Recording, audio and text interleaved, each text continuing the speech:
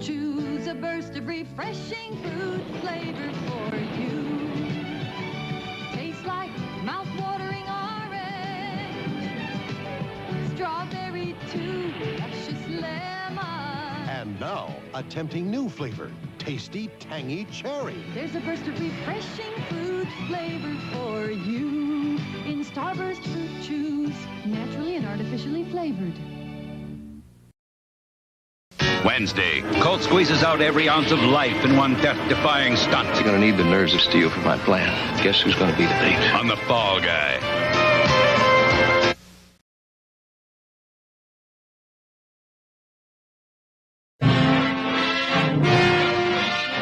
This is an ABC color presentation.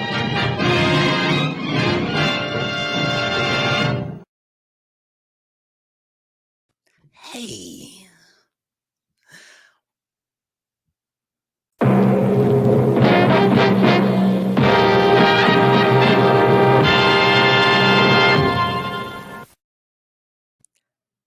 Hey. What time is it? It's Podblast time!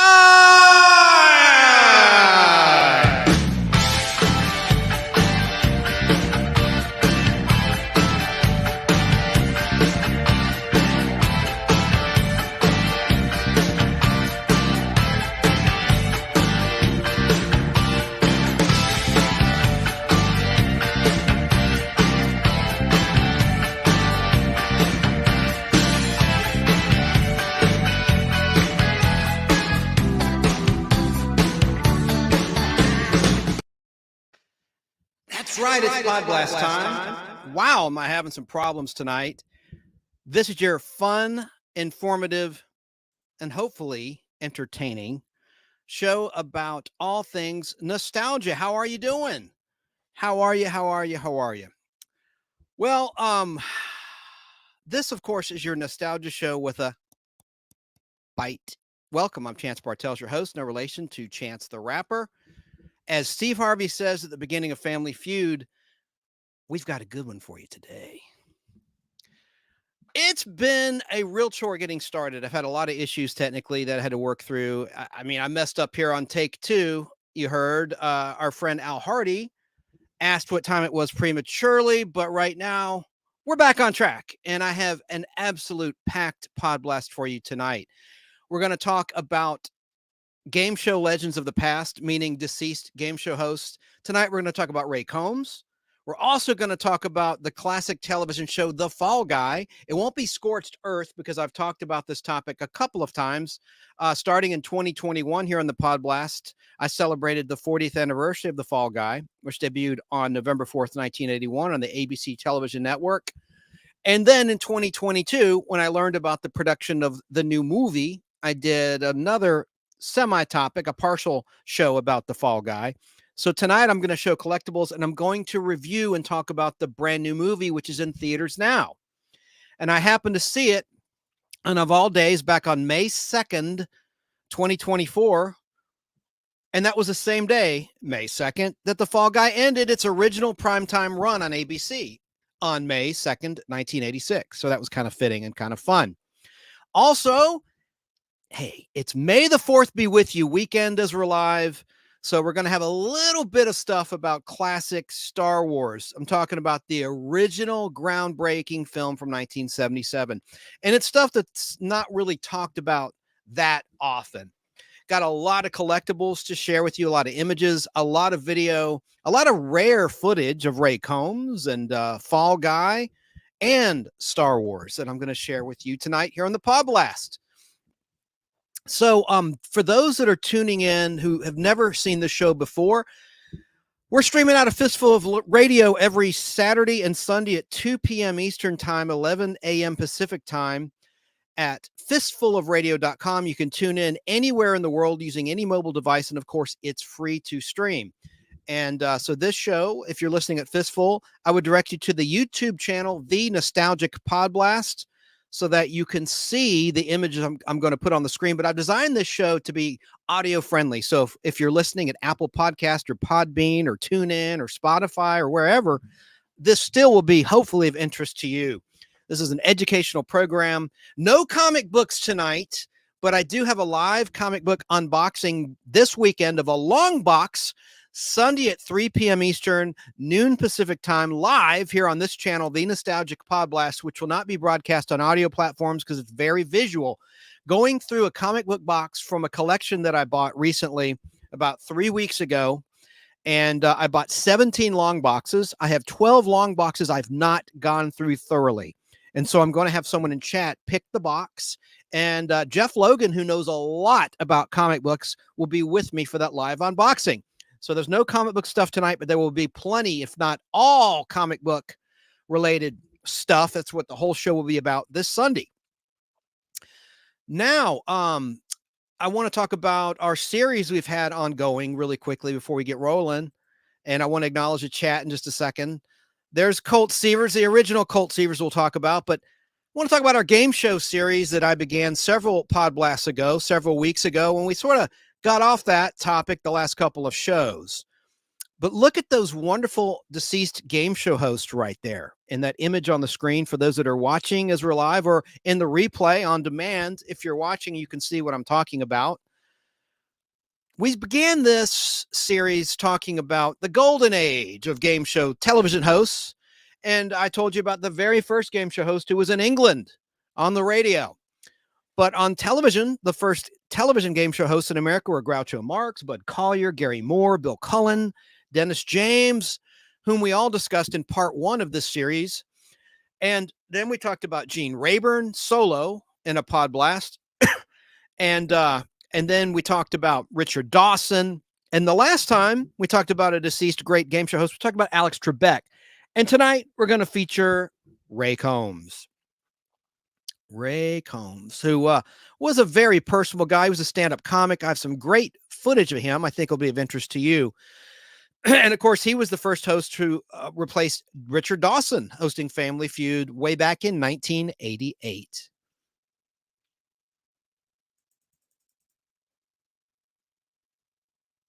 Now, I didn't know what I should do, if I should begin with Ray Combs or begin with Fall Guy, because the Ray Combs story is kind of sad and I don't want to bring the show down. Chat, what do you think? Should I cover the game show host Ray Combs first, or should we talk about Fall Guy? And look, I'm wearing my Fall Guy t-shirt. And in the back, I got 2 of them.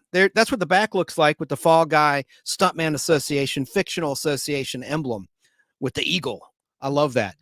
Let me acknowledge some people in chat before we get rolling. What should we talk about first? We want to talk about Ray Combs briefly, and that'll probably take about at least half an hour of time. So what do you want? Hello to Jim Von Spiegel. Spiegel. I always screw that up. I can get it right. Let me concentrate. Jim Von, you told me Spiegel. Jim Von Spiegel is watching on Facebook Live, and thank goodness my software StreamYard now lets me see and show you the identity of the Facebook Live viewer. I'm so grateful to StreamYard for fixing that. Welcome, Jim. Hello to my foil, Brandon Priest Garbage Truck Videos, says, yo, ladies, what's up? He's in Canada.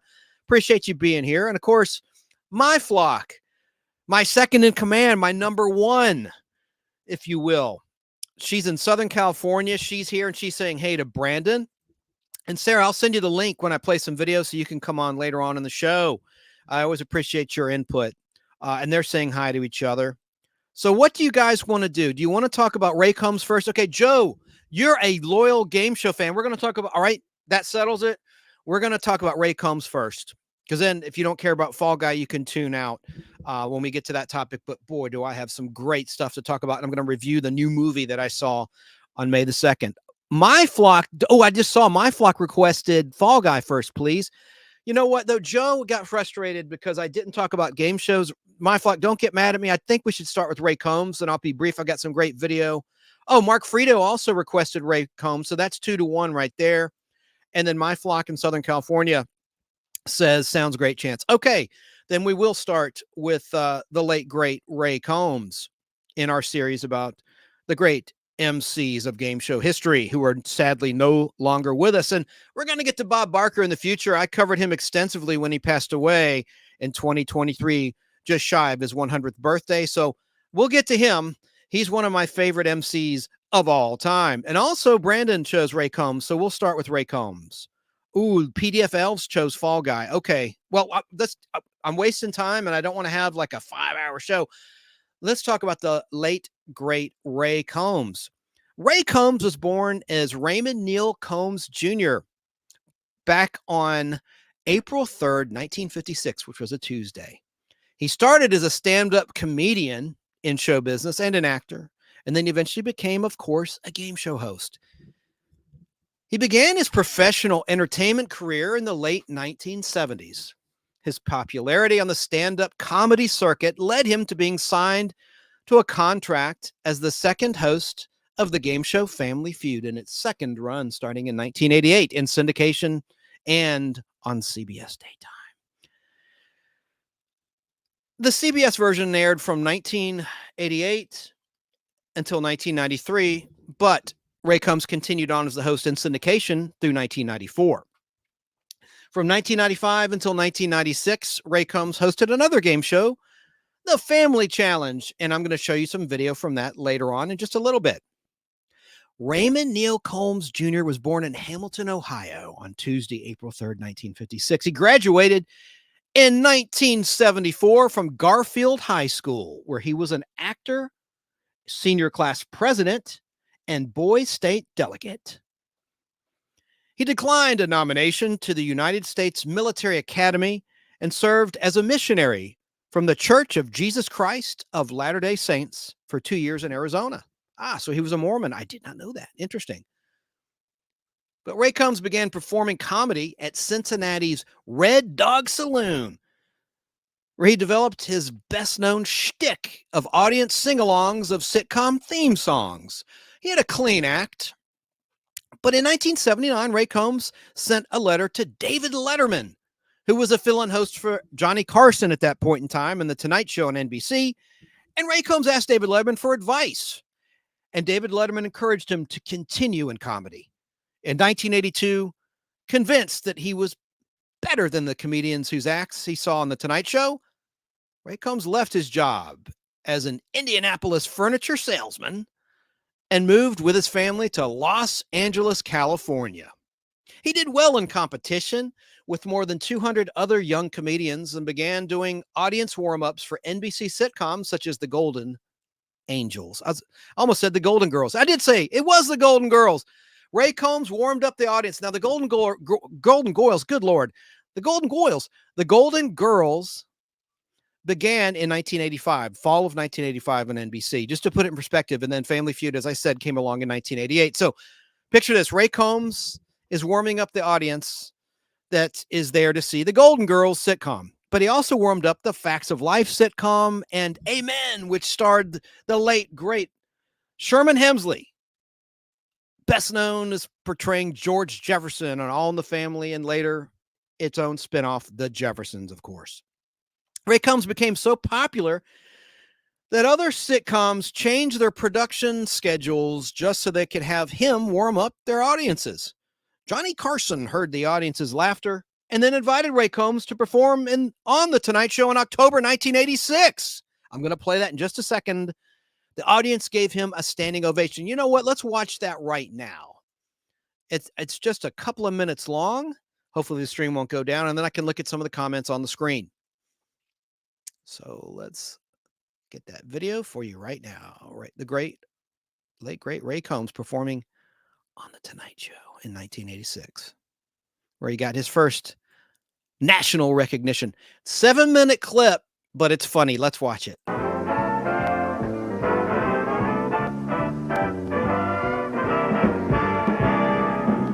All right, let me tell you a little bit about this next fellow.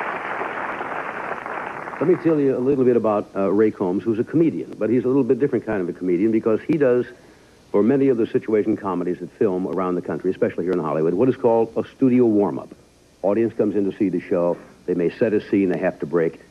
His job is to keep that audience up so they're in the mood for the next scene. And it's a tough job for a comedian, and he's the best at it.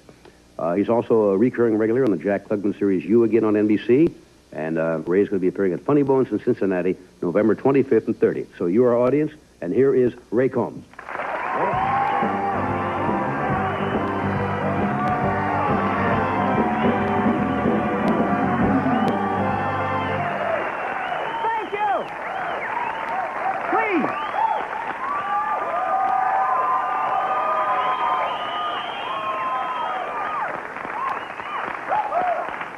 No, thank you very much. You guys make me... This is the greatest week of my life. I'm a comedian. I'm on The Tonight Show. Everything is happening. I got to tell you something very, very personal thing just happened in my life last Wednesday. My 2-year-old daughter became potty trained. Thank you.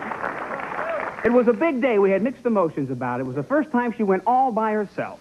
Didn't say anything to anybody. Saw the big potty, got up there, took all of her clothes off, did a really nice job. We just wish it wasn't in the display area at Sears.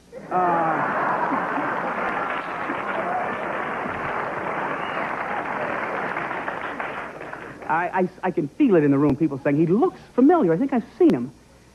Everybody looks like somebody famous. Some people look like Robert Redford. Other people look like Magnum P.I.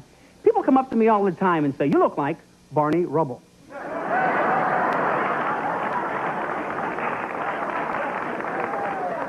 I can take it, but I feel sorry for my son, Bam Bam, because this is the kid that really has to go through it.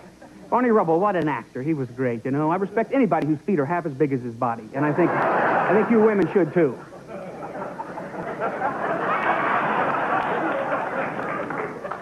Everybody wants to be an actor. It's unbelievable. I'll tell you something that kind of ticks me off.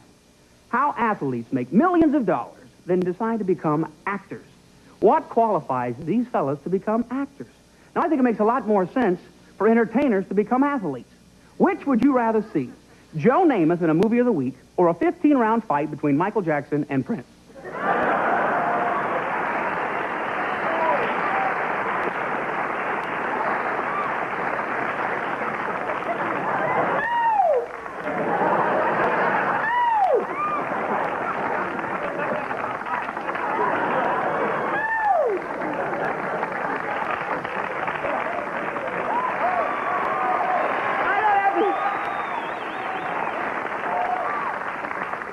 I don't want to come out here and criticize television actors because that's how I make my living, but personally, I was glad they canceled The Love Boat. I used to watch it every week, just hoping it would accidentally drift into Soviet waters.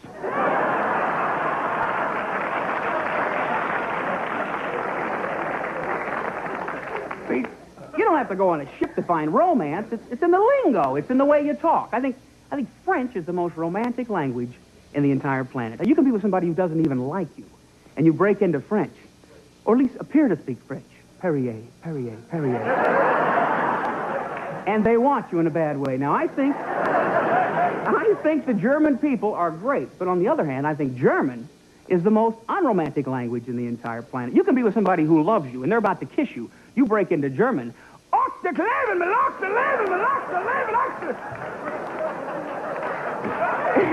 It loses something.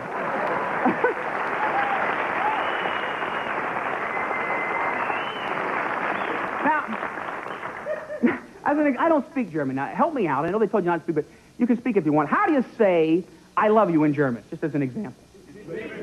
Ich liebe dich. There you go. Now, if I'm with a girl, and she says ich liebe dich, I'm picking up my Kleberty, and I'm leaving it. I'm out of it. You don't have to tell me twice, huh? There's a lot of things I don't understand. Maybe you can help me because I'm getting very comfortable with you. We're getting a nice rapport. Maybe I can ask you some personal questions here. Help me out with this. I'm deciding whether or not to sign the back of my driver's license to donate my organs when I die. Now, I think this is a good thing, but I'm kind of afraid because we literally have no control over whose organs they give us. I had a nightmare that my vision went bad, and they gave me the eyes of a guy who was killed when he pulled out in front of a bus that he didn't see.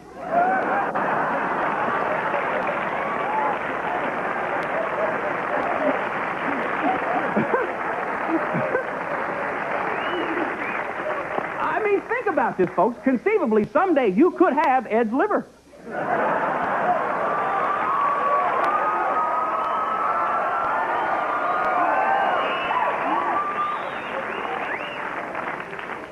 I can tell from the wild response, there's a lot of out-of-town people. Let me give you a tip, just a little tip, because there's a lot of wacky people in California. Never get into an argument with a schizophrenic person and say, who do you think you are?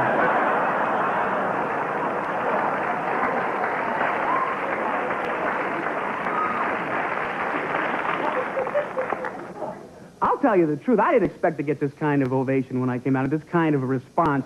I'm going to do something that I wouldn't normally do, and I don't want you to repeat it because I don't want to set a precedent with another Tonight Show audience when I come back again, but what do you say after the show?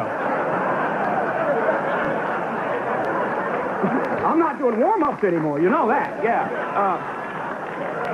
What do you say after the show? We just all go to Denny's. You want to do that? What do you mean me pay? Who pays at Denny's? We'll sneak out 2 at a time.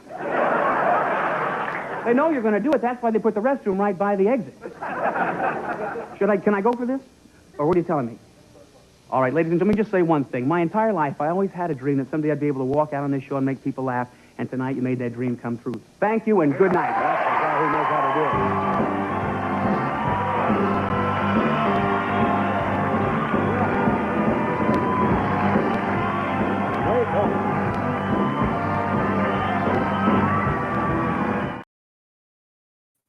How about that? So Johnny liked it, and a star was born. We're talking about Ray Combs if you're tuning in late. Hello to Jim's camera at Dawn out of North Carolina. No, you're not late. I was late. I was supposed to start the show at 7, and I didn't start it till 8 o'clock. Got really sidetracked, and I had to upload like 55 photos of some collectibles that I took of stuff that I'm going to share with you guys and gals tonight. I'm being told that I look tired, so I think I'll put on these shades from 2007. And they look every bit of 2007. But anyway, Ray Combs had a lot of talent, as you could see. And some people in chat are saying, is he your daddy, Chance? Ray Combs, was he your daddy?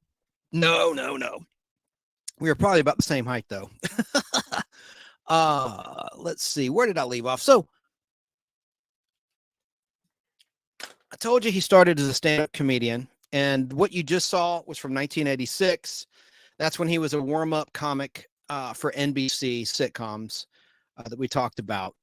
But he also, after that appearance on The Tonight Show in October 1986, and he received a standing ovation for that comedy routine that you just saw, he also appeared on The Facts of Life as a background character. Around this time, he also guest starred on an episode of The Golden Girls. In 1987, Ray Combs appeared as a celebrity panelist on the John Davidson version of Hollywood Squares. I like that version of Hollywood Squares. And he had a small role in the comedy film Overboard. I love that movie, which starred Kurt Russell and Goldie Hawn. He played the local cop in the beginning of the hospital sequence. Remember that? Now, in 1988, game show producers Mark Goodson and Howard Felsher gave Ray Combs a 7-year contract to host a new version of Family Feud. The program premiered on July 4th, 1988 on CBS's daytime lineup. And the syndicated version for nighttime TV was launched on September 19th, 1988, because the ratings were so strong for CBS. According to Family Feud announcer Gene Wood, Ray Combs also toured extensively around the United States to promote the show and made guest appearances on other game shows to promote Family Feud, such as Card Sharks. I can't talk tonight. Card Sharks, which is another Mark Goodson production, and The Price is Right, which also, of course, was a Mark Goodson production, to discuss the new version of Family Feud to the hosts of those shows, Bob Eubanks and Bob Barker. Let's look at a promo for the 1988 debut of Family Feud by Ray Combs. And here he is with his family. This is a 30-second clip. This is Ray Combs. I'm the new host of Family Feud, and coincidentally, this is my family. They just dropped by to cheer me on and wish me well. Okay, I can't lie. I told them to be here. It was a cheap trick to get you to watch this show out of a sense of sympathy for a family man with a wife, 4 swell kids, and number 5 under construction. I'm sorry, and I regret it. Did I mention Ray Jr. needs shoes? Family Feud, tonight at 7 on Channel 10. Let's watch another funny promo. Or that one wasn't so funny. It's kind of sad, really, when you think about what happened to Ray down the line, which we'll get to in this mini bio, this biography of the late, great Ray Combs. Hi, I'm Ray Combs, new host of Family Feud, which is standing by till the conclusion of the summer games. When? Here it comes, right into your living room. When? On an excitement all over the place. Don't worry about the competition ending with the Olympics because the feud is back. You're really starting to annoy me. Family Feud, premiering October 3rd on 13 WTHR. That's it. I'm into this now. Really? How? Uncle. Good answer. He cried uncle. I know Brandon probably doesn't know what that reference means. It's an expression. You make someone cry uncle. It means I give up. All right. I have a little 1-minute clip I want to play of Ray from 1988 in his home state of Ohio in the city of Cincinnati, talking about his career, which was really exploding in a good way at this point in time. Now, tonight we've been hearing from some of Cincinnati's homegrown stars, Andy Williams, Hugh O'Brien, Rosemary Clooney, and, of course, Roy Rogers. Lots of folks are from here. And we're going to be talking to Michael Collins a little bit later, learn a little bit more about these homegrown stars, and hear some of their memories of Cincinnati. And you ever wonder what these stars learned here in Cincinnati that they took with them on their way to the top? Well, we're going to be talking to Ray Combs as he climbs to the top. Ray Combs, of course, is going to be hosting the new show Family Feud here on Channel 5. And we talked to Ray about what he takes from Cincinnati up to the top. All these people we have talked to have come from Cincinnati. Andy Williams, Roy Rogers, there was Doris Day was from Cincinnati, there was Andy Williams. All have portrayed a wholesome image. Well, isn't that interesting? It really is interesting. But I believe that cream rises to the top faster than some of the milk. It comes to the very top. And I think if a person has the right attitude about themselves, about where they're going, where they came from, particularly if you know where you're going, you're going to get there a lot faster. Many people come to Hollywood and say, I want to be a star. And you ask them, well, what do you do? I don't know, but I'm talented. Yeah. They have no plan. It's just like a football game. If the Bengals were playing, maybe they've done this. And if they don't know that they're on the 30-yard line and they have 70 to go, they're going to call a different play. And you have to be able to evaluate your life fairly. And I think people who've come from good upbringings are probably more honest with themselves and evaluating themselves, as they're probably more honest with other people. And I think goodness is rewarded.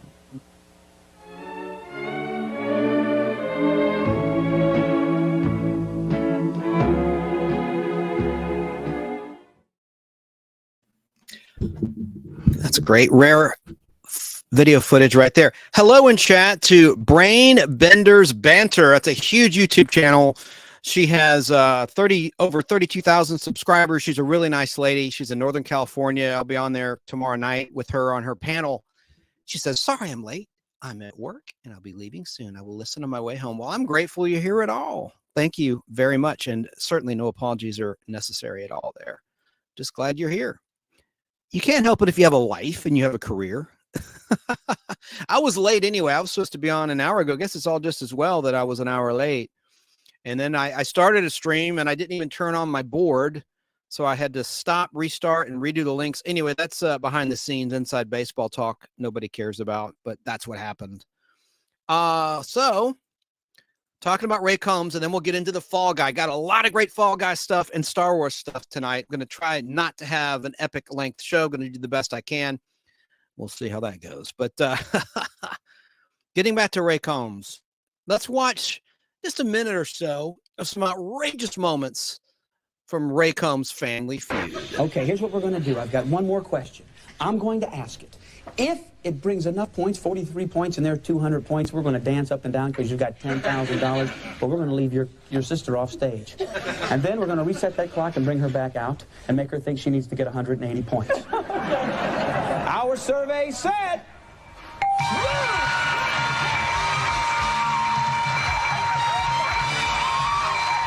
Everybody settle down. All right, just bring her this way. Don't let her look at the clock. It's not looking good, Glenda. There's a lot of number one answers there. Your partner only came up with 18 points. You need 182 points for the $10,000. Okay. You can do this. 20 seconds on the clock, please. Good luck. There were 3 Stooges. Name Curly's wife. Quickly. What was the name of Little Orphan Annie's dog? I don't know. Quickly, give me a number between 3 and 5. 4. Name something you do when you're angry. Cry. Name a handsome game show host. You. Okay, turn around.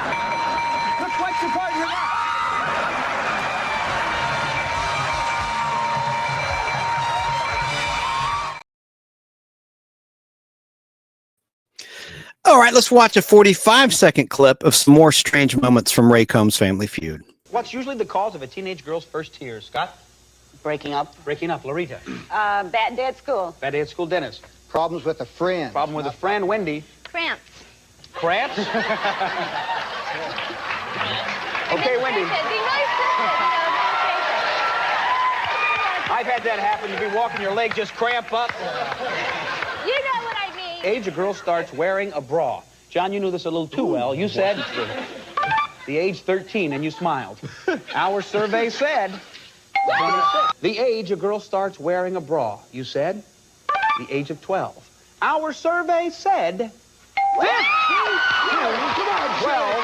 The number one answer.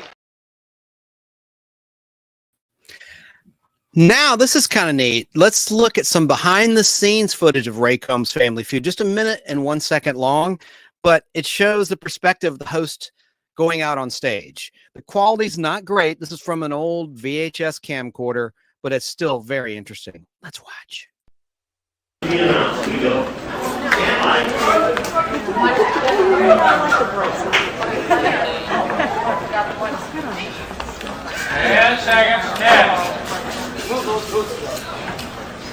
we go. Let's 5, 4, 3, 2. Let's meet the Puckett family. Tim, Carlina, Velma, Carlene, and Randy. Ready for action. Backstage. David, Eileen, Bill, Sarah, and Barry. On your marks. Let's start the family feud.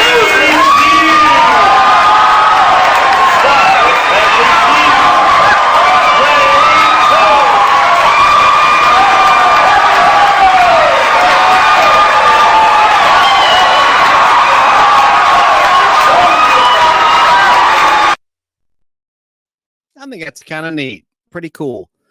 Now, let's get serious here. Let's talk more about what happened with Ray's life. It's right. I don't want to bring the show down too much. Let's just talk a little bit more about the happy times. On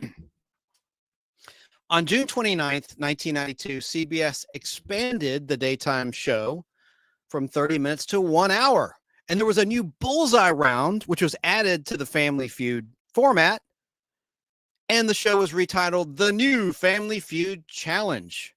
On September 14th, 1992, the bullseye round was integrated into the syndicated run as well, which remained 30 minutes in length, but was renamed as The New Family Feud. Ray Combs was one of the most seen hosts on television during the 1992 to 1993 season, with an hour and a half of Family Feud airing 5 days a week. While Ray Combs enjoyed hosting Family Feud, he grew increasingly frustrated by the rigid formula of the show. He pressured his agent to find new opportunities for him in acting and comedy. Now, midway through the 1992 to 1993 season, ratings for the show began to nosedive. And CBS canceled the daytime version of Family Feud in early 1993, with the final new episode airing on March 26th, 1993. But reruns aired through September 10th, 1993, as many CBS affiliates had dropped the show entirely by that time. The syndicated version of Family Feud was also on the verge of cancellation, as many stations had also dropped that show or moved it to an overnight time slot. Jonathan Goodson, who had become the chairman of Mark Goodson Productions after the death of his father, Mark Goodson, in 1992, decided to replace Ray Combs with the original host of Family Feud, Richard Dawson, in the hopes of spiking the ratings. Richard Dawson's return initially drew good ratings, but was unable to sustain this strength in ratings long term. And Family Feud's second incarnation ended after the 1994 to 1995 season. Now, the reason is the O.J. Simpson trial. Everyone was watching CNN, Court TV. Everyone was watching those cameras and the theatrics in the courtroom during the historic O.J. Simpson double murder trial. And of course, O.J. Simpson died in 2024 from cancer. Now, by all accounts, Ray Combs was very hurt by his dismissal from the show Family Feud and his replacement by Richard Dawson. Richard Combs... Hang on a second. I'm going to switch the camera real quick and take a breath. Ray Combs is who we're talking about. There's no such person as Richard Combs. Hang on a second. Oh my gosh. Let me change the camera shot.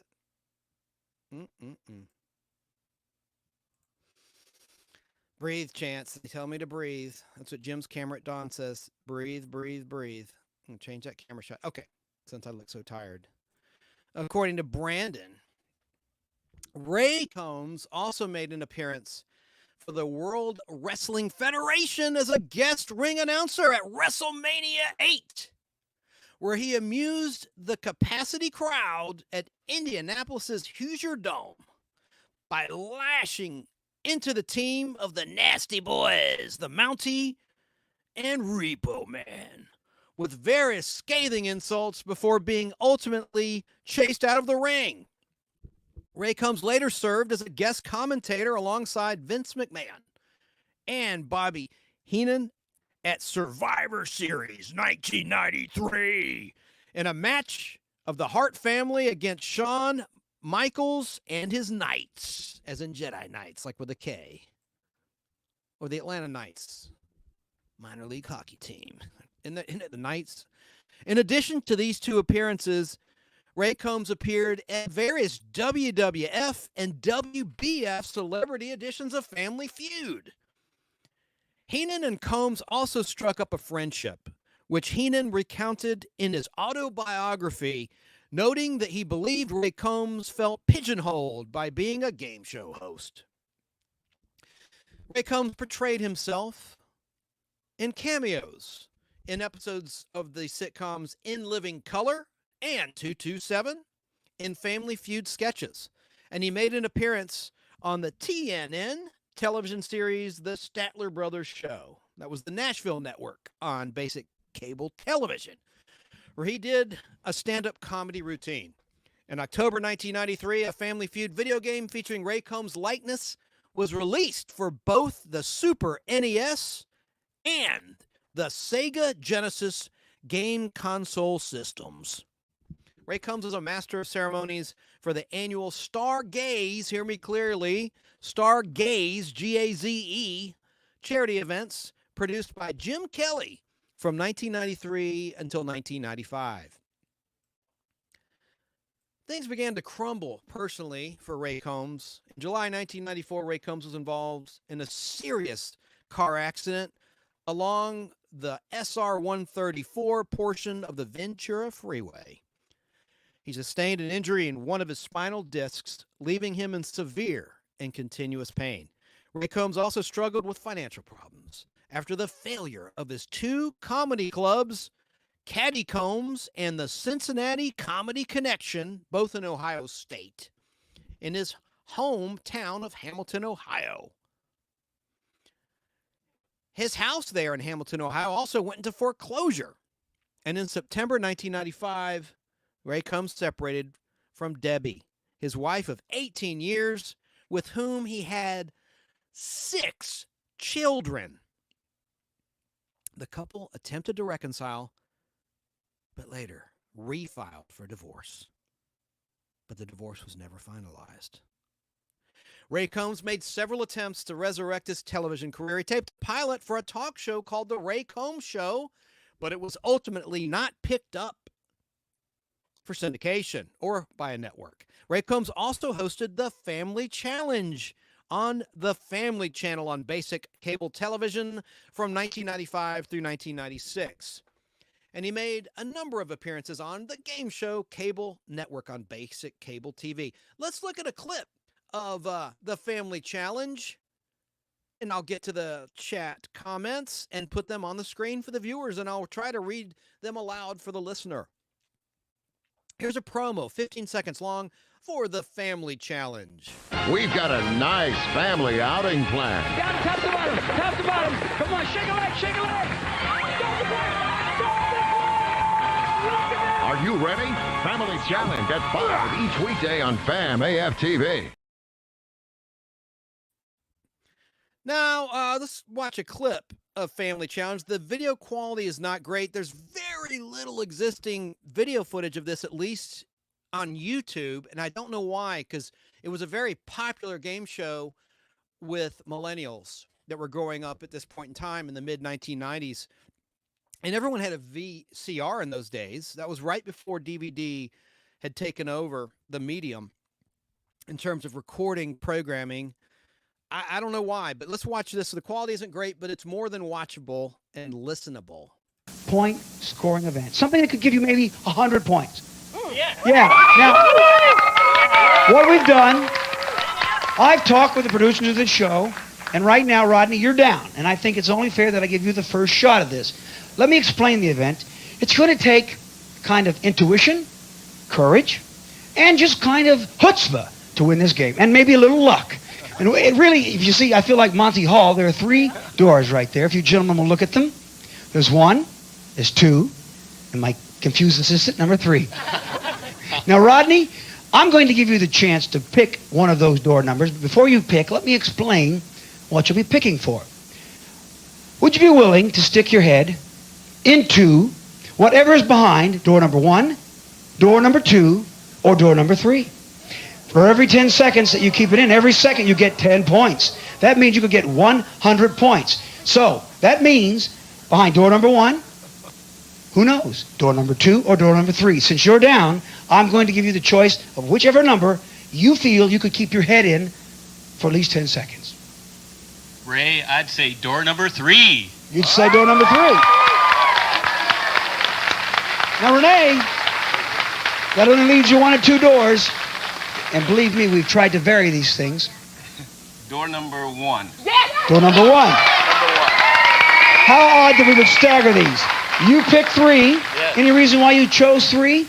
Well, I have 3 beautiful children right here, and I believe 3 is a lucky number. And you chose 1 because? Okay, I have 1 beautiful wife. I wish you both luck. I just want to point out that the number that you both chose was 13. Let's take a look at the door so that you'll get a flavor of what you'll be sticking your head into that you did not choose. Door number 2. Let's take a look at what you did not choose. No one chose. You would not put your head in. All right. Now just step back. Step back. Step back. Step back. Come on out.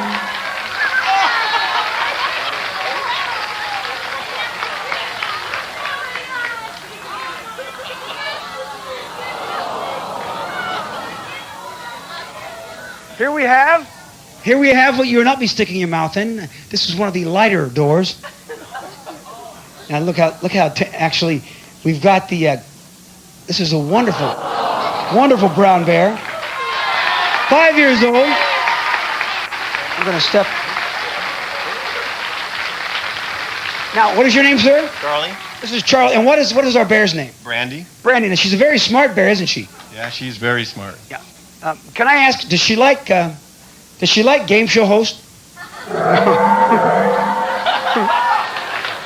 Do you think maybe if I stepped up there I could convince her to like one? Maybe I don't qualify.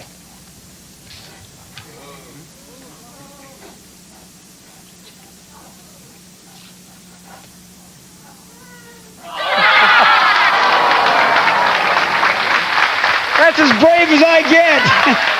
Charlie, let's give him a hand. And a hand for the bear, Salazar. Lovely. We're going to ask you to step forward, Rodney. Right. Do you feel brave? I do. It couldn't be simpler. I stepped up and I put my face right next to that bear. Okay. I don't know if I can do it for 10 seconds, but you pick door number 3, which we're going to step up to right here. And you need to take your glasses off. Okay. That's the fair thing. And I'll hold them if you'd like. In fact, I'll put them on. Stay right here. Stay right beside me. Now, I just want you to be prepared. Be prepared. Turn around this way if you would. I'll put these on. There you go. Yes, all right. Don't touch me that close. Here's what we're going to do. Now, I want you to be prepared. When we turn around and door number 3 is opened, you must approach it no matter what. Even if you're afraid. We'll bring it out to you. You place your head into it. For every second you do, 10 seconds, it could give you the lead. It's worth 100 points, give you 170 over 160. All right. You ready? I'm ready. Should we turn around? Let's open that door and see what you'll be sticking your head into. It is an aquarium.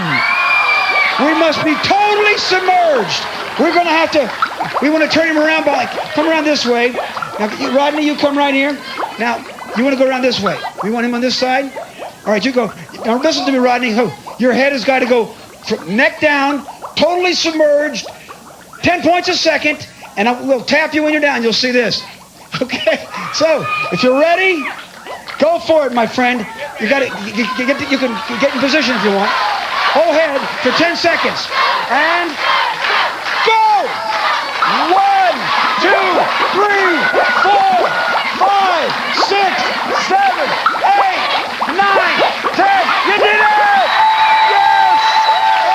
Hey, hold on. 170 points. He came up with an extra fish. We lost one. You stay right there. You've taken the lead. All right. I don't know. Renee, come out here. We've had a bear. There could be piranhas that come out here next. Are you prepared to face whatever you have to stick your head in? I've got to go for it. You have to. Balance the spirit. 10 points a second. 10 points a second on door number 1 will give you the lead. It is that courageous spirit that's made of the American Air Force, the greatest Air Force in the world. Turn around and face your door. Renee, here it is. You'll be sticking your head in a tub of goo. This is kind of a cross between gunk and jello. This is patented by the Family Challenge, and only you, and you only, Renee. I want you to know right now, you can hold your nose if you wish, but your whole head, your whole toboggan must be underneath that gunk. As you know, I can understand if you only go 5 seconds, but it's only 50. Hold your nose.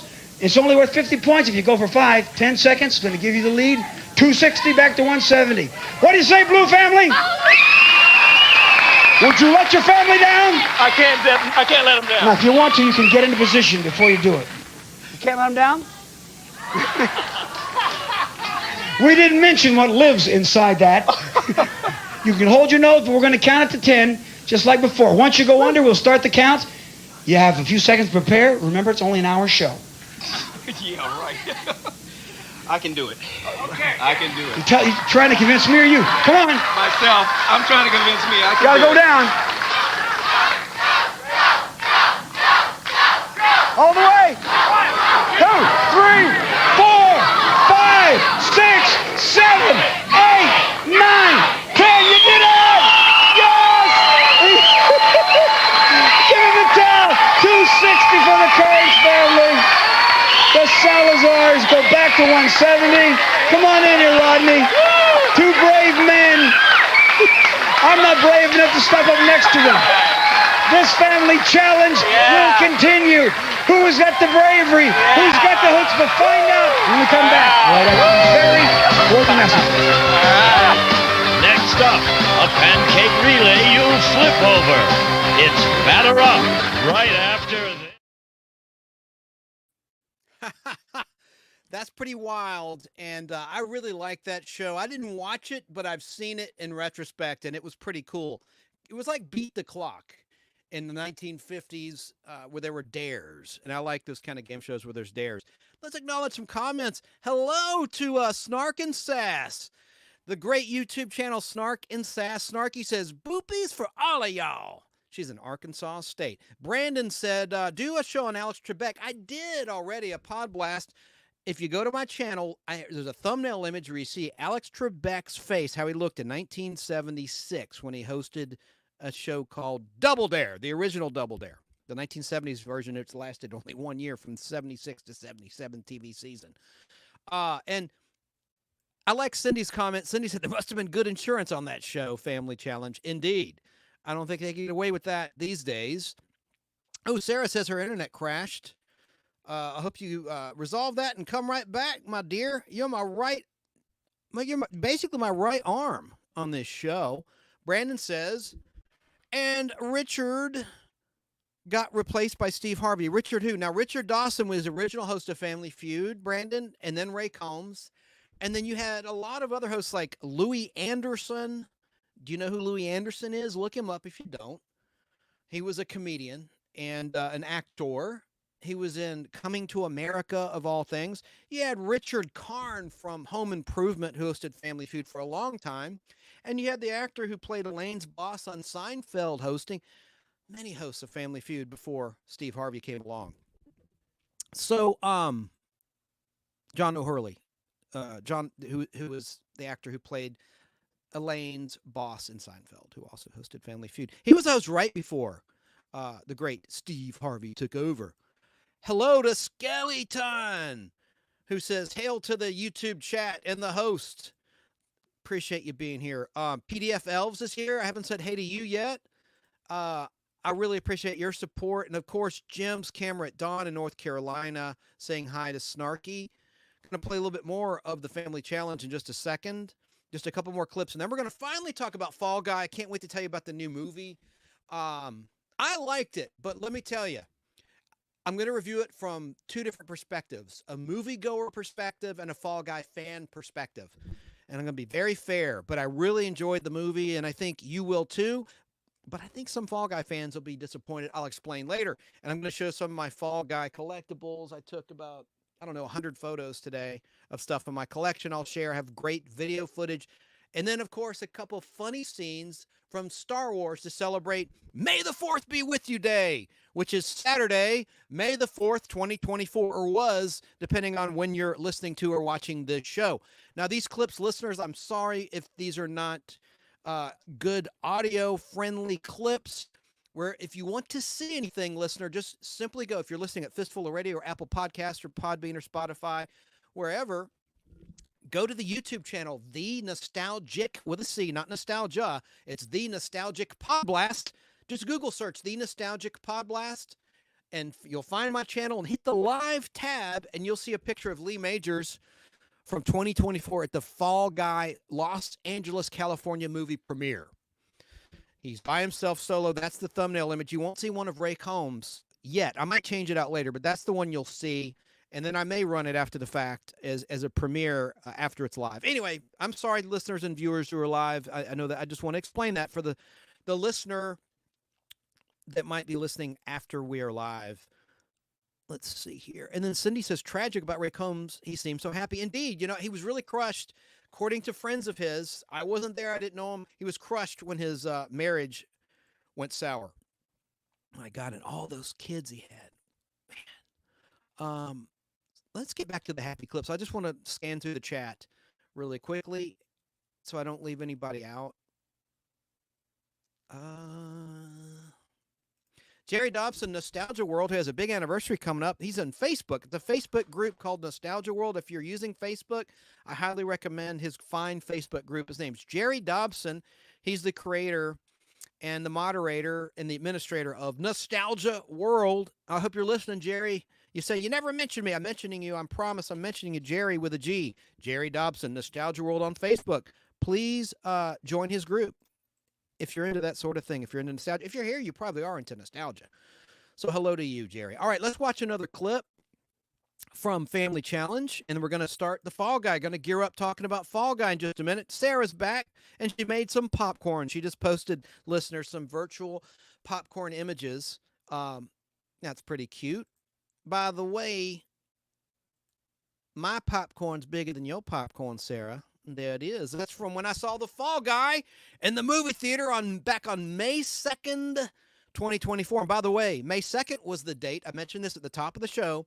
May 2nd was the date that the Fall Guy ended its long 5-season run on the ABC television network on May 2nd, 1986. And ABC didn't rerun the show. That was it. After May 2nd, there were no summer reruns. It was just off the schedule entirely. There you go. And some say Miami Vice pushed Fall Guy off the air. I think it was network interference. It had a great time slot Wednesday night throughout most of its long run.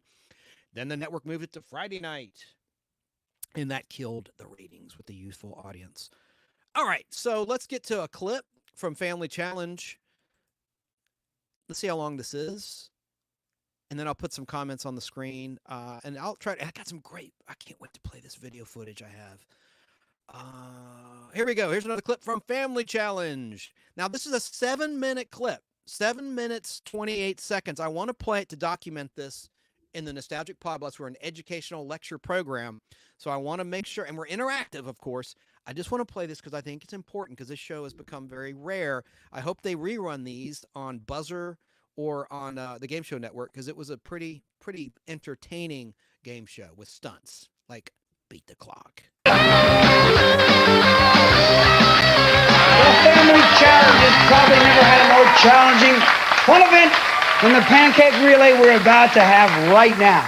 It's really quite simple, but quite challenging. If we could be a little louder on the stage. All right, what we're going to do is start with the entire family simply going to make the All-American pancake. And what we start with our basic elements, where we have Marcus refusing to wear his name tag in rebellion against Scott. They're going to start with the basic ingredients, blindfolded to make it a little more difficult.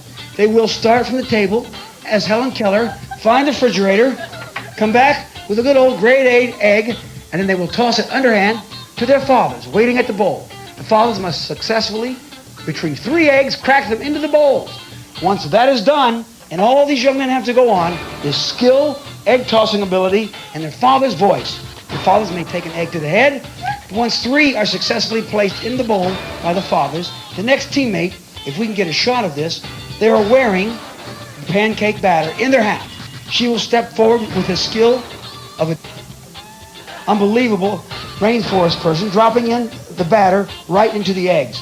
Next will come the ever-important, all-important milk into the batter, making the 3rd key ingredient. Then the mother will step forward and begin to mix what is the base of the pancake batter. After it is made to her liking, she will begin to scoop in.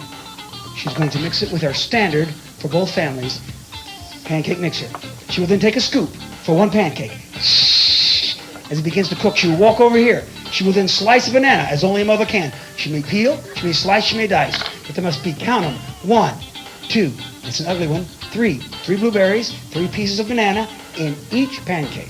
Very simple. When 3 eggs hit that bowl, the milk, the batter, 3 pieces of banana, 3 pieces of blueberry, a pancake is flipped over, it's done. All Mom has to do is take it, without looking back, flip it over her shoulder into the capable hands of this teammate, and that is 1 pancake completed. The first family to catch 5 pancakes in this little plate will win 100 points, and the other team will win 20 points per pancake. I can't believe how simple this is without I even explained it. Do you understand it? Are you ready? Everybody's ready? That is true. You can make as many pancakes as you want at one time because at the end, I'm going to have to rule. You know, they're going to go big. You may miss them. You can't count on just the 5 that you do. At the end, I'm going to count to see who has the most on the plate. All right? You can't look back. You can help. Everybody knows what they're supposed to do. Teammates, take your positions. There is no time limit. Don't try it at home. Do not try this at home. Blindfolds are on. Make your way. Fathers, you coach them. It is the Family Challenge Pancake Relay Blinded Egg Toss. Ready? Go! Marcus is now upside down. There's 1 egg for the red family. The blue goes right for 1. I got 1. There's 2 eggs. Come on. There's 2. The red team takes the lead. The red team... No, stop. Scott. You got it, Scott. That's okay. You're going with the flour. In with the flour. There goes the milk. The mothers. The red team's coming out of the box. The red team's coming out of the box first. I'm telling you, the blue team, that's a very slow, that's a bad batter, Mom. That's not going to stick. There's no consistency there. You got to make a good pancake. It looks like the blue team, she's dipping and scooping, dipping and scooping, dipping and scooping, dipping and scooping. This is an unbelievable technique. It's the dip and scoop, the dip and scoop. We have 6 here, so these are nice size. I'm telling you, she's got the blueberries. This woman, look at this. Look at the blueberries here. Oh, she's slicing and dicing. Bam, bam, bam. Watch out, don't burn yourself. Look at this. She's trying a very smooth technique, but this mother just throws. Yes, there's no question. The question now is quality. We're going for quality over quantity. Quality over quantity. She's all stacked up, but she's ahead of the pancake. If she turns it over, it's just good. Whereas here, these pancakes are a fine consistency. This is the old question. Is it quality over quantity? Right now, she's trying it. This is great. She's attempting to turn over the first pancake. She's just about had it. These are real pancakes. I don't know. Yeah, that's it. There's 3 and 3. She's doing it. Get ready to catch. Unbelievable. Yeah, hold on now. You don't burn yourself. Watch out. Protect yourself. We got some pancakes here. Hold on. Hold on. She's getting ready to toss over here. Get ready. It's over the shoulder. 1. She's got it. The red team goes in. 2. Oh, they both went off. They both went off. 3. Here we go. 4. You got to get softer, Mom. Come on. Oh, no. Not quite ready. 1. Oh, she's getting ready to toss. She's getting ready to toss. Here goes the blue team. Yes. All right, hold on to it, Marcus. There's 1. Here we go. Keep it going. Keep it going. If you got to make more, you got to make more. You ready, Marcus? Don't lose the one you got. 2.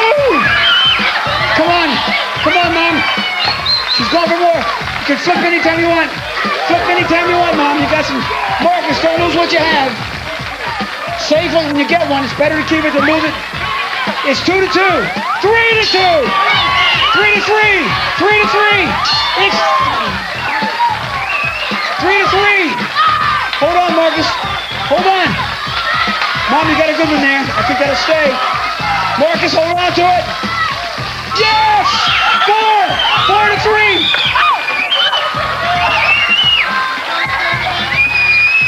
It could be the 5th one. Could be the 5th pancake. We need some bananas. How many we got over here? 3? We got 3. 1 more. 4 to 3. 4 to 3. Here comes the 4th one. It's kind of gooey. No. No. No. We got 1 more pancake. 1 more pancake and we're done here. Mom, can you do? Ooh, these are nasty. It's over. Stop the clock.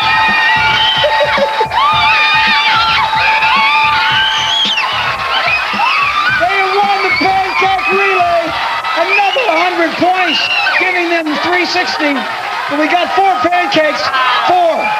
You did great quality, giving you 80 points. 250 for the Salazar family. Come here, Mom. This family challenge only continues to get better.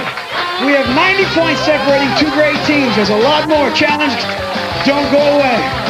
Woo! I never saw Mother work so hard in the kitchen.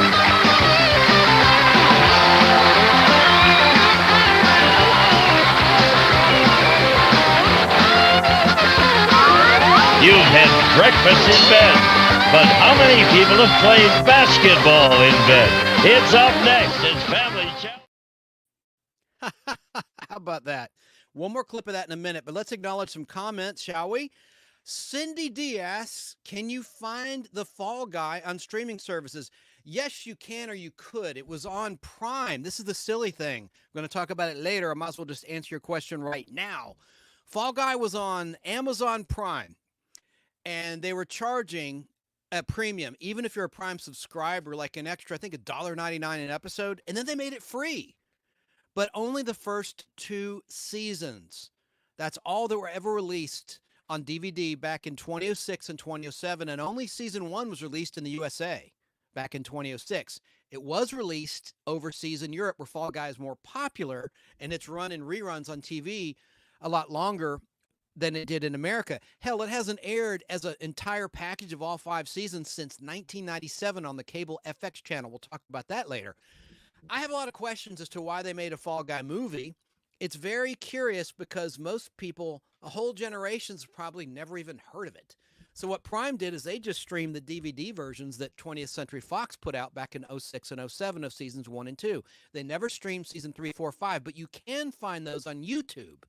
If you just look up Fall Guy episode guide, if you want to use that as a guide, and you can look up the episode, you can't find on YouTube season 1 and 2 because now Disney owns the rights to the Fall Guy when they bought the 20th Century Fox TV library of movies and television shows and programs.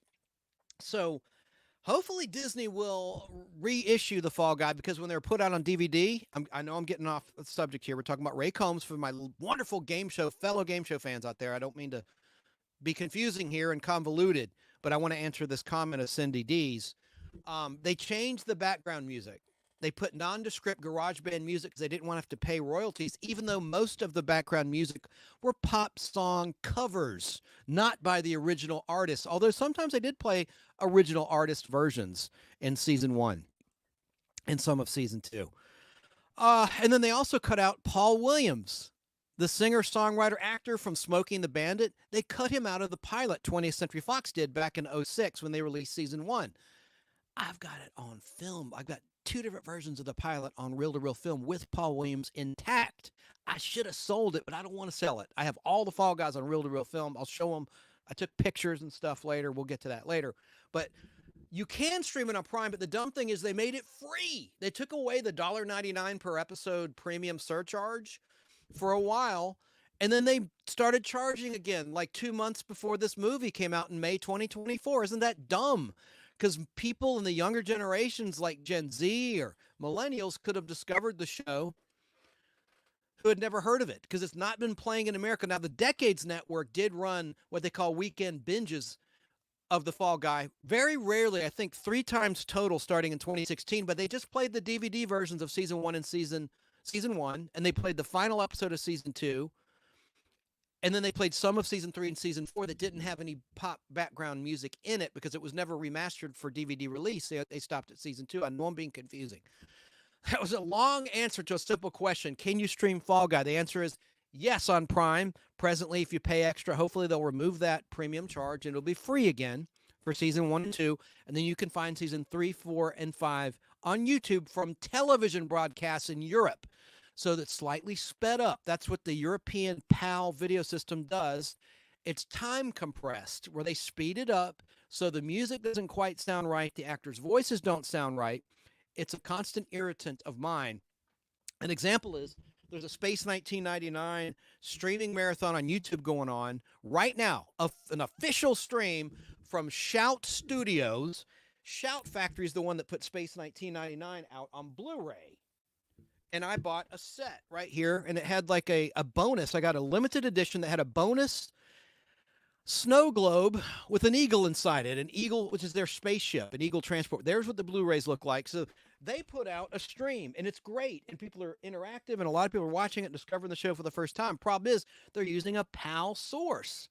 Shout Studios is on their official YouTube channel, Shout Studios. So it's slightly sped up. The music doesn't sound right, but it's still more than watchable. It's still HD. I think it's HD. I don't think it's 4K, but it looks great, sounds great. It's slightly sped up. Hello, Boy from Beyond. Putting your comment on the screen. Just want to read comments for the listeners. The PDF Elves YouTube channel says, we're watching The Fall Guy on Shout Studios. Are they on Shout? I need to look that up. Let me look it up. Are you talking about Space 1999? By the way, my flock, you see that board game? I have 2 Fall Guy board games, and when I found this one for the camera, for the background, I forgot I have a Space 1999. Look how huge that sucker is. I'll hold it up for the camera towards the end of the show. I don't want to get too far off topic. But look how big that Milton Bradley Space 1999 board game is. I'm going to open it up later on in the show. And those are season 1 images. And there's the Rescue Eagle on top, which had a red stripe, red and white stripes. That was a medical eagle. Anyway. Fall Guy, that can't be streaming on Shout Studios because I would know about that. Correct me, PDF Elves, am I wrong? Are you talking Fall Guy or Space 1999? I don't know. Sarah is watching, said nice chance about the board game. Cindy D says, I love Doug Barr on that show, The Fall Guy. I watched occasionally, but not every week. Yes, he was really good. I interviewed him on this show. I've interviewed Heather Thomas and Douglas Barr on this show, the Nostalgic Podblast. It's in the archives on the YouTube channel or at fistfulofradio.com in the archive section for the Nostalgic Podblast. But it's better to see video, although it was a phone interview.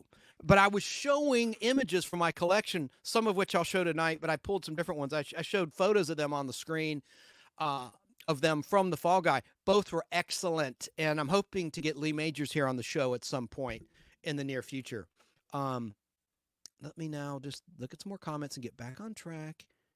Let me just play my final clip of the Family Challenge. This is a shorter clip. It's not as long as the one we've watched, and then we'll move on. I want to talk about the sad ending of Ray Combs, and we're going to finally get to the Fall Guy, talk about the new movie, the review. I have some images from the new movie. I've got collectibles. I have a movie poster Al Hardy gave me. By the way, Al Hardy probably hates these clips, or should I say Al Hardy's trademarked. He needs to get this trademarked. His line is, I didn't care for that, because he hates children. Al Hardy does not like kids. He's told me so many times. Shh, it's a secret. So he probably hates the Family Challenge clips. But let me just play the final one because I like it. And we're talking about Ray Combs, and here it is. 5-minute clip. Family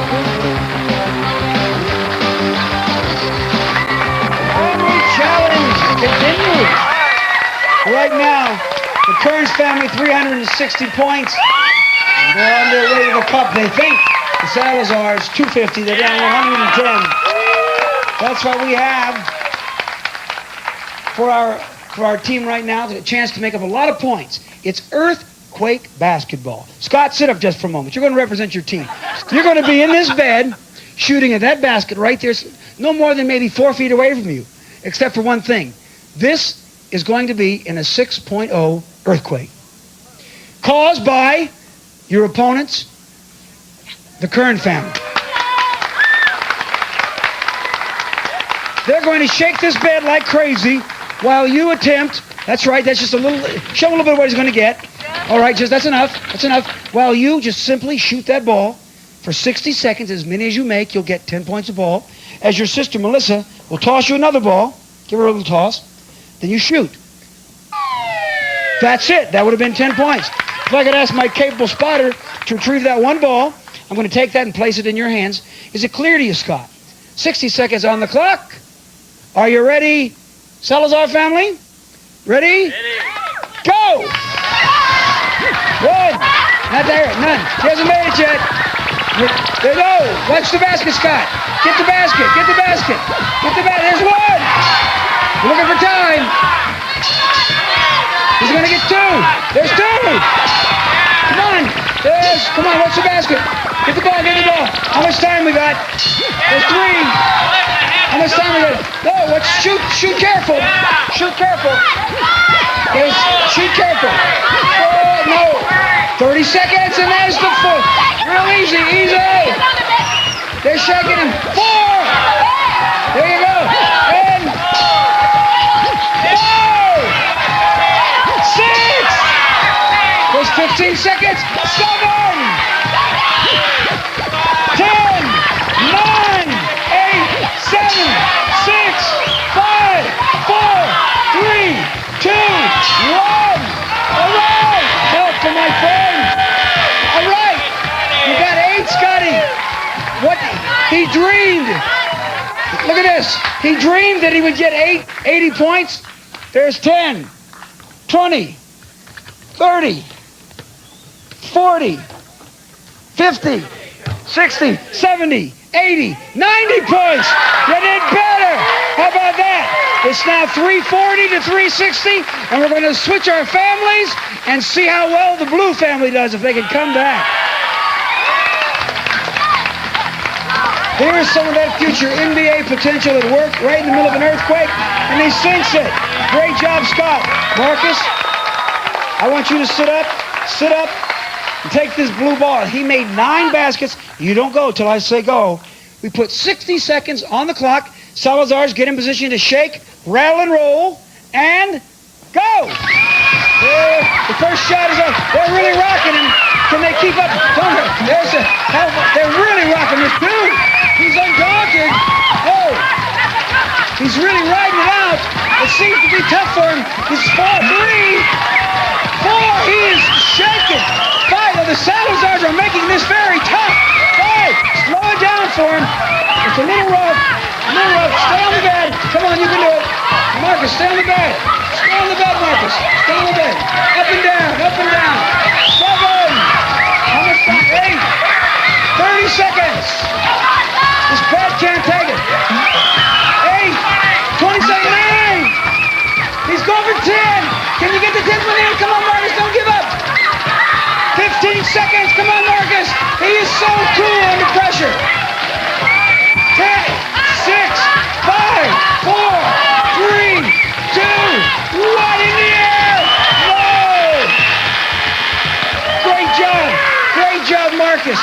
see how you did. How'd you do? 1, 2, 3, 4, 5, 6, 7, 8, 9. The same. Marcus, you got 9. Stay right here. Turn around. Look at this camera, my friend. How'd you? Come down here for a second. Come down here for a second. I want to talk to both our shooters. If I can get you both down here. Scott, Marcus, you each had 9 baskets apiece. How did it feel in there? Good. Felt good? I don't think so, Marcus. It seems like the Salazar family were really rocking that bed. Yep. But you didn't seem to be too troubled by it. What was the deal there? You seemed very calm. Just concentration and aim. Basketball has been very, very good to me. 9 baskets from the Salazars, 9 from the Kerns. It makes it a very close game. It's 450 for the Kerns, 340 for the Salazars. This family challenge is still continuing. Do not go away.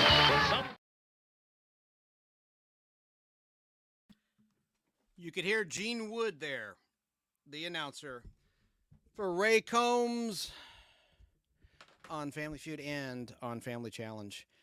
Now, we're going to conclude. Hello to Danny Staten in South Carolina. He says, OMG. Well, you know what? It kind of comes full circle. You could say I went off topic. I haven't talked about Fall Guy yet. See my T-shirt, Fall Guy. We're going to get to it. There's stunts in Family Challenge. There's stunts in Fall Guy. That's the commonality. I planned it that way. Yeah, right. That's the ticket. Yeah. No, it just happened to be that way. Danny says that dude was really touchy-feely. Well, listen, there's a lot of game show fans that are watching tonight, fellow game show fans that probably would not agree with that statement. Now let's, but you have a right to say whatever you want, and I'm glad you're here. Now, I told you about the car accident in July 1994 that Ray Combs sustained. Very serious car accident in which one of his spinal discs were injured, leaving him in severe and continuous pain. And he also struggled with financial problems after the failure of his 2 Ohio-based comedy clubs, Caddy Combs and the Cincinnati Comedy Connection.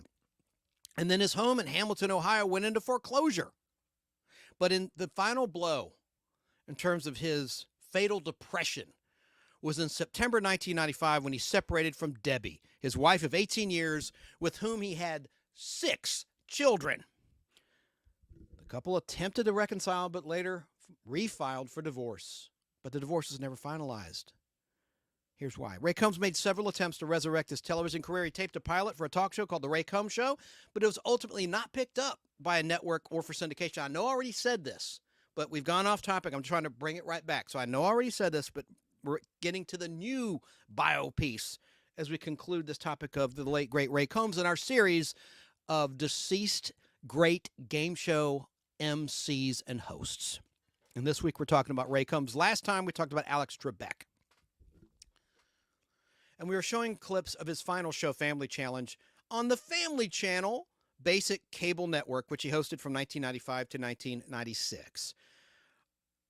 This is where we get really, really sad here. Talking about his death.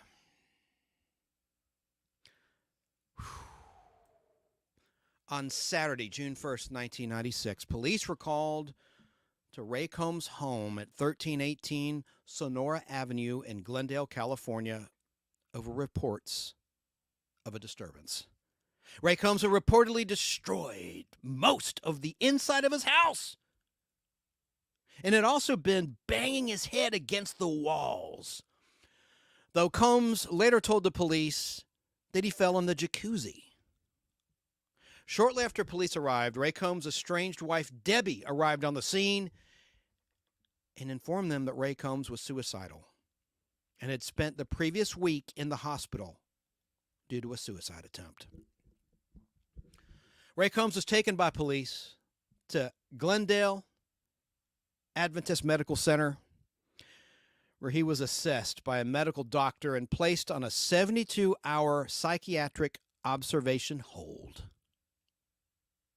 On Sunday, June 2nd, 1996, at around 4:10 a.m. Pacific time, hospital personnel discovered Ray Combs hanging by his bed sheets in the closet of his room.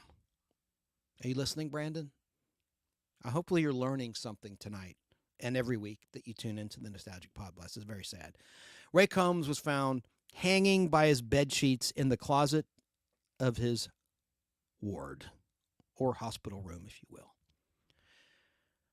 He was taken to the emergency room where he was pronounced dead upon arrival, DOA, at the age of 40.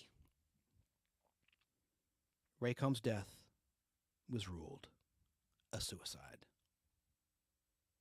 On June 7th, 1996, Ray Combs' funeral was held at the Church of Jesus Christ of Latter-day Saints in Glendale, California. His remains were flown back to his hometown of Hamilton, Ohio, to the Greenwood Cemetery. Now, we're going to lighten up the show. I just want to say, how we don't understand depression. I've been critical, and as I mature in age, I'm, I guess, a late bloomer in terms of my maturity. I now have much more sympathy and understanding because we don't know what depression can do to someone. I always thought previously, how could someone kill themselves when you have 6 young children depending on you? Yeah, your comedy club failed. Yeah, your house is in foreclosure, but there's always another gig. He was a great personality, tons of energy. You never know what tomorrow will bring. Don't do that. Don't kill yourself. As Queen sang, the rock band Queen, don't try suicide. You're just gonna hate it. Don't try suicide.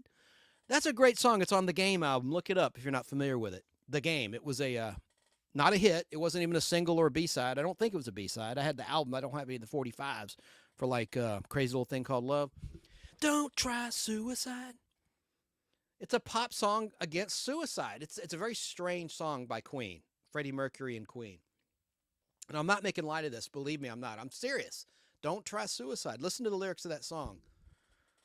You're just going to hate it.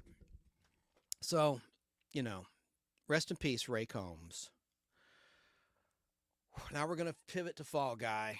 I think I did Ray Combs justice with the clips I could find at my disposal. Hopefully you learned something or you remembered something about Ray Combs, learned something you didn't know, or remembered something you did know but hadn't thought about in a while. He's been gone a long time, but he certainly was memorable, and he was the second host of Family Feud.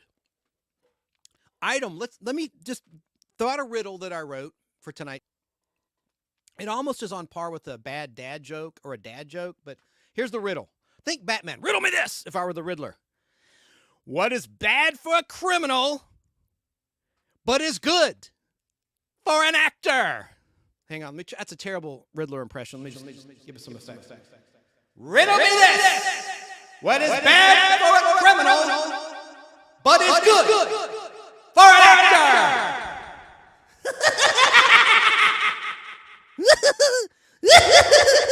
Terrible Frank Gorshin there impression.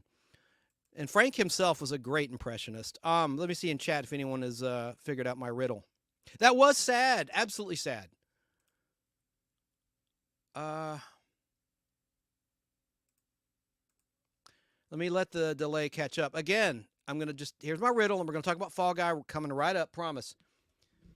Riddle me this, Batman!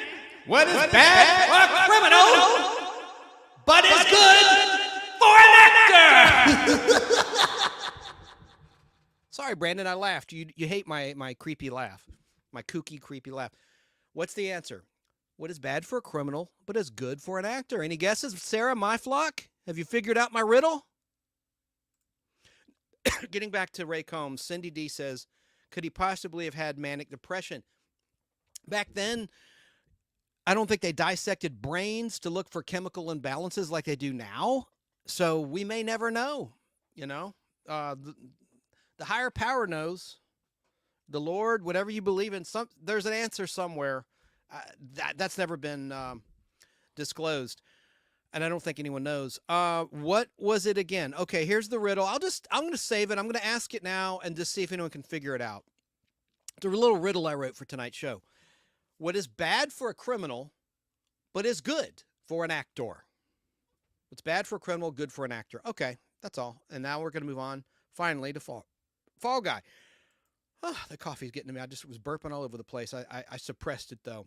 I want to show you some photos as we pivot. So Here's a TV Guide ad for the pilot or the 2-hour movie premiere of The Fall Guy from November 4th, 1981. The artwork isn't terribly great, but there it is. It had an all-star cast. It really did. Eddie Albert was in it. Lou Rawls was in it. Farrah Fawcett as herself was in it.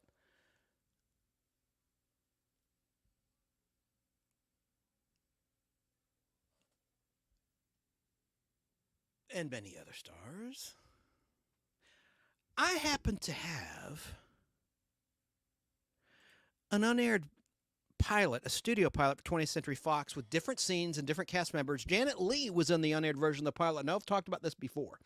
She played the bail bondswoman whom Colt Seavers worked for, named Soapy. She was replaced by Joanne Flug, who was married to Chuck Woolery. Joanne Flug was on Match Game a lot. She was in the original MASH movie and many other things. And she was in season 1 only of Fall Guy. Let's see, I have a cast photo. But that print is so rare. It's got different scenes, alternate scenes, and some cut scenes, and scenes with Janet Leigh, who is the mother of Jamie Lee Curtis, Brandon. And Janet Leigh was the actress who got stabbed in the shower in the 1960 Alfred Hitchcock, ooh, out of context, Alfred Hitchcock movie, Psycho. I'll make sure my effect was, I don't have my headphones on. Okay, but then when the show was picked up, let me just show you a publicity shot of the season 1 cast. There's Joanne on the far right. Sorry, listeners, I'm showing an image on the screen. Please go to the Nostalgic Podblast YouTube channel and look for the image of Lee Majors at the LA May 2024 premiere of the Fall Guy 2024 movie, starring Barbie Boy. I no longer will call him Barbie Boy because I thought he was great in the Fall Guy movie. Barbie Boy, Ryan Gosling.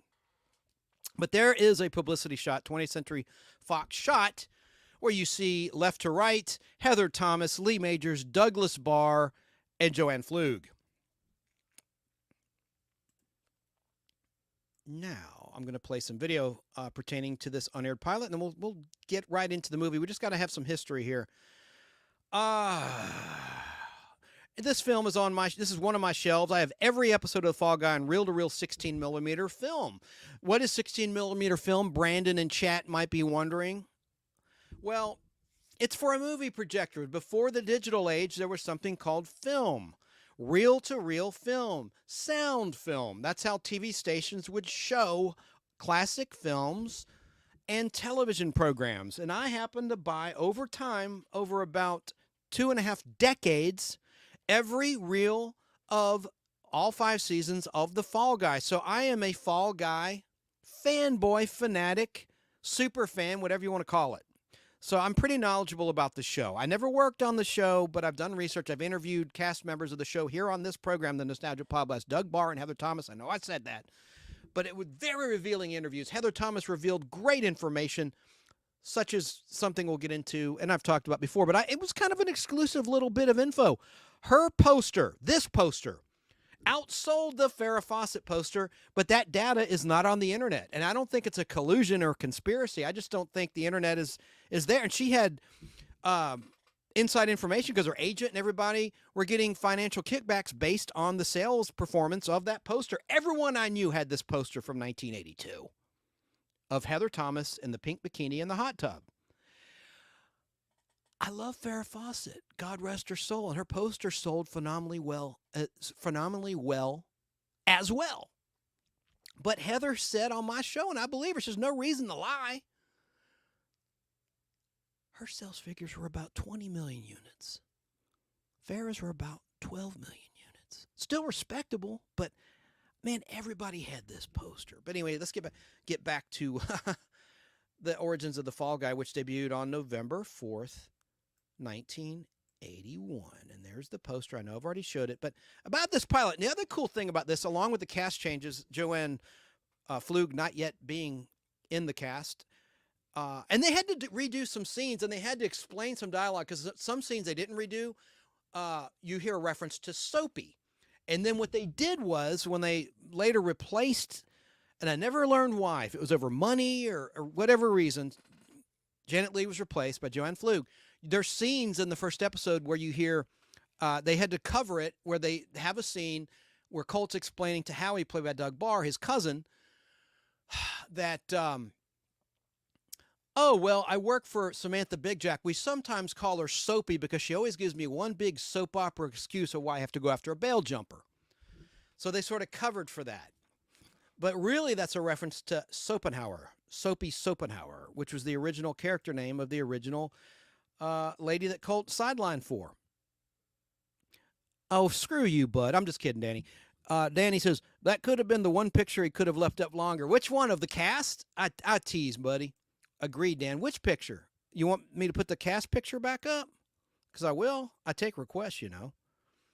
Let me see here.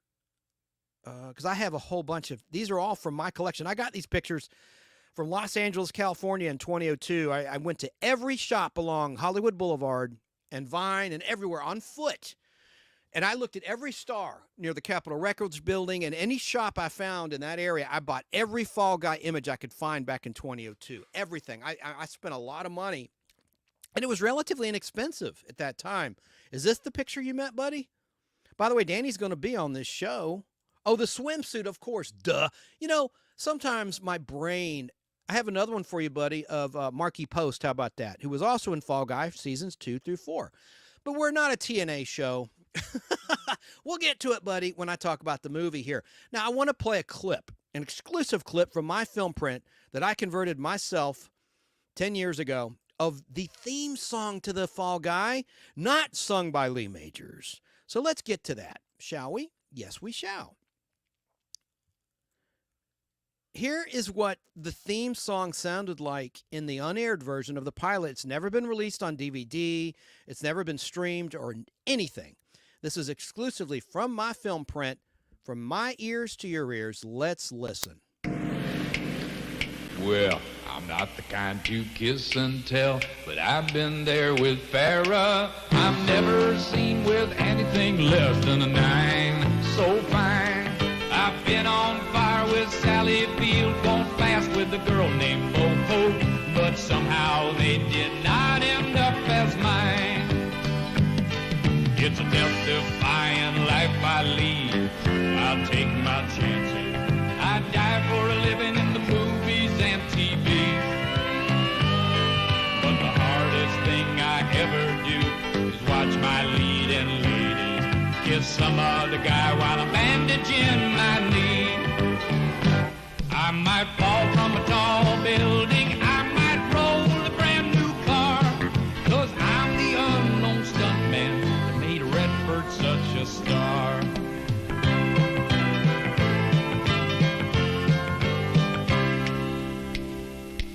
I never spent much time in school, but I taught ladies plenty. It's true, I hire my body out for pay. Hey, hey, I've gotten burned over Cheryl Teague, blown up for Raquel Welch. But when I wind up in the hay, it's only hay. Hey, hey, I might jump an open drawbridge or Tarzan from a vine. 'Cause I'm the unknown stuntman that makes Eastwood look so fine.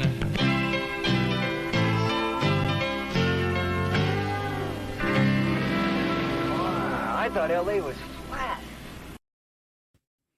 I thought L.A. was flat. That's Doug Barr as Howie Munson.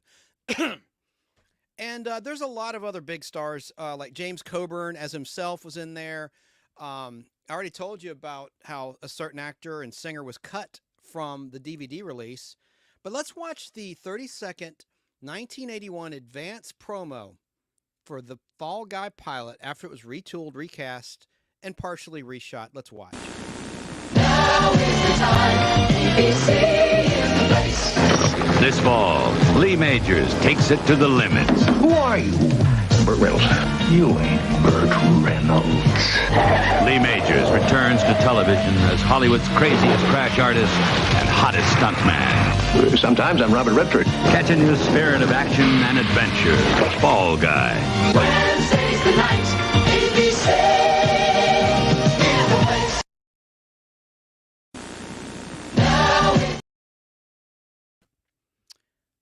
And by the way, Fall Guy is going to return.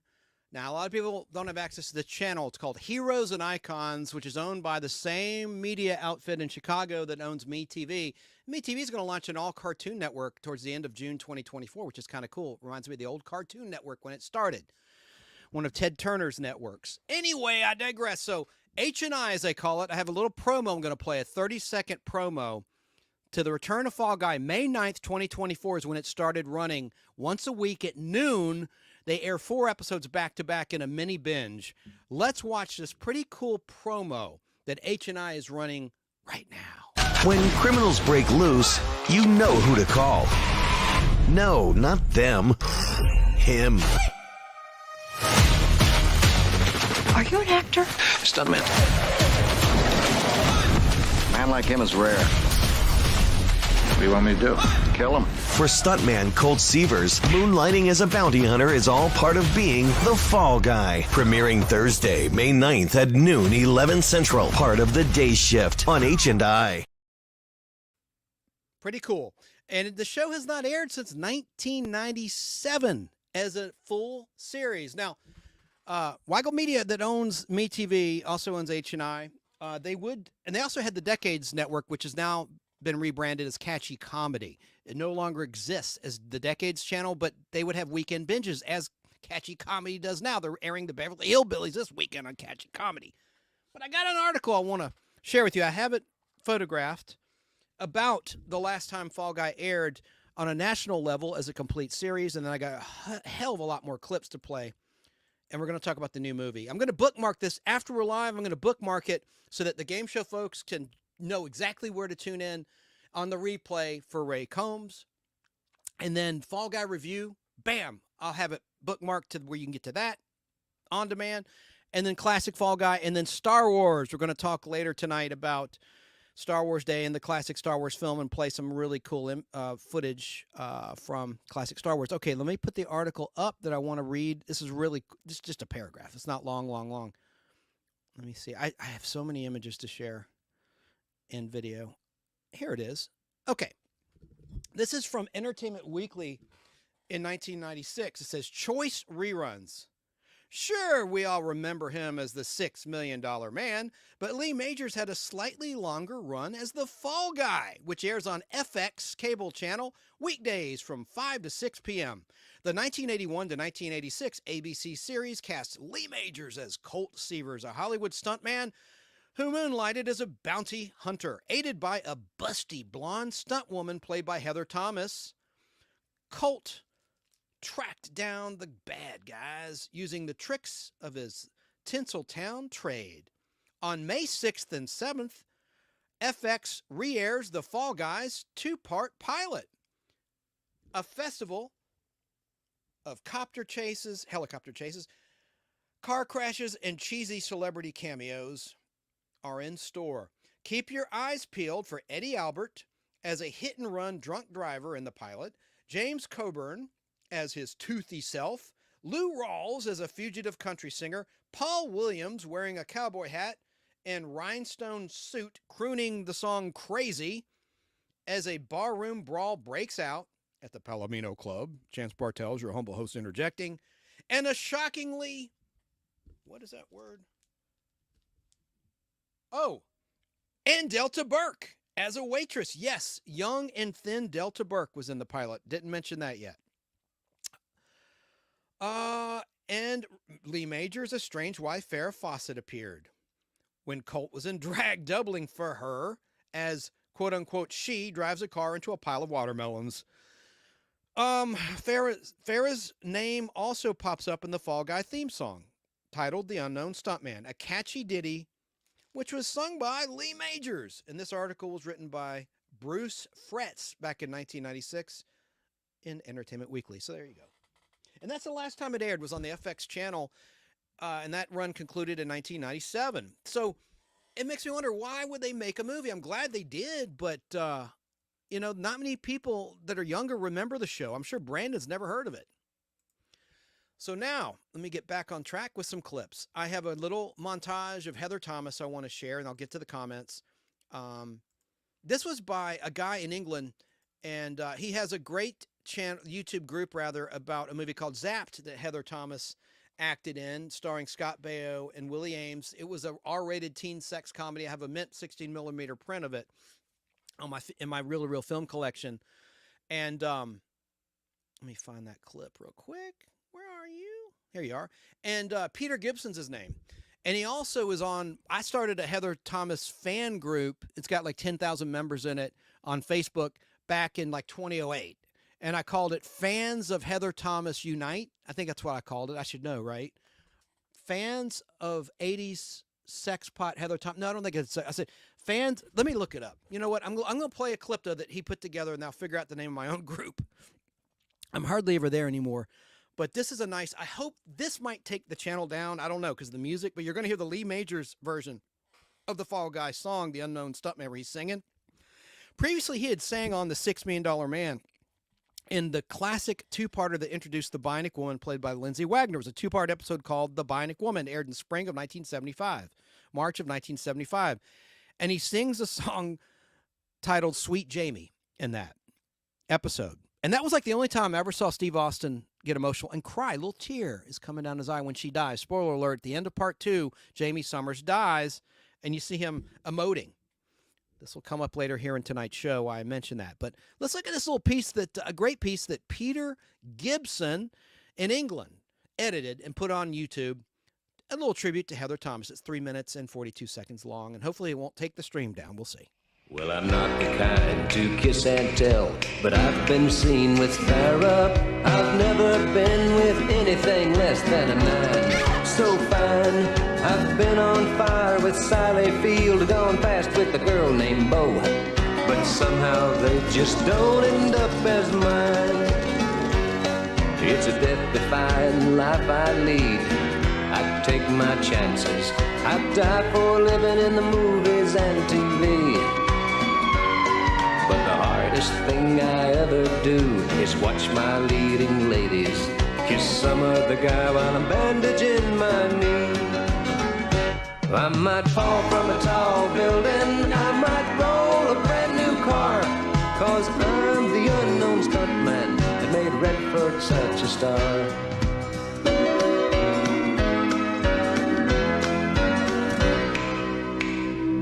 I've never spent much time in school, but I taught ladies plenty.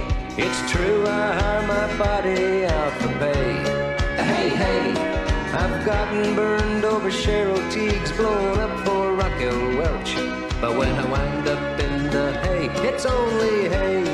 Hey, hey, I might jump an open drawbridge or Tarzan from a vine, 'cause I'm the unknown stuntman that makes Eastwood look so fine.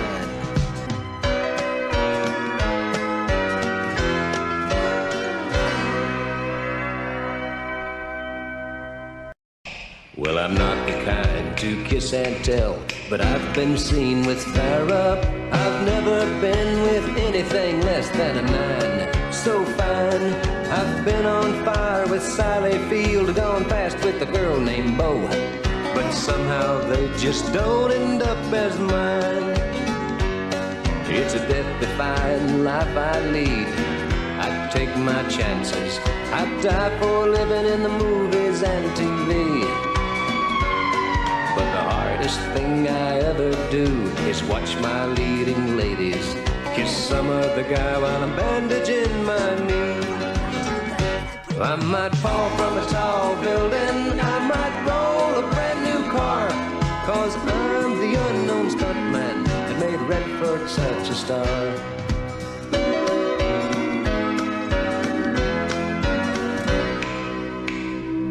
I've never spent much time in school, but I taught ladies plenty. It's true, I hire my body out for pay. Hey, hey, I've gotten burned over Cheryl Teague's, blown up for Raquel Welch. But when I wind up in the hay, it's only hay. Hey, hey, I might jump an open drawbridge or Tarzan from a vine, 'cause I'm the unknown stuntman that makes Eastwood look so fine.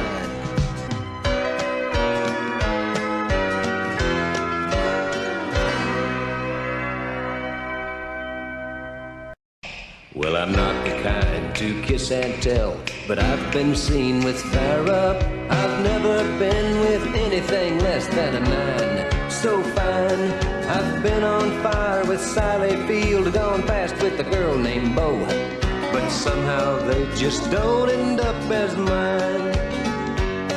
It's a death-defying life. Okay, well, it just ends abruptly like that, and my gosh, the stream didn't go down. Wow. Or did it? Hello, check, check, check. Check, check, check. I guess I'm still on. Am I still on? Hang on. Be right back.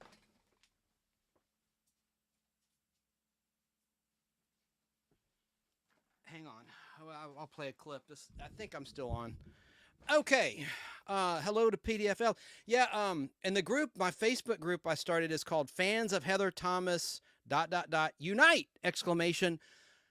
Quote, the fall guy, unquote, and zapped, quote, unquote, gal. That ... Pictures. And I shared some rare pictures from my collection. Yeah, Peter Gibson, that was kind of salacious. And I'm not complaining, I'm just saying. Thank you, my flock, for confirming, and same to you, Brandon. Yeah, I get you, Brandon. You're fine.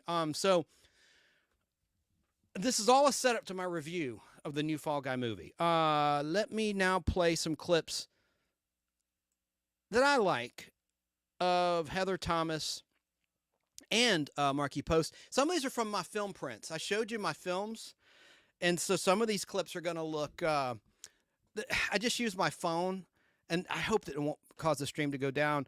It's more than watchable, but the audio and video quality is not perfect. I didn't use an app that I should use, which will convert. I almost said pervert.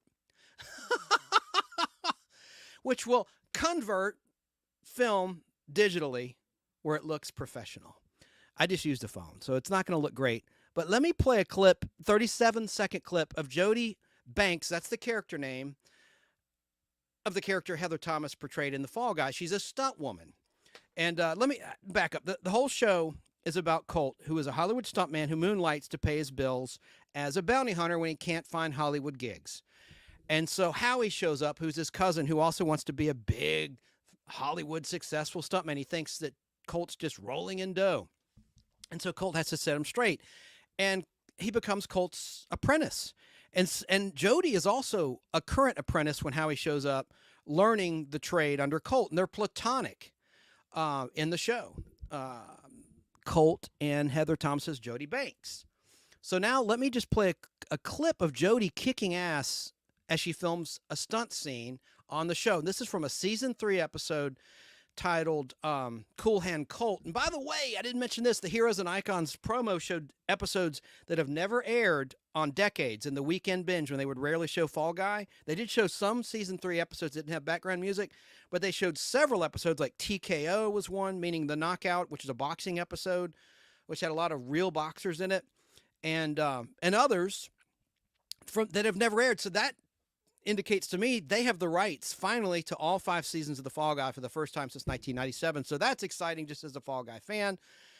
I don't know if it'll stream anywhere. Most people are streaming content, but hopefully you can access Heroes and Icons through either a cable provider or just over the air. It's a free network. If you're within range of an affiliate that carries H&I, Heroes and Icons, you can watch it for free. So hopefully that's the case if you're in the USA, as I am. Let's watch Jody kicking butt where she's filming a scene. I love this scene.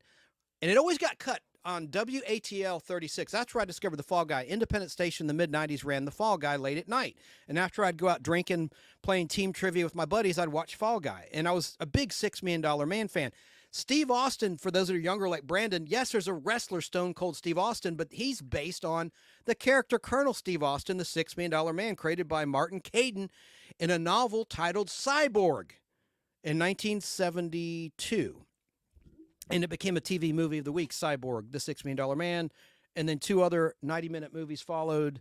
And then a weekly 1-hour series debuted on January 18th, I believe, 1974. And it lasted 5 seasons, just like Fall Guy did. But here is Jody Banks kicking butt in a scene, beating up 2 other women. It's all a scene. It's a scene within a scene. All right, Karate Girl, scene 26. Take 3. Jody, action!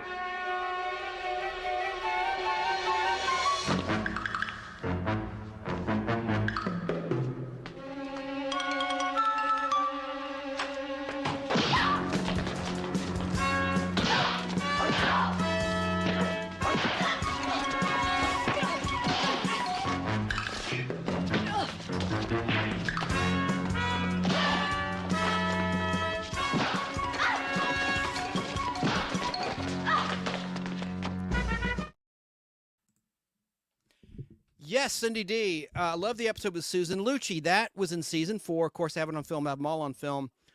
What was the title of that one? It's right here. Here, I'll just show you. And I have the TV Guide ad on the front of the reel. Stranger Than Fiction. There she is, Susan Lucci. Stranger Than Fiction. There it is. And it was a ripoff of Romancing the Stone. It really was. The Kathleen Turner, Michael Douglas hit movie of that same year, 1984. But there's the TV Guide artwork. I like the artwork. There it is. And it wasn't a bad episode. In Family Show, Colt makes love to her character in a tent. And it's one of the few times you see Colt having sex. Season 4, great episode. Let me open it up. It doesn't smell like vinegar. I got this from a guy. William Stolen is the guy's name. This is a hard one to find because of the Susan Lucci fans. I got it from Belgium. I got about 7 episodes from Belgium that were hard to get, and he imported them. He put them on what's called a core, just a plastic core, and I had to transfer it to a reel to save on shipping. It would cost, this all by weight, as you know, international shipping. And look at the nice little label he would do. And Al Hardy does that too for me, which is like, oh, it's upside down. What the heck? There we go. See, I do take requests. And it has perfect color. Look at that LPP. It says 1985. Nope, it was 1984. I too love the Decades channel. I see your comment, Cindy. It was great. And now it's catchy comedy, so it's pretty much just not really, it's not the same thing. What am I saying? They do the same thing, meaning weekend binges, but they don't have all those same features. I liked, the days, like they'd have the day history. I forget what they call it. It was a great little feature on the Decades channel.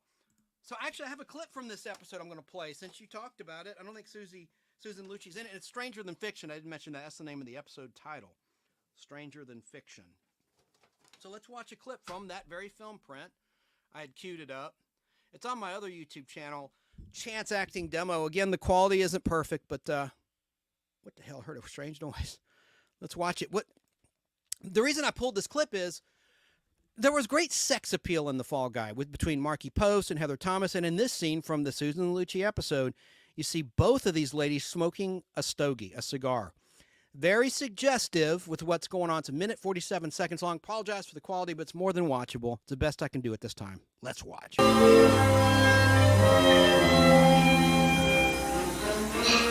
you sure about this? Jody, it's an absolutely essential ingredient in my chili. Now go ahead. Hey.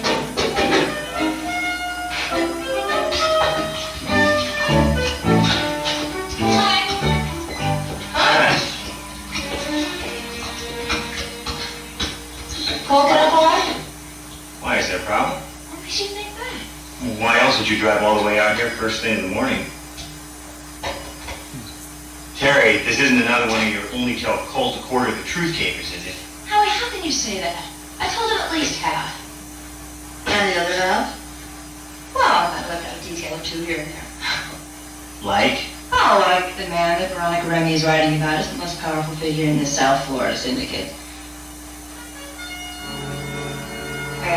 And she has enough evidence on that tape to put him away for life. Small detail. Jody, hurry and see if the plane's left Miami yet.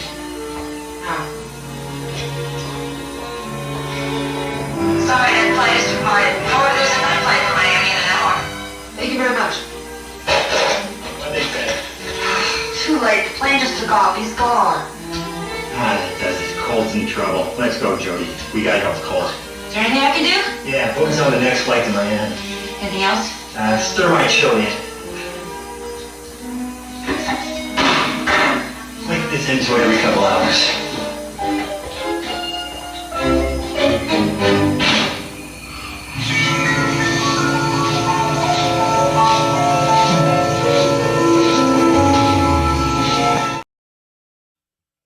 There you go. That's from my film print.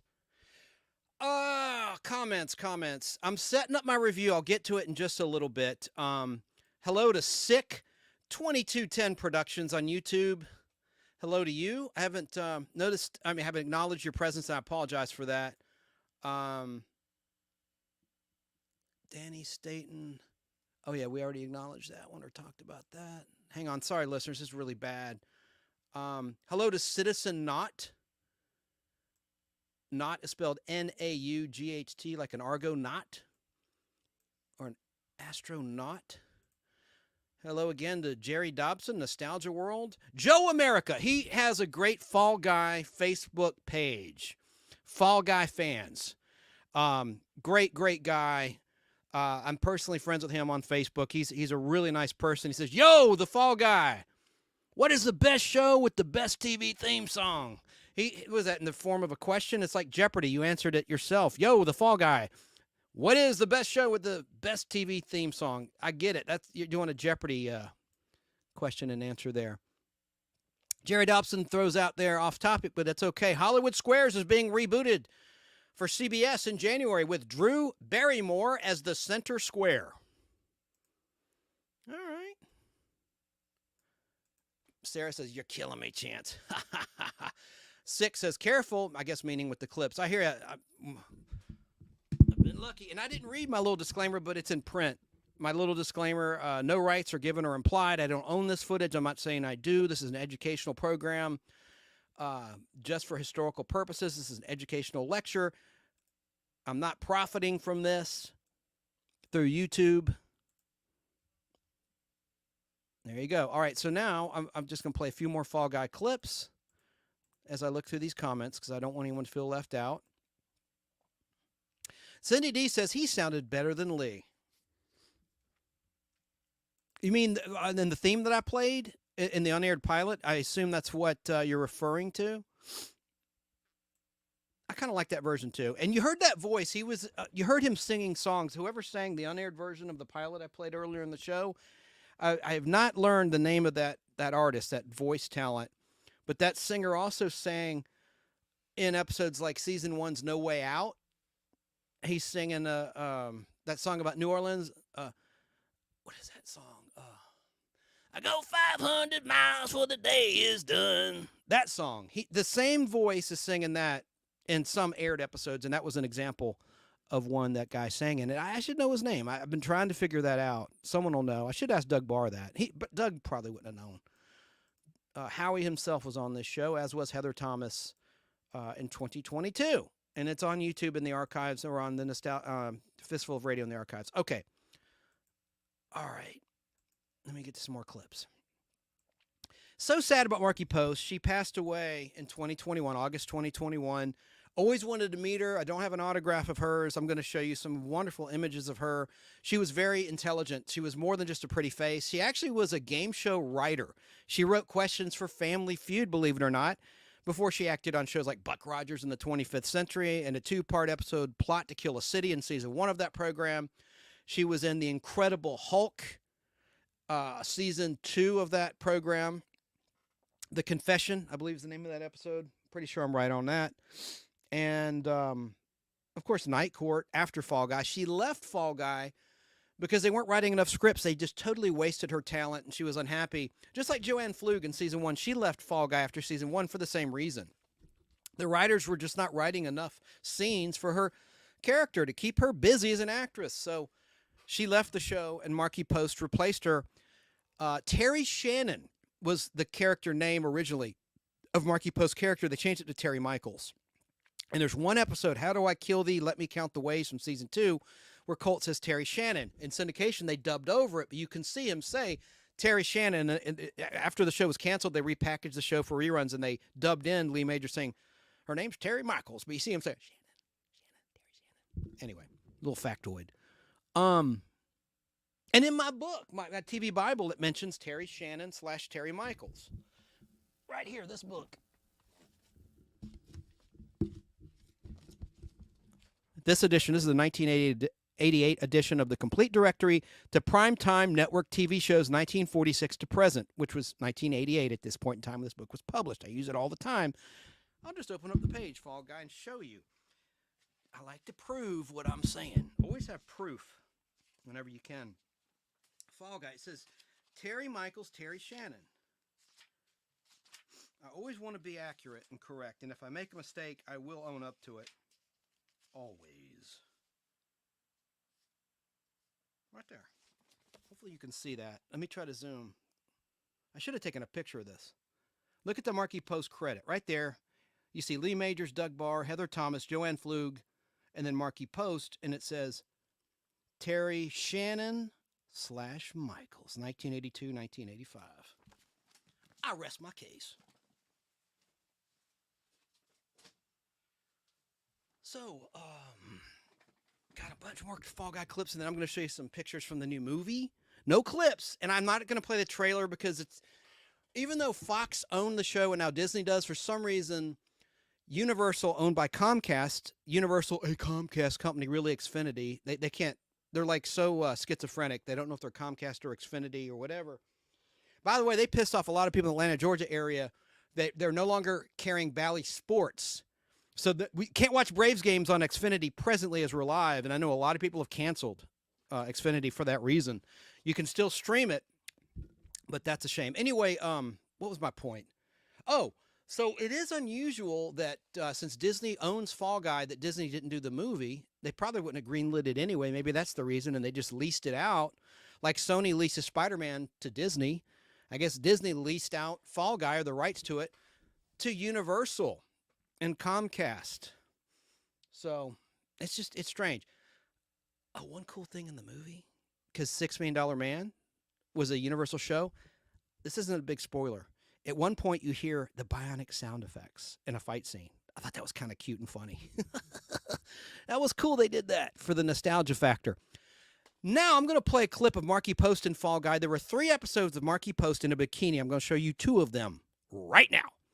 The third one I didn't pull. I want you to discover it on your own on Heroes and Icons. They were all in season 3, by the way. The first time we saw Marky Post is a funny scene, minute 45-second clip, was in an episode titled Baker's Dozen, where they go to a dude ranch, which also has a nudist colony segment of the camp, and that's where Colt's going to get a bell jumper. This is the first time we see Marky Post in a bikini. She joined the show in season 2. This is season 3, towards the beginning of season 3, and Colt cannot believe what he sees. Because up to now, he's just known her as a harsh businesswoman. Basic level. Your country needs you more than ever. Guess I just realized it. Good. Tell Jody and Howie to get rid of Lustig. Howie, Jody, hi. Terry, what are you doing here? I came just as soon as I saw your photographs. Well, why didn't you call? I was afraid your room phone might be tapped. Where's Colt? He's over there.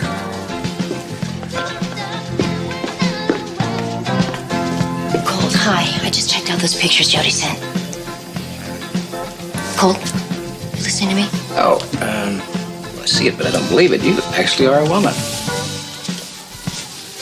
Thank you. Colt, listen, I got to apologize to you. I'm so sorry. I had no idea what I was getting you into. Oh, no, it's okay. I remember your exact words. Colt, this job is a breeze. Yeah. Okay. So the breeze turned into a hurricane. Listen, do you know who these men are? Alvin Trump escaped from a federal penitentiary in Atlanta after bashing his cellmate over the head and stuffing him into a mattress. Mark Figg escaped from a hospital for the criminally insane after killing his psychiatrist. And we were introduced. Colt, please. I am perfectly prepared to give up my bail. I just don't want you dealing with these people. I want you out. I'm sorry that's too late. Our operations are already in the works.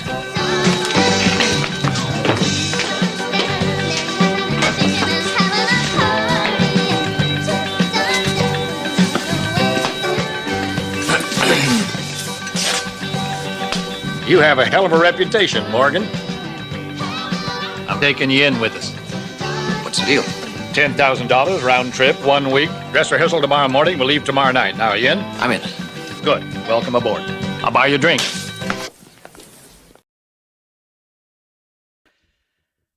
And that was actor Bo Svensson, who did a lot of great movies, and he was in a killer season 5 episode called Seavers, Dead or Alive. He played a new character in that episode, a rogue bounty hunter who was Colt's nemesis. And Colt did have some nemesis in the show, like Judith Chapman, who was on, I think, The Young and the Restless and has been for years. But she did a lot of Glenn Larson shows. She played an insurance adjuster, Kay Faulkner, in season 1 and 2 of the show. And then she left the show, and they had already written some scripts for a character, and they had to sort of explain, oh, this is Kay Faulkner's assistant at the same insurance investigation company, insurance adjustment company. Anyway, whatever. That was a really good nemesis for Colt in the beginning, in the first half of the show. Beginning of the show, not first half, first. And then you had this guy, played by Bo Svensson, And Colt seldom had a gun, which is kind of dumb, but he never used a gun except for in an episode I'll show you early in season 1 where he had Uzis and stuff hidden in a secret compartment in his truck. I have a picture of it. Hell, I'll just show it to you right now. Anyway, Bo Svensson's character comes up behind him and goes, "Still don't carry a piece, do you, Stevers?" And he put a gun in his back. And anyway, I love that episode. I have it on film, of course, got them all on film. But here is a rare shot of Colt with a gun. With Howie, and he has a little secret compartment in his truck. That's what I loved about his truck. It had all sorts of secrets and surprises. It was almost like a James Bond car in that regard, like an Aston Martin or a Lotus or whatever. I thought that was cool. And it had a hydraulic system in the bed of the truck that we saw in some early episodes. It would catapult Colt or Howie over walls where they could basically use bionics, if you will, but without bionics, to leap over tall structures. So I thought that was pretty cool. Now I'm going to play another clip of Marky Post in the bikini, the second of 3. I'm only going to show 2 of them. This is from one of my film prints, so the quality is not great. This is from an episode, Inside Outside, where Terry is kidnapped while she's on the beach, and she's a law student. There was some characterization. She was running a business for Samantha Big Jack, who was played by Joanne Flug. She took over that business, and she was paying her own way through law school to become a lawyer.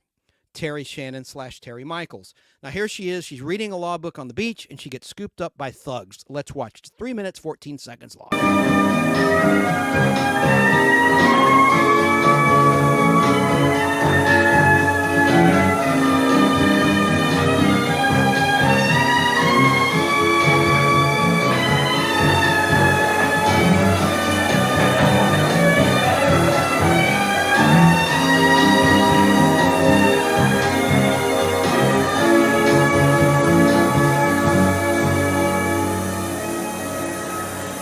You're blocking my son.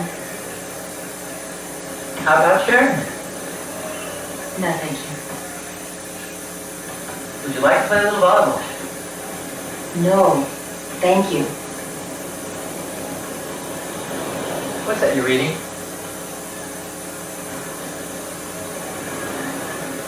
That's a law book. How about discussing the Dreyfus case over a glass of beer? Can't. Winslow versus the City of Detroit, 1942. What's that? It's the case of a grown-up woman buying an alcoholic beverage for a juvenile. I'm going to be a doctor. A doctor? I've been studying.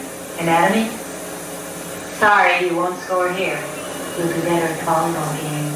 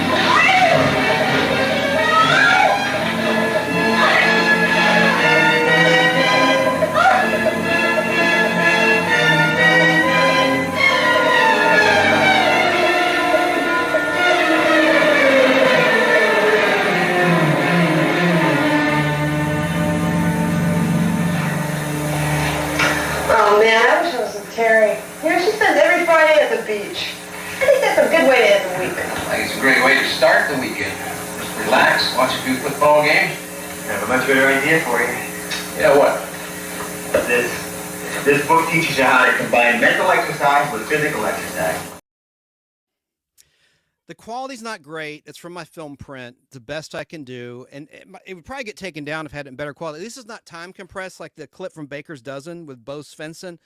Slightly sped up. The actors' voices sounded distorted a little bit. Let's get to some comments, and then we'll get to some more stuff I've prepared. Funny comment from Danny State in South Carolina. I was talking about how Terry Michaels is studying to be a lawyer, her character on Fall Guy. And he said, well, she became a public defender in New York in the night court system. I never made that connection. That is brilliant, sir. I love that. That's brilliant. I want to show you a picture from that episode we just saw a clip of inside outside of Markie Post in that pink bikini. This is from a British annual. What are British annuals? Here are British annuals. And this is from the one on the far right. That's a hardcover book. And they're made in England, hence the name British annuals. And they're thick. They're hard. That's what she said. I'm knocking on the middle one right now. The middle book. So these are just prized things in my collection. I'll explain why. They have rare photos inside. Lee Majors signed this one for me right there to Chance. All the best, Lee Majors. And there's a Heather Thomas page in the center one. You can see the yellow side, so you know it's this one in the middle. But look at this one from the far right one. Look at that great shot of Markie Post. There's another. I've never seen it, just like one I showed of the two Mayas, Maya and her photo double, in an episode, The Tabor, Space 1999. Talked about that last week when we talked about Space 1999. This is another rare picture I've never seen anywhere else. I love Markie Post. And let me see if I can find the one. Well, I use that on a videotape cover that I designed with this girl, Deb, who lives in Florida now. And we used that image. We scanned it and put it on the back of a VHS tape. Let me just show you. But look at that. That's a great shot. There's some you can find from that episode where she's on a bicycle in black and white.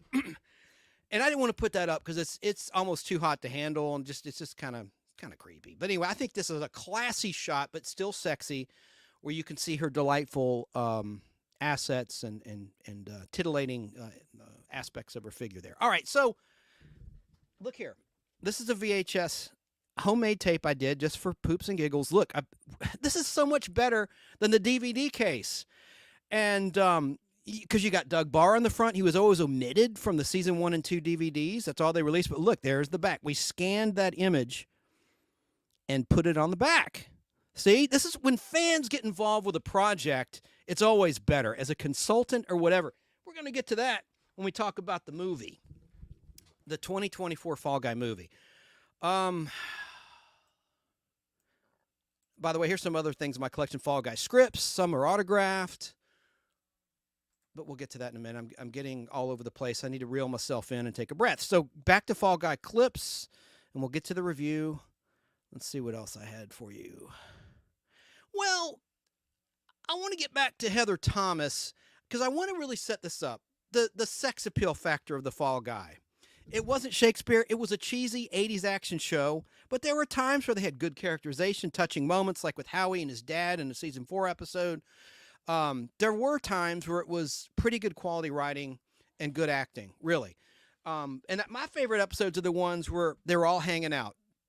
Terry Michaels, Colt Seavers, Jody Banks, and Howie Munson. You know, they're going out drinking. They're not on a case, not working. Colt's not looking for a bail jumper for Terry. They're just hanging out. And there was one called Spaced Out from season 2 where a UFO lands in a town. And you see the alien and everything. It's a very entertaining episode. And Jan Smithers is in it. It was the season after WKRP in Cincinnati went off the air, and she plays a reporter in that episode. It's from the 1982 to 1983 TV season, Spaced Out. I just love that one.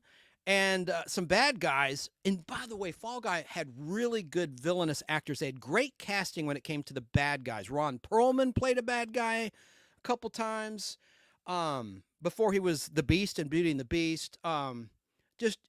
Terry Kaiser, who was Lee Majors' best man at his wedding to his current wife, Faith Noel Majors, was in several episodes, including the pilot as a director. But a lot of times he would play a henchman, and he was great. He was in that promo in Heroes and Icons who said, kill him. And he was best known as the dead guy in Weekend at Bernie's. That's who Terry Kaiser is. And Terry Kaiser, we'll talk about it later, also acted with Lee in right before Fall Guy, a movie called Steel. and a stuntman died when the airbag burst. A.J. Bakunis, the movie's dedicated to him. You can't find this anywhere. I have it on 16mm film. This is a beat-up VHS tape of it I've converted to DVD. And it's on YouTube, or used to be. Sarah, if you're out there, see if this is I don't think it's copyrighted. We should definitely do on your channel like a Mystery Science Theater 3000 type screening of this film. But I really love this film. Art Carney's in it. George Kennedy's in it. It was shot in Kentucky. Hey, this is as reliable the Kentucky Derbies this weekend, right? Lexington, Kentucky, college town, UK, is where this was filmed back in late 78. It was released in 79. It's not a big movie, but it has big action in it. And there's a lot of actors who later guest starred in Fall Guy. We'll talk about it another time. But I want to do a watch party thing with Sarah. Now, later we're going to see a clip of Heather Thomas on Late Night with David Letterman from 1987, promoting a movie called Cyclone. I'll play that trailer, but we're still talking Fall Guy. We'll do that, I guess, after I give you my review, which is just a paragraph or two that I've written, not a long thing. I need to get to comments too, but let's I need to take a break, rest my vocal cords. Here's a 1-minute 56-second clip of Heather Thomas in the Battle of the Network Stars. And then I'm going to play a clip of Heather Thomas with William Shatner on T.J. Hooker from 1983. And ironically, she was playing a hooker in that episode. Let's watch a little bit of Battle of the Network Stars. With me, my co-host, lovely Donna Mills, and fighting Bob Conrad. Well, I hope he doesn't dunk her. I don't know about you guys. Why is that? Take a look, Howard. His mother once appeared with Bob Conrad. That's right. That's right. I was just thinking about his mother. I'm doing y'all a favor, you know. As a matter of fact, Andrew, you're right. Oh, honey, no way! You know, the beautiful things I could do, I could make you feel so good. Miss it! Hey, wait a minute. That didn't hit the target. There'll be no points for that. That'll be disallowed. I think there's been some skullduggery going on here. What? Look at her. What are you thinking about, Robert? How beautiful Andrew's mother, Stella Stevens, is.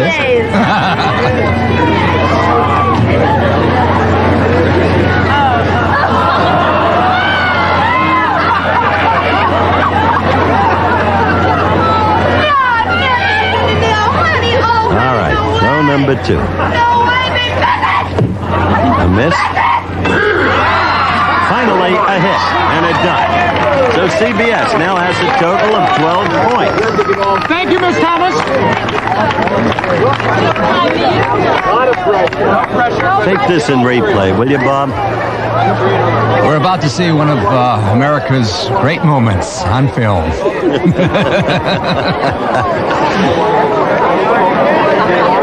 Well, so much for Heather Thomas, and there's a lot. But let's turn our attention now to Joan Van.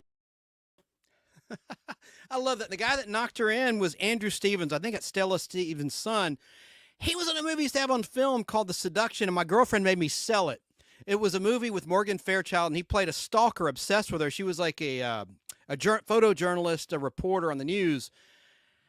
Oh, it's a family show. I can't talk about this crazy scene in that where she's having sex with her boyfriend in a hot tub and Andrew Stevens is watching. Oh, never mind. I started. I guess I'll finish it. If anyone's seen it, Seduction, that's why Samantha made me. My girlfriend made me sell it. She's like, you got to get rid of this movie. It's trash. I'm like, yeah, but it used to air on on HBO all the time, and it was a great print. Let me just say, I'll say this in a family way. When Morgan Fairchild's character is climaxing, it's like a beautiful moment, tender music, and they're in the hot tub, and then you see his face, and Stevens had put a knife in the guy's back. I mean, so then the music twists like, it's just bizarre. You know, it's like it goes from all lovely to like terrifying, and it's bizarre. Anyway, and Morgan Fairchild had some real bullets, if you know what I'm saying. All right, I'm sorry, I sound really creepy. I'm trying to be more family friendly. We're going to get to Star Wars stuff. Sorry, I apologize in advance. I'm on the apology tour before I even end the show. All right, here is, as promised, Heather Thomas on T.J. Hooker.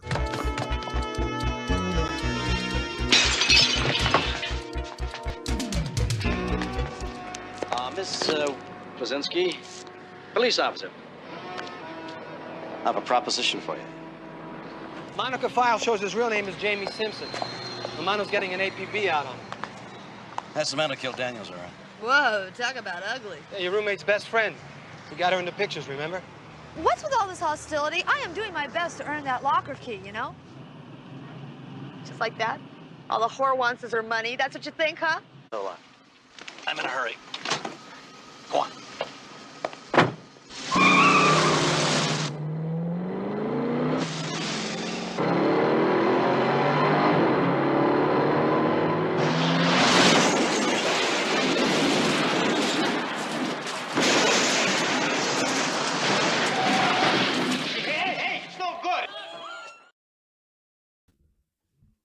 There you have it. So, yeah, in chat, I see some comments, very nice comments coming in. Cindy D says, the two Heathers. And she said about Andrew Stevens, he was a cutie. Yeah. Good actor. He was a good actor. Another movie like that was kind of shocking was Vice Squad with Wings Hauser that would run on HBO endlessly when I was like a teenager. It was like a kid. And Wings Hauser played Ramrod, who's like abusing these hookers and stuff. It was just like a weird movie. Shatner is King, yes, and I should have pulled a picture where Shatner. It's on my in my Facebook group, the Nostalgic Podblast. It's there if you just search Shatner Heather Thomas, I guess, in the search, where he is just enamored with Heather Thomas, and that's probably I should have researched which came first, Heather on TJ, or Heather with Shatner competing on his team, the ABC team, in Battle of the Network Stars. And for those that don't know, like Brandon, Battle of the Network Stars was great. It was back when there was just 3 networks, CBS, NBC, and ABC. They would have a charity competition. And they would have sporting events, as you saw in that clip, with the dunk tank. Really funny stuff. And I agree, Cindy. Wings Hauser played great villains, and he was in A Fall Guy with Heather Locklear. The season 2 finale is titled Just a Small Circle of Friends, and Decades ran that episode. That was the only season 2 episode they ever aired in their binge. They mostly would play the Watch to Death season 1 DVD versions with the replaced music, but they did play the season 2 finale because there was no music in that. They needed to be replaced. And Wings Hauser played a cult leader with his girlfriend, and they're trying to recruit rich kids and take all their money, and Heather Locklear plays one of the rich kids in the cult. And so guess who played her dad in that? The Dean of Animal House himself. He'd been in Fall Guy 3 times, in great performances each time, different characters. God, I'm forgetting his name. I know it. Let me look it up, because I want to get this for the listeners and for the viewers. He's deceased now. Animal House cast. Of course, you got to dig deeper. The Dean. Oh, John Vernon. John Vernon, who'd played the Dean in Animal House. He played Heather Locklear's dad. And Heather Locklear appeared in Fall Guy twice. Ironically, she was in the season 1 finale and the season 2 finale. No reason. It just happened to work out that way.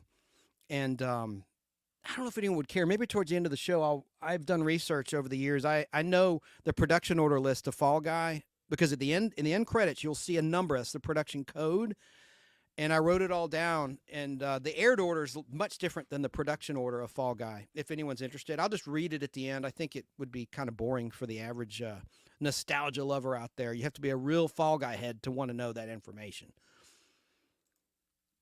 Danny Staten says, Vice Squad theme song by Wings Hauser is one of my favorite songs. It's called Neon Slime. Right on. And Danny also says, Shatner is king. Indeed. Indeed he is. It's a living legend at 93 years of age. And thank you, My Flock. She's downloading Steel. I think it should be copyright okay. I mean, the quality is more than watchable, but it's not great. It's not digitally remastered. It's from that VHS tape. My film print is here somewhere on one of my shelves, and I put a little bit of that on Instagram from that movie on my Instagram from my film print. Same way my Fall Guy clips were, just with a phone, so it's like not a perfect conversion. All right, let's get back to Fall Guy. Let's get back to Fall Guy. Well, I'm going to show you some images now. I think I've played all of the clips. Let me just quickly make sure of that. But we'll get to Heather Thomas talking about Cyclone and some other stuff. And then we're going to pivot to Star Wars for Star Wars Day. May the 4th be with you all. We've gone 2 hours, 25 minutes, and 30 seconds. Perfect. And by the way, Sunday, I'm going to do a live unboxing of a comic book long box, 250 to 300 comic books. I'm going to show each and every cover with my guest, Jeff Logan, who's a comic book expert. Last week, we started this weekly series, Sundays at 3 p.m. Eastern, noon Pacific, with Danny Cochran, friend of the show. By the way, I'm the first person that said friend of the show. Now, everybody's saying it on radio, talk radio and stuff. At least I'm not aware of anyone saying, I said that on the Podblast. If you do the research, go back to 2000 or so. This show began in the year 2019. June 15th, 2019 will mark the 5-year anniversary of this show. Right around the corner, I just realized. Have to do something special. And I said in those early episodes, friend of the show. He's a friend of the show, referring to Danny and Ryan. And I'd never heard that. Now, it could be a coincidence. Now, everyone's saying friend of the show, friend of the show. I came up with that. But it's not protected, so nothing I can do about it. Not that I would want to. Oh, here's another clip from a WATL airing of a season 4 episode of The Fall Guy, where Heather Thomas's character, I played the promo at the beginning of tonight's show, where she's on the wing of a plane, fully clothed, and then she disrobes into a pink bikini like her iconic poster and parachutes down. Pay attention to the scenes of the crowd. It's stock footage, and at some point, these guys are wearing coats. The crowd is wearing coats and winter attire, and then they're in summer attire. So there was kind of a screw-up when they tried to match the footage before AI, where they could just duplicate different heads on the appropriate bodies. But here's a 57-second clip from this episode called Tailspin, Season 4 of Fall Guy. And this is from my YouTube channel, Chance Acting Demo, from a recording I made from WATL 36 in 1995 from a Super VHS. So it's in stereo and everything. The episode wasn't, but the recording was. Anyway, I'm a blabbermouth. Blabbermouth! Let's watch.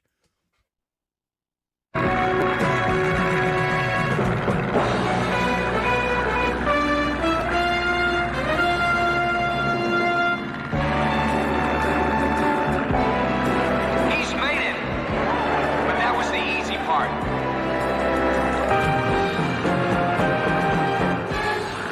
Oh no, he slipped. It's over a 5,000-foot fall to certain death.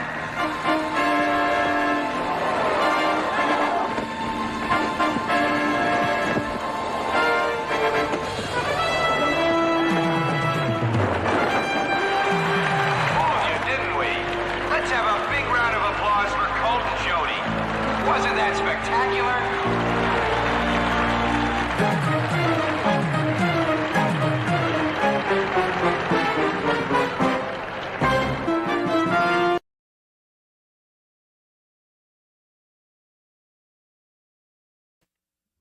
Hey there, I'm back. Yeah. So you could see an edit, a syndicated edit there in the middle of that scene. You notice the clothing of the crowd? Pay attention to it on the replay if you didn't catch it. Now, I put that on my YouTube channel some years ago. Let me see the number of views. It had like a ton of views. No credit to me. They care about Heather. I get it. But it had a lot of views. Let me see. Like that one I played of Heather smoking a cigar, 34,000 views on my channel, Chance Acting Demo. That's not too shabby, but it, I could monetize that channel. I have enough. They only want 500 subscribers and not 1,000 there, and I got, who cares, 695 subscribers on that channel. And tons of views. I qualify on the views, too. 146,000 people have watched that clip that I just played on YouTube. But, again, no credit to me. It is what it is, but I'll take it. I don't own it. I just share it. All right. I want to talk about some Fall Guy history really quickly, and I'll get back to the comments. So let me get back to what I prepared. I've done 2 other shows about the Fall Guy to celebrate the anniversary of the shows. I did one on November, I want to say around early November 2021 to celebrate the 40th anniversary of the debut of the Fall Guy, November 4th, 81. And then for the 42nd anniversary, and when it was announced there'd be a movie in November 2022. And it's right there in the subject line if you want to go back and see. And this before I had StreamYard. I'm just showing collectibles on my camera. On this camera, let me change my shot. I'm going to get to the review and show you some pictures from the new movie. And I promise, I've been teasing that forever. I need to go ahead and get to that. Let me change my camera shot. Whoops. There we go. The shirt I'm wearing. That's it in the background. You can see the back. Sorry, listeners. I'm talking some visual stuff right now. Oh, and my sign. I forgot to turn my sign off. Put my sign back on. Right there. Very good. Okay. could have put more Fall Guy stuff out for the viewer. Sorry about that. So,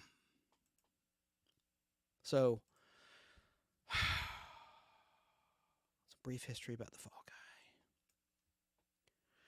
Fall Guy debuted on Wednesday night, which was November 4th, 1981. I already said that. Premiering as a 2-hour movie on ABC at 9 p.m.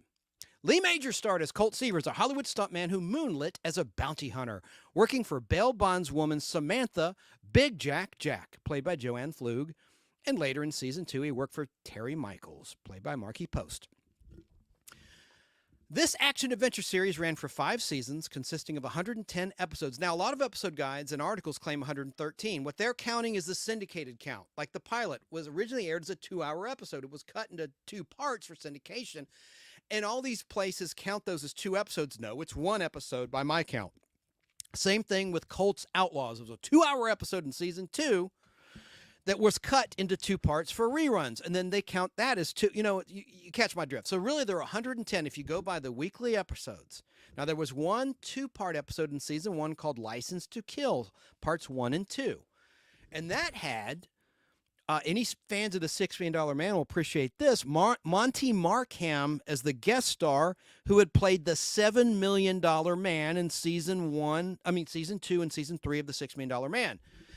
And his character name was Barney Miller when he first appeared in season 2 of $6 Million Man. Then they changed it to Barney Hiller when he returned in season 3, an episode called The Bionic Criminal, because there was a little sitcom called Barney Miller that had debuted after Barney Miller appeared in $6 Million Man on the same network, ABC, but they felt the need to change the name of the character, which I hate. I'm big on continuity. Anyway, License to Kill parts 1 and 2 also had Aaron Gray guest starring. Oh, and I have a picture from that I want to show you.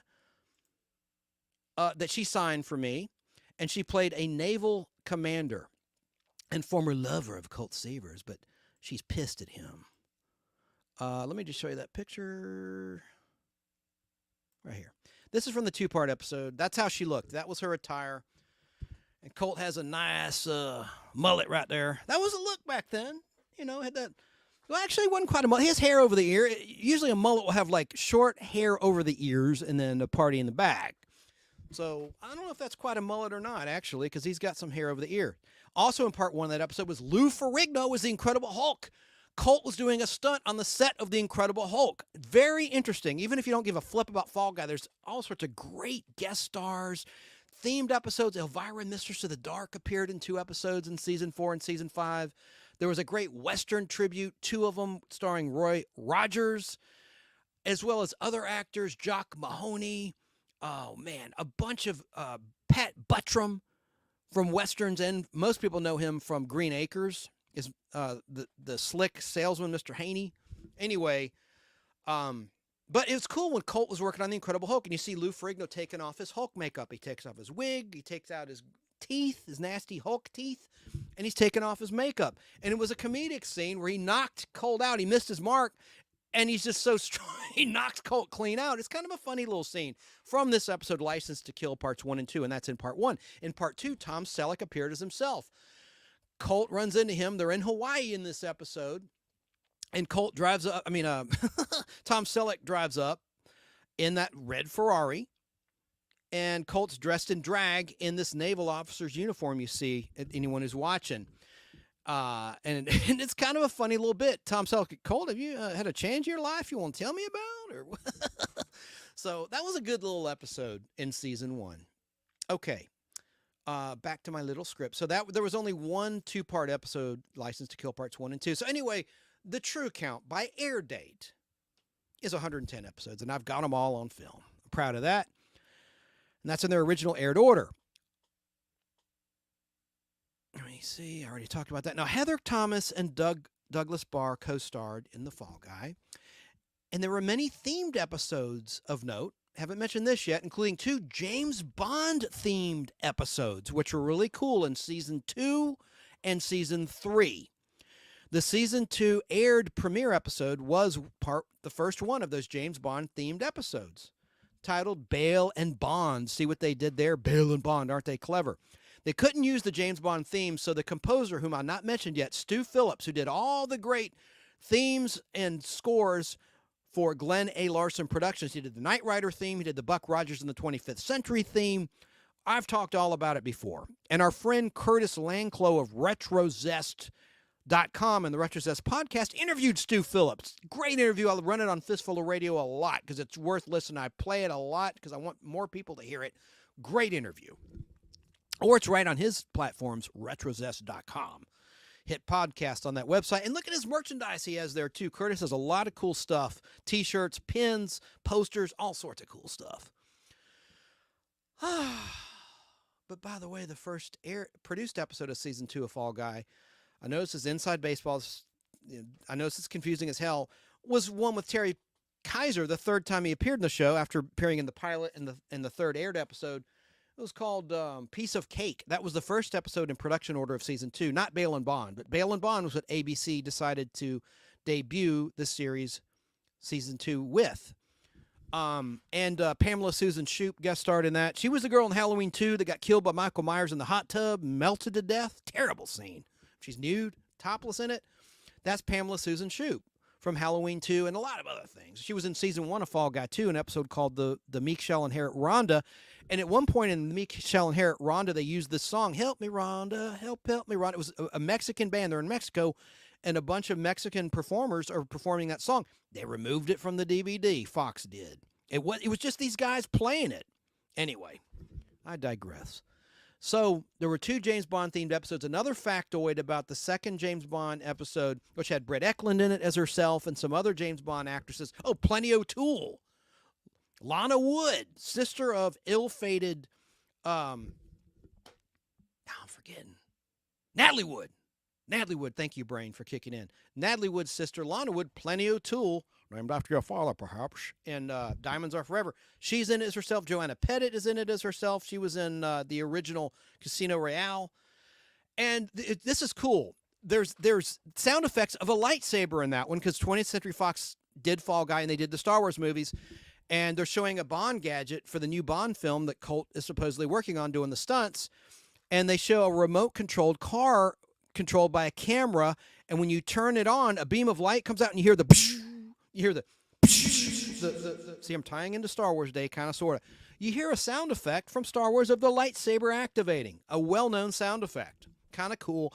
But they had to blur out a license plate on a car that said 007 because Albert Broccoli and his people did not give permission for them at 20th Century Fox to use that copyrighted emblem. So you see it. It's blackened out. Pre-CGI. It's just hand blacked out the license plate on a car in a lot of times in that episode. What was that one called? Always Say Always. That's the second James Bond-themed Fall Guy. And those were the hardest ones for me to find as a film collector, trying to collect every episode of Fall Guy in my film collection. Because the Western lovers wanted the ones with Roy Rogers. The Elvira fans wanted the 2 with Elvira. And people, the Bond fans wanted the Bond ones. And then the hardest one of all was one that's not even very good. It's called TKO, The Knockout, Season 3 episode about boxing. All these boxing people and boxing sports fans scooped that one up. I found it from a guy in Canada because it has Larry Holmes and a bunch of boxers as themselves. And it's not one of my favorite episodes. It had a return in that one, though, of Lou Carnesco, a character introduced in No Way Out in Season 1, played by someone who just died. That was Shecky Green, the comedian. Shecky Green played a scumbag character in The Fall Guy a couple times. A liar and a cheat, and he wasn't a lovable rogue or anything. He was just a straight-up jerk in Fall Guy, his character, Lou Carnesco. Am I still on the air? Yes, okay. Let me see. I need to breathe. Oh, and another hard-to-find episode, a themed episode, was the Motown tribute episode in Season 4 of Fall Guy, which had the Four Tops, the Temptations, and LaToya Jackson. And they're performing their songs, lip-syncing, but it's their original music, the original songs. So I don't know how those will be released eventually on home video or air on television. On YouTube, that one never gets... it gets blocked instantly because of those songs in it. But those songs are performed by those artists, the Four Tops, Temptations, LaToya Jackson. And that's a good episode, a very humorous episode. And I already talked about reading my script I prepared for a previous Podblast about Fall Guy. Yeah, I talked about the 2 with Cassandra Peterson as her alter ego, Elvira, Mistress of the Dark. She was in Season 4's October the 31st, which aired on Halloween night, 1984. And she was in October the 32nd, which aired in December 1985. The network effed up. It was supposed to air on Halloween the next year, and they didn't air it till December. There was also a Vietnam War themed show or two, like one with Mr. Kung Fu himself, David Carradine.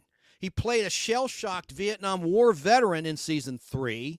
Dana House was in that episode. Diana House, who was a Playboy Playmate in the early 80s, and she's in the promo from that episode. And then there was one with future star of 24, Dennis Heisbert, the black actor. You're in good hands with Allstate. He doesn't sound like that. That's a terrible impression, but Are you in good hands? that guy, he was in a Trial by Fire, season 5 episode. Of course, I have it on film, where they go back to rescue a Vietnam veteran buddy. Those are good episodes, more serious ones. And those were hard to find too, because, they're just popular because of the theme. Let me just see what else I'd prepared. We're going to get to the review, I promise. A lot of cameos as themselves. Linda Evans, whom Lee worked on in The Big Valley. By the way, Linda Evans, to me, she looked like a completely different person between The Big Valley and Dynasty, or as I call affectionately, Dynasty. I don't know if it's because of a nip and a tuck, but I don't think it was just natural aging, but it could have been. She looked to me like a completely different person. But look at Big Valley. Look up a picture of Linda Evans, Big Valley, Linda Evans, Dynasty. It doesn't look like the same person to me. Am I crazy? I probably am crazy. Am I wrong? That's the question. Am I right? Am I wrong? I think I'm right. That's just my opinion. Oh, and the very notable high-profile guest star was Richard Burton as himself, and he's more than just a cameo in this episode. It was an episode called, God, I got it right here. I'm having a brain toot. Reluctant Traveling Companion. Funny episode where Colt's on a train, sending a female bail jumper played by Mary Margaret Humes, who had been in The Fall Guy in season 2, 3, and 4. I love her episode in season 4, Split Image, with Terry Kaiser, where he plays a hitman who discovers a doppelganger who's a shoe salesman, and she plays the gangster's woman, and she falls for the shoe salesman. It's just a really good episode, a lot of heart, that one. But damn, I lost my place again in my script here. I was talking about Richard Burton. So it was one of the last things he did before he died. It was produced in 1982, filmed in 82, and they actually showed some stock footage from Silver Streak, which was a Fox movie, and Fall Guy was a Fox show before Disney bought it. So they had the rights to that footage.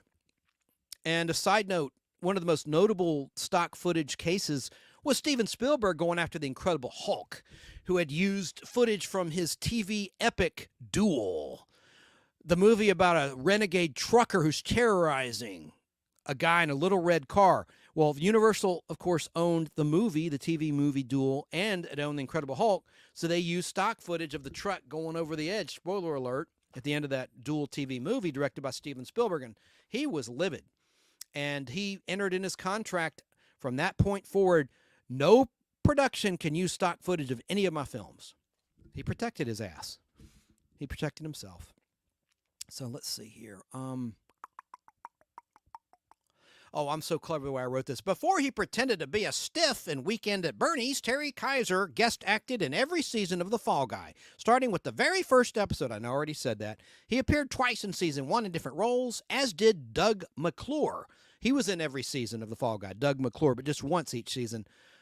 He played himself in one episode, the Western one with Roy Rogers, King of the Cowboys. No. King of the Cowboys is a season 3 one with, what was season 2? Happy Trails. Doug McClure is the only one of the 5 appearances in each season where Doug played himself. And Doug, of course, was an actor in The Virginian. Joaquin Phoenix, the Joker himself, one of the Jokers, was seen in a 4th season episode in a little speaking role, an episode titled Terror You, as in University. Terror You. And the final episode of Fall Guy aired on ABC on Friday, May 2nd, 1986, the same day I saw the movie, May 2nd, 2024, all those years later, ironically enough. I've said all this, though. To date, only season 1 was released on DVD of The Fall Guy in the USA and Canada back in 2006 by 20th Century Fox, which they effed up. They cut out Paul Williams from the pilot. They changed the background music. They were cheap. They did it on the cheap. They didn't want to pay music royalties. The second season was released in Europe in Region 2 on DVD by 20th Century Fox in 2007. Now, both of those versions have been streamed on Amazon Prime, either for extra money or for a brief period of time for free for a few months recently. But now they're charging again, which is dumb. That's electra dumb. Why would you charge when there's so many people that could discover the show that might buy a movie ticket? But I guess then when you think about it, Prime's owned by Prime, Amazon. They got nothing to do with they have nothing to do with Universal Comcast. Why would they want to help them out, right? I guess that's the logic there. They're maybe they wanted to squeeze. Maybe Prime wanted to squeeze money out of either Disney. Well, Disney owns the show. It's all confusing, folks. It's confusing even to me. Because Disney owns the rights to the classic Fall Guy show, but yet Universal Comcast did the movie. So, whatever. I already talked about that.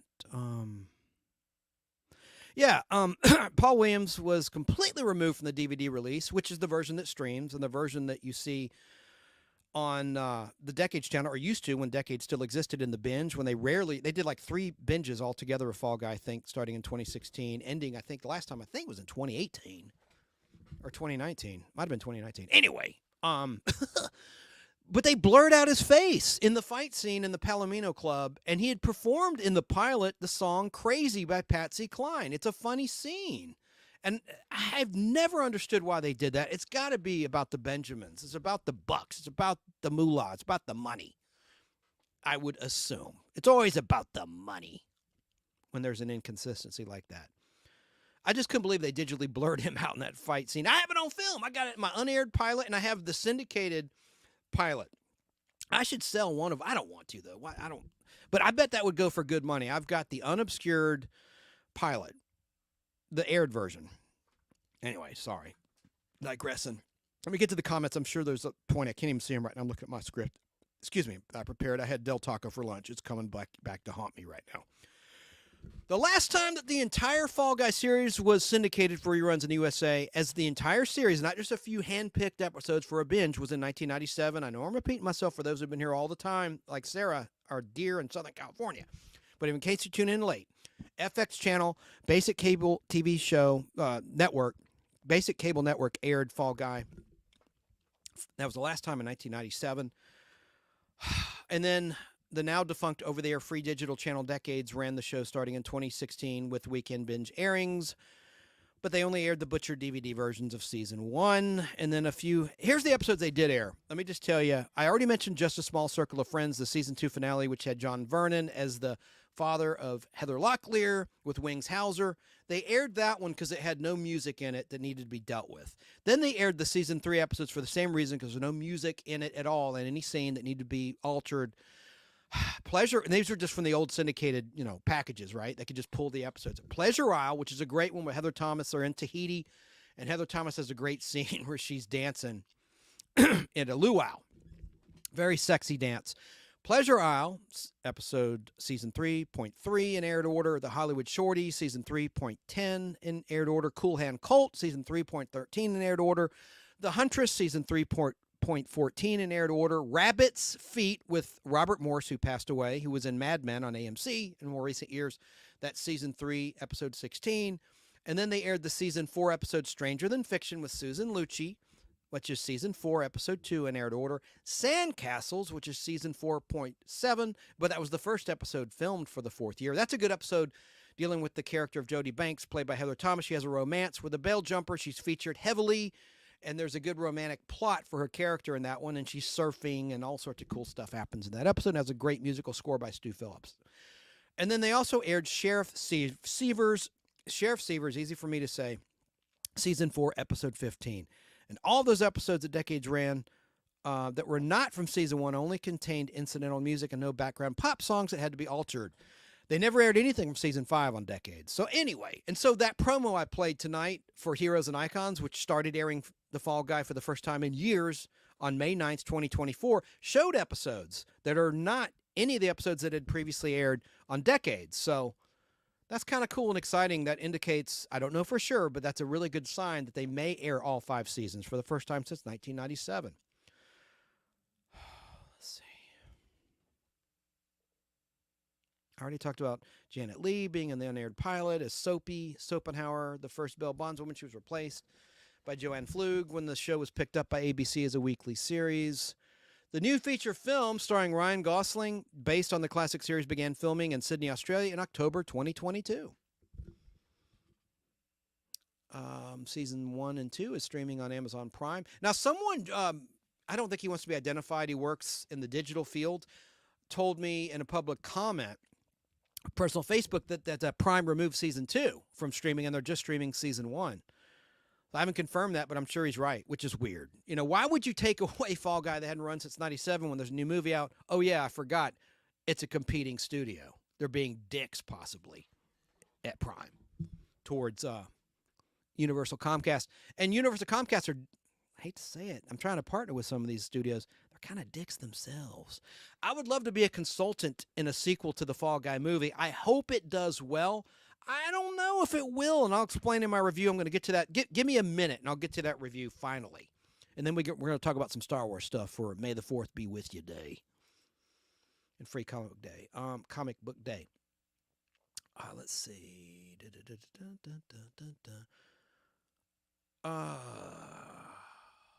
I'm going to skip this. I had prepared some information about Glenn Larson, who was the creator of The Fall Guy and a lot of other great classic shows. He passed away. I did over a 6-hour Podblast on Glenn A. Larson, so I'll just refer you to that. It's pretty good. I mean, in terms of the clips that I found, some of those have probably been scrubbed from the internet by then for various reasons. But audio clips only. It's before I had StreamYard. But that was a pretty good Podblast if you care about Glenn A. Larson, because he really had a great legacy. He also was a Mormon, Sarah, my flock. He was a member of the Church of Jesus Christ of Latter-day Saints in real life, for what it's worth. Interesting, huh? Let's see here. Oh, and Glenn Larson married Janet Lynn Curtis, who was in Lobo. She was much younger than him. She played the girl on roller skates in season 1 of The Misadventures of Sheriff Lobo. And she also appeared in the Fall Guy pilot and in the Fall Guy 2-hour episode, Colt Breaks Out and Colt's Outlaws. And that was weird. That 2-hour episode had 2 different directors for each hour. You know, usually it's the same director for both hours. That was unusual to me. And one of those directors is named Paul Stanley, no relation to Paul Stanley from the rock group Kiss. By the way, they use a lot of Kiss music in the Fall Guy feature film from 2024. At least one song, I Was Made for Loving You, which was featured in a terrible movie, Endless Love, I talk about here in the Podblast a lot. But that is in the soundtrack, as well as a version of the theme song, The Unknown Stuntman, sung by Blake Shelton during the end credits. But they changed the lyrics of the classic song slightly. We'll talk about it in just a second. So let's forego, in the interest of time, my little biography piece on Glenn Larson. Okay. All right, now we can talk about the review. I'm going to show you some images pertaining to the movie. I want to show you the poster Al Hardy traded me. Is anyone still out there watching? Okay, good. Quite a few are. Thank you for bearing with me. It was a long monologue of information. Diary of the Mouth time. Big time right there. But let me show you a poster. Now, this is cool. Let me make sure I better switch camera. No, I'll do it right here. Look at that. It comes in a carton. Al Hardy, I traded him every episode of The Fugitive on DVD and Outer Limits. I forget. He got me 2 posters. I traded him all sorts of good DVD sets. Check it out, man. I love that studio logo on the side of the carton. Let me open it up and show the poster, and then we're going to talk about it. And look, it's dated November 29th, 2023. Wow, wow, wow. Looks like a lightsaber. Wow, wow, wow. Batter up! All right. Let me get this. Coffee's made me wired. I'm not on drugs. Not on hard drugs. Let me open it up. I don't know if I can roll it out. I mean, roll it back up so nice. Oh, I hate to unroll it. I'm going to do it, though, because I care about you, the audience. Danny's wife came up with that. What the hell? Oh, yeah. This is the one I should have just shown you. All right, that's all I'm going to show, because I don't know if I can roll it back up. But there's that. And it's front and back, I guess, to be lit up. Al has it. I don't know if it's still up. He has a little... He snagged this from a home theater legally. One of those lit up movie poster displays he has in his living room. And he had this poster in there. I think I still have a shot of it. See, I can't roll it up good. God dang it. Let me show some images from the new movie really quickly.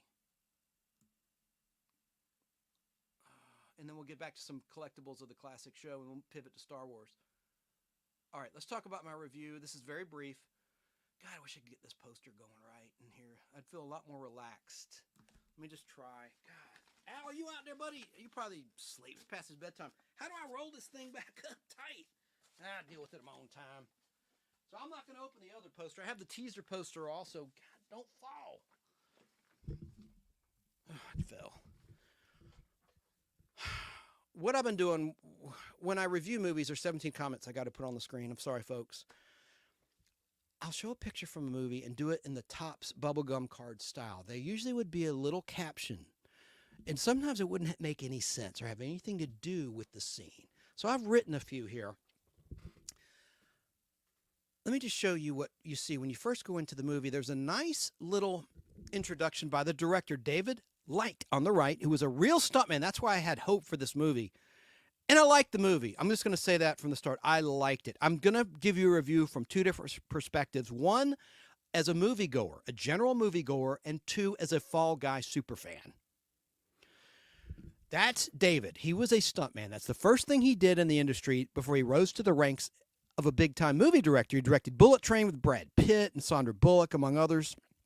I really enjoyed that film. And on the right, of course, I'm going to retire from calling him Barbie Boy because I thought he was really good in this movie. Ryan Gosling from Barbie is on the right, obviously. And it's kind of like what they did with Maverick, Part 2. Maverick 2, Top Gun 2 Maverick. You know, they kind of did what Tom Cruise did. They thanked the audience for going to the movie. I'm not going to spoil it or ruin it, but they do a funny bit about texting, like, don't text if you do. And they Ryan hides his phone in his jacket. You have to see it. It was pretty clever. I don't know if that'll wind up on the home video. Can anyone tell me in chat who has seen or streamed Maverick? Because I saw it in the theater. Did they include Tom Cruise's intro on the streaming or home video version? I always wondered that. Just curious. So there you have that. Now, I'm just going to read you my review, and then I'll get to the images. How about that? So let me cue mark this so that I can cue mark it later.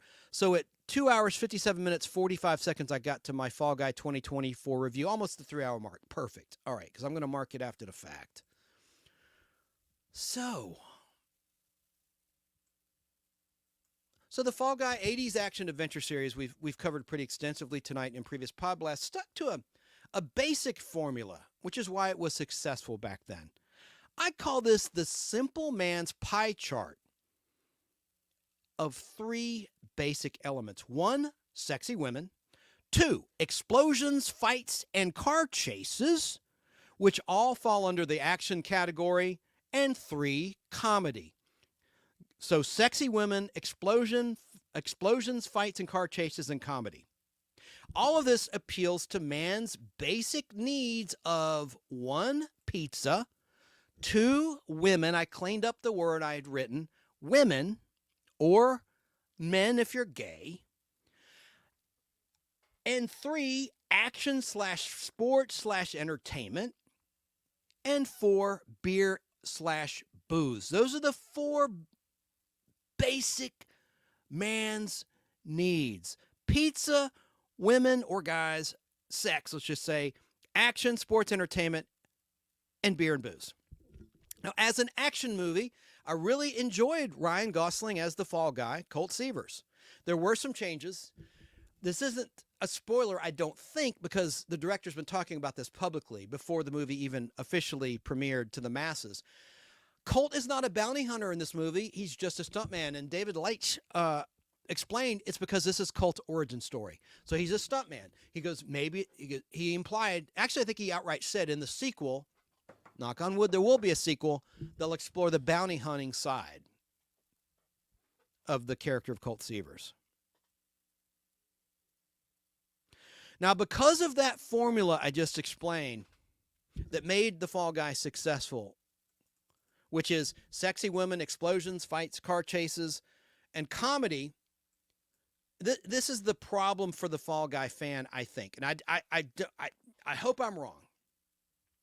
The problem is fans of the classic series will likely feel that the movie delivered on the stunts and the action, checking that box off very nicely, but it fell flat with the sexy women and the comedy aspect.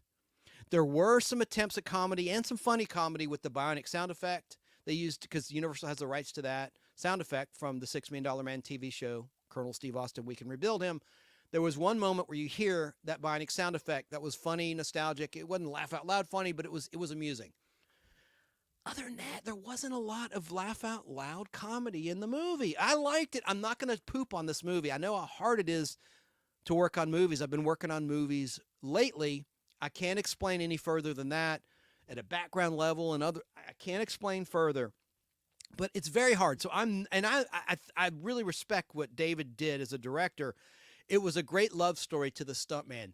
They did that beautifully. However, I don't think they were necessarily true to the series. I don't know if they even researched much of the original series. I don't know. Maybe that'll come up in a sequel, but let me just continue with my little review, because I did like it. That's the Fall Guy fan in me saying, you didn't have the sexy women. This is not a slight to the co-star. She's very beautiful, but doesn't have that Heather Thomas 80s buxom figure. Just doesn't. I'm just judging on the figure alone. I'm being very shallow with this statement.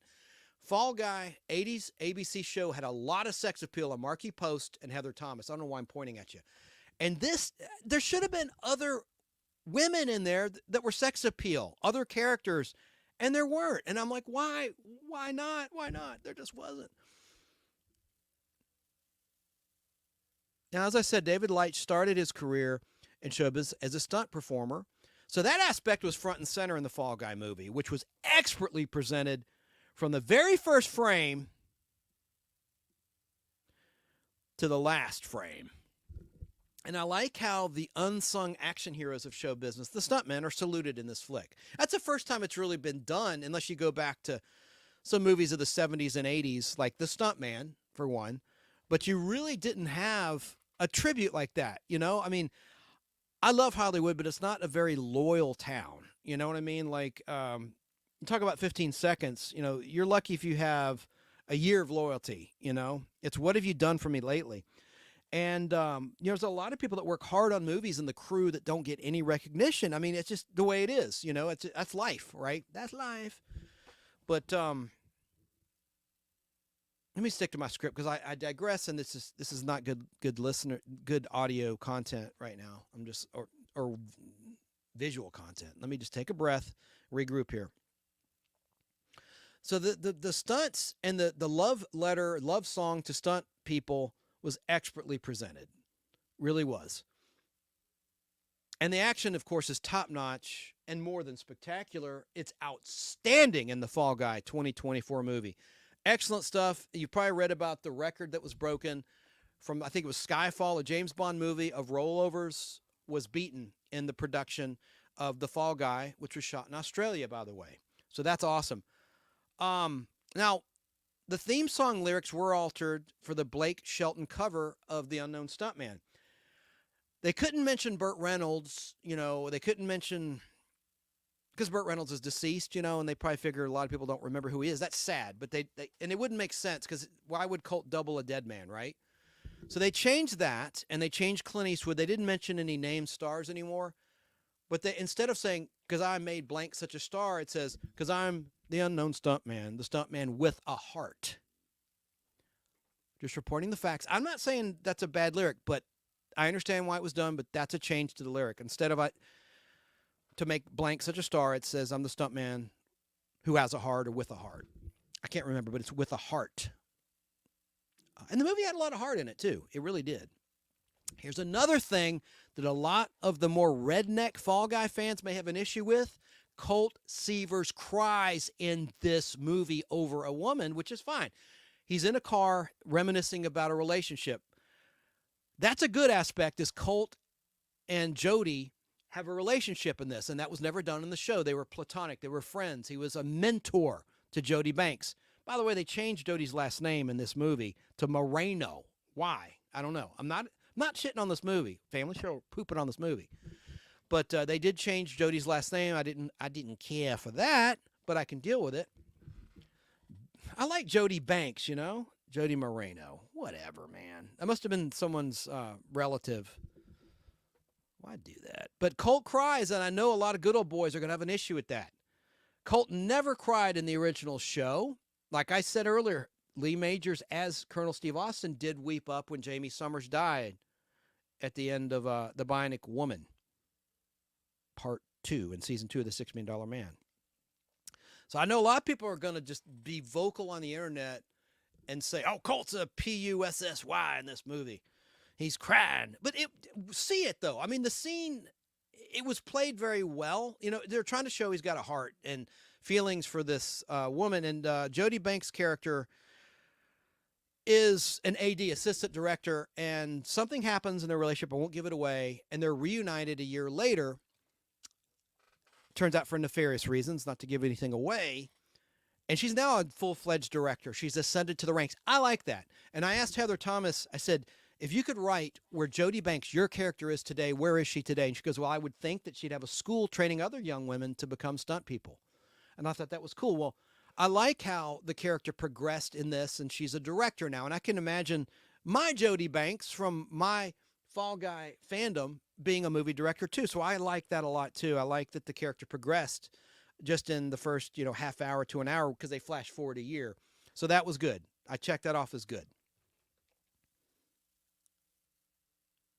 Now, you do see, this is a good thing, the classic 1981 GMC Sierra truck is in this movie. There are a lot of people that saw leaked images of the new version of the truck. It looks like the old truck, but it's a modern 2024, probably 2022 at the time when they filmed it, GMC truck, or 2023, I should say, probably because it was the end of 2022, so they'd have the access to the 2023 model. Anyway, whatever.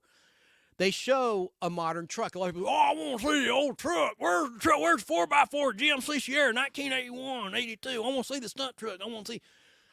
The truck's the star of the Fall Guy in a lot of Fall Guy fans' minds, these old guys, middle-aged guys, these good old boys.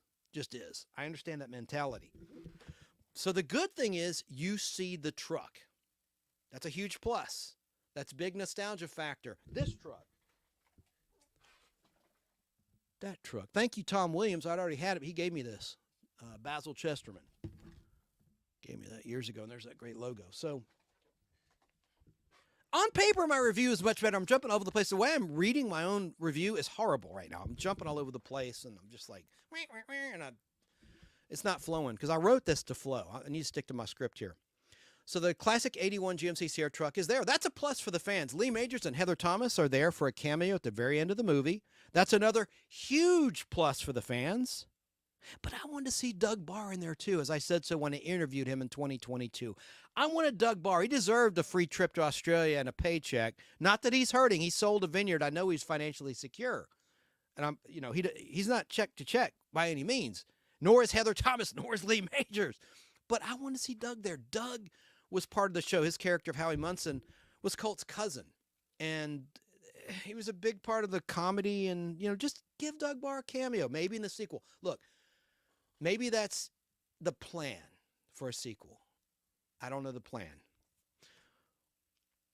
And hopefully there will be a sequel. I'm knocking on wood on that. Now, I have concerns as to whether or not there will be a sequel. Here's why. I have concerns as to whether this movie will have enough mass appeal to make it a success in movie theaters. Here's why. One, The Fall Guy has not been seen on TV on a national scale as an entire series of all 5 seasons since 1997, so an entire generation's never heard of The Fall Guy. But it is seen and is popular still in Europe, and it's been shown in syndication in Europe.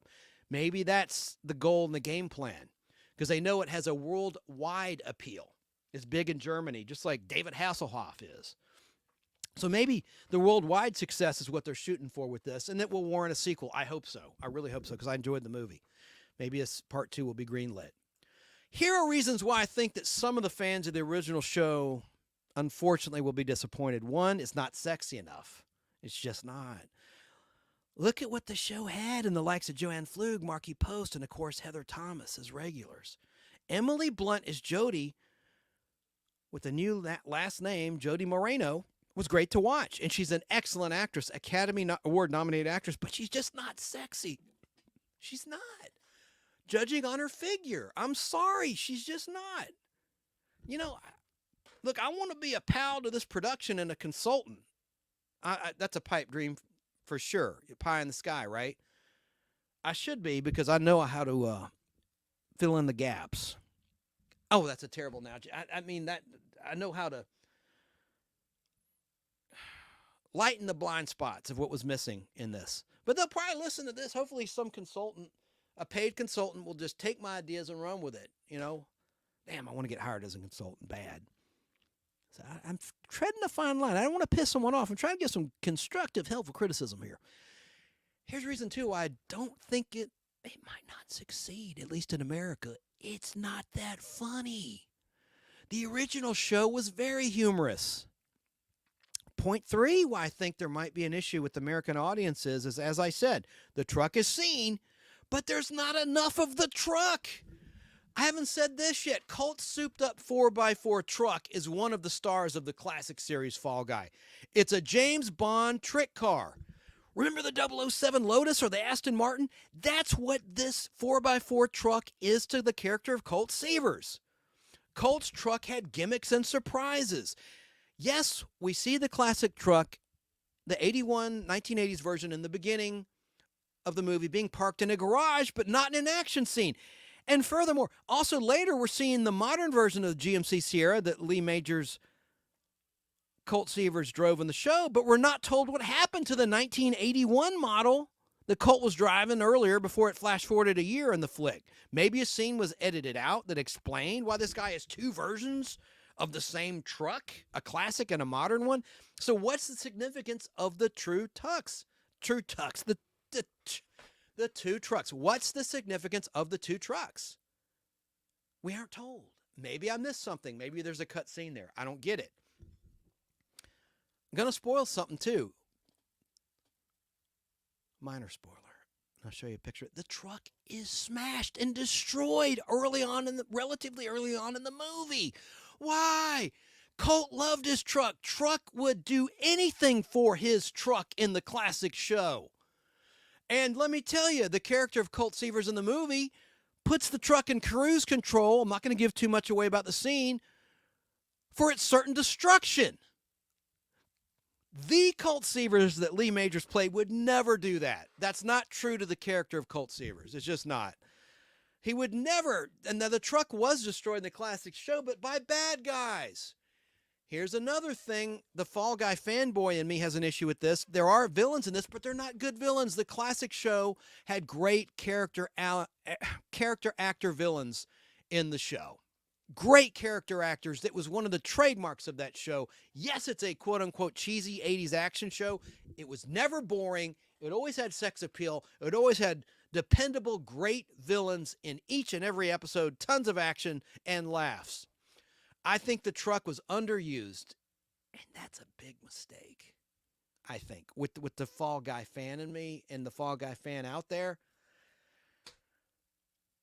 And they disrespected it. They disrespected and underused the truck and didn't explain why he has two. It's like they just showed it in a shallow level. Oh, look, there's the classic truck. He's parking it in a garage, and that's it. No depth to the truck. Maybe I missed something. Point 4 as to why the Fall Guy fans may not take to this movie. There's no ensemble. The original show had 4 core characters I've talked about tonight, including Colt Seavers, and these 3 complemented Colt. You had Colt's cousin Howie Munson, played by Doug Barr. You had Colt's protege stuntwoman Jody Banks, played by Heather Thomas. Jody Moreno in the movie director. And Colt's boss, Terry Michaels, played by the late, great Marky Post and Joanne Flug in season 1 and in the unaired version of the pilot.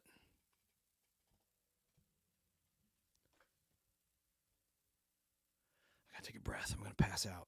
I'm actually stalling because I forgot her name temporarily. Janet Leigh in the unaired pilot. Okay. If you've ever worked on a TV or a movie set in any capacity, you'll get this movie. At certain times, it really feels like the viewer is right there with the cast and crew making the 2024 Fall Guy movie. The thing is, it might be a little too inside baseball for the average moviegoer. I don't know. But I thought it was very well done. The good aspects of Fall Guy 2024 are the action and the stunt sequences. I love the locales, like doing a stunt at the Sydney Opera House in Sydney, Australia. Love that. There were several stunts performed at night and daytime. I won't give them away, near the Sydney Opera House. There's also a nice cameo. Not the one of Lee and Heather. They do have cameo. I'll go ahead and tell you that. And that's right before, it's like an end credits cameo. So I was waiting. I'm like, wait, I was getting towards the end of the movie. I'm like, where's Lee? Where's Heather? Is it a lie? Is it a trick? Where are they? And I'm like, oh crap, they're not in it. Maybe they'll be in an end credit sequence. So they do like a Marvel Comics movie. You know, there's some scenes in the end credits. So you got to stick around during the end credits and hear the Blake Shelton version of the Unknown Stuntman during the end credits too. So you don't have that ensemble. What the hell? It's just Colt and Jody, and that's well done though. They have a relationship. There's angst. There's emotion. There's real emotion. I thought it was well done. There is a romantic storyline. I like that a lot. As a moviegoer, it's just the Fall Guy fanboy in me. I don't think the script got it right, man. There were too many nods to the fans that were, I mean, like low-hanging fruit that wasn't done. But the disrespect of the truck is a big problem. That's probably the biggest problem of all. Right there. It's like they wrecked the truck just to wreck it. Woo! So, yeah, the good aspects are the locales, the stunts, a cameo I won't give away. I'm not talking about Lee and Heather's. There's a great cameo by a big star, and I'm not going to spoil it. And I already said this, how the character of Jodie evolves throughout the course of the movie in terms of her career goals and her as a person. That was good. And so did Colt. Colt evolved as a person.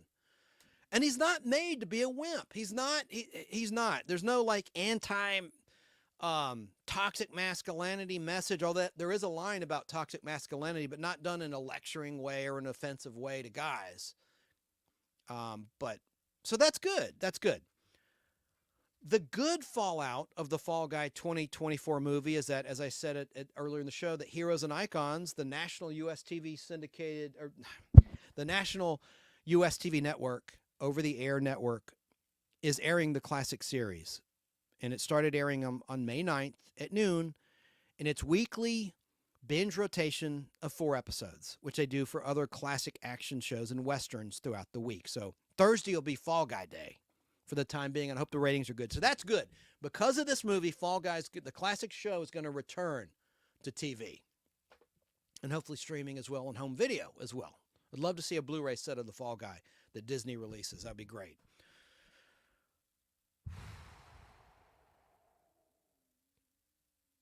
And I'm going to show you some images, my little tops cards of the new movie right now. And then we're going to talk about Star Wars briefly. And then I got taglines. I have a taglines game. I'm going to give away some prizes tonight. I didn't mention that yet.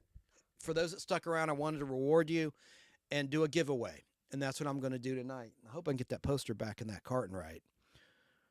Let's see if anyone's in chat. 83 comments in chat. Holy smokes. Let me show you pictures. Okay, so, by the way, there's my movie ticket. I really saw the movie, and you know how I can prove that I saw the movie? Because there's my popcorn. Reference to Star Trek IV, the Voyage Home video on my YouTube channel, acting demo from 1986, where some guys that had seen Star Trek IV, the Voyage Home, were challenged. Oh, yeah, you saw the movie? How do I know that? By a jackass reporter at the time at WSB, Peter Barron. And these guys go, there's my popcorn! These brothers, I love that. Like, M or F-er? Yeah, I saw Star Trek IV. Anyway, yes, I saw it. And there's my popcorn. And I took a refill home, which is great. Put it in my tubs in my fridge, and you got popcorn the rest of the week. There's my movie ticket. So, great. I love this bit at the beginning of the movie. Got a phone call coming in. Oh, Jesus. The nostalgic Podblast. Who is this? You're telling me they did not have a pivotal character, which is a vehicle, which is classified solely with this show, the same way they did the A-Team in their movie adaptation of the TV show. No, it's there. It's just underused and underappreciated and not explained. There's 2 of the Colt trucks. A classic one that you see Colt Seavers parking, and then he has a souped-up version, but they don't show any, I haven't mentioned this yet, they don't show any gizmos, because the classic truck in the show could do all sorts of shit. It had a hidden compartment for weapons or people. You could hide people in a compartment. It had a hydraulic deal that would launch people over walls. It had an early cell phone in it, which then was a gizmo. By now it's passé. But it had all sorts of tricks. It had supercharged action when it needed to go faster. It had that roll bar. It had it was a monster truck. And so I'm telling you, the truck is there. But I hate to spoil it. It's a good movie. I'm just saying, as a Fall Guy fan, they effed up. Oh, I'm gonna go back and watch the thing. It's me, by the way. You know who this is. It's Shane B. Hey, did you see it? Go back and watch it. Does that mean you saw it already? Not yet. Okay. It's been ages since I watched the show. Right. So tomorrow I'm going to spend some time rewatching some episodes of the show before I watch the movie. I love everything you're saying right now. And judging from the trailers, I'm getting what you're saying from the trailers, lacking in comedy. There's not the how do you say, the group of people. I had the other three people that kind of worked with him and off of him. The chemistry, correct. That out of the trailer. Yeah, I'm not getting the bounty hunter aspect. He's not a bounty hunter in this yet. They're saying that's in the sequel. You know, I hope there is a sequel, because I know a lot of diehard fans they're going to be rubbed the wrong way with some of the things. It's not like a political rub the wrong way. It's just the omissions. There's no sexy women in this. Well, that would be misogynist. We can't have that in this day of age, you know.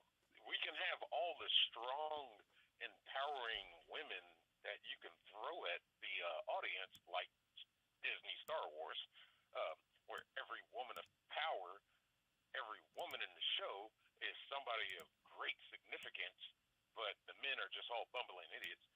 You can do that nowadays, but you can't make the women sexy in movies nowadays, because that would just be sexist and misogynist, and how dare you objectify a woman. Maybe that's it, because it is Universal Comcast Xfinity. I don't know. Maybe Suits. You know, I think David Leitch is not that kind of guy you're describing, but if his hands are tied, his hands are tied. And that's unfortunate if that's true. We don't, you know, that's a very good theory you just said. It could be some asshole in a suit. Yeah, studio pressure is a mother. I definitely want to check out some more people that are fans of the show and have seen the movie and get their thoughts also. But I love everything you're saying right now, the passion, because you are really animate about this. Well, I spent 25 years collecting every episode on reel-to-reel film, because that's the only way I could see it, because it wasn't in reruns since 1997 in America. And, you know, damn, I mean, I just like the show. I didn't really start watching it until the 90s, drunk, coming home from Team Trivia on WATL 36 was running them until the end of 1995. I remember I taped them. I still have the videotapes. I converted some to DVD, but they're edited. You know, they cut them down by 2 minutes per episode for more commercials from the original air date. Anyway, I digress. But yeah, man. I mean, I am passionate about it. It's not Shakespeare, but it was Heather Thomas and Marky Post and action and funny lines. It's everything a dumb guy like me would want. Yeah, Heather Thomas definitely was a bombshell. That body, she had the best body of all the 80s. Better body than Heather Locklear by far. Curve for curve.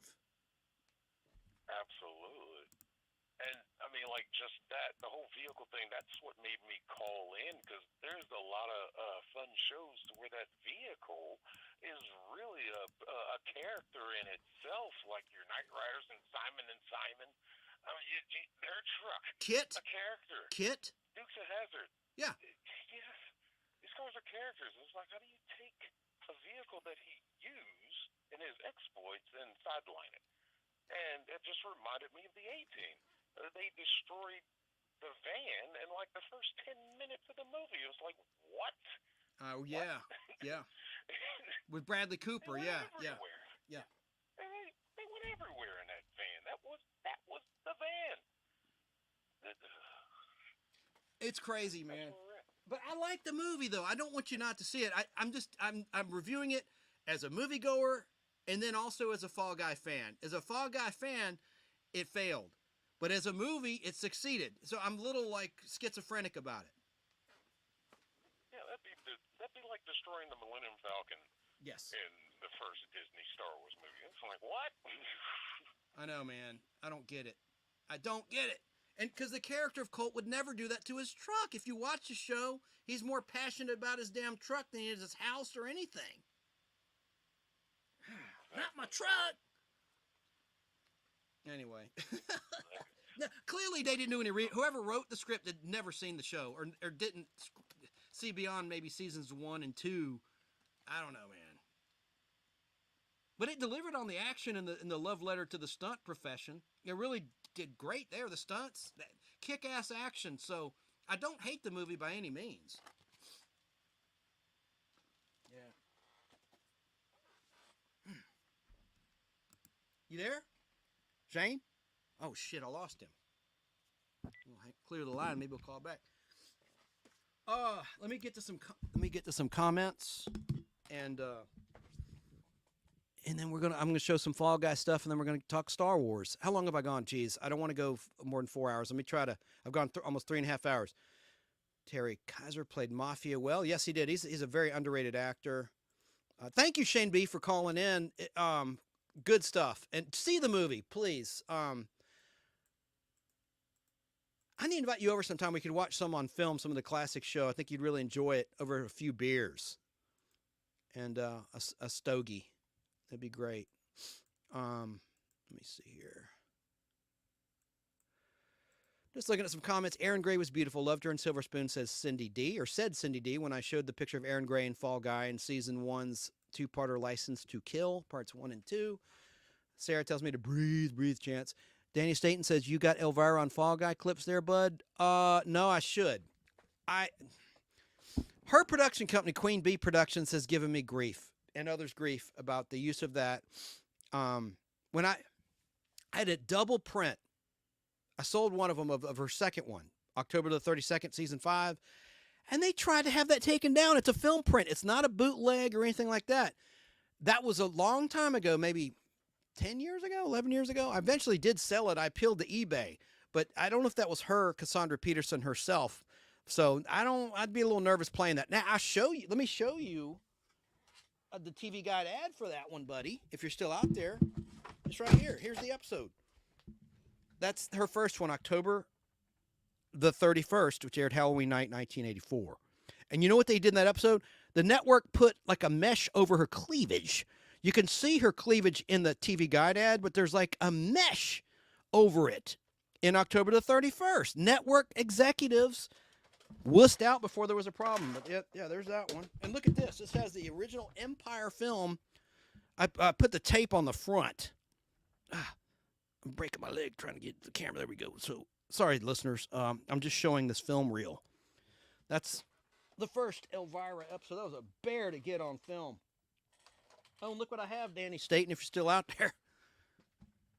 It's sitting next to a Munsters. I have like a Halloween area of this room, I guess you could say.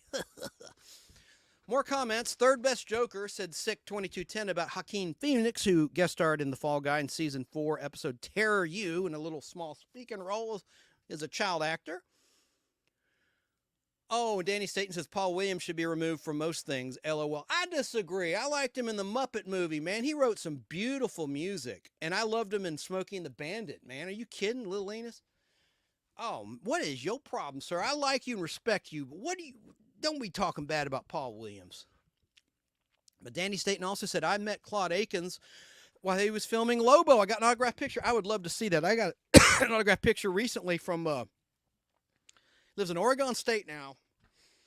Perkins, the actor who played Perkins, Mills Watson, his assistant, who's his wife, sent me a picture. I tried to interview him on the Podblast. He doesn't do any interviews. Even when he was on network TV before he retired from acting, nothing from him. He just acts.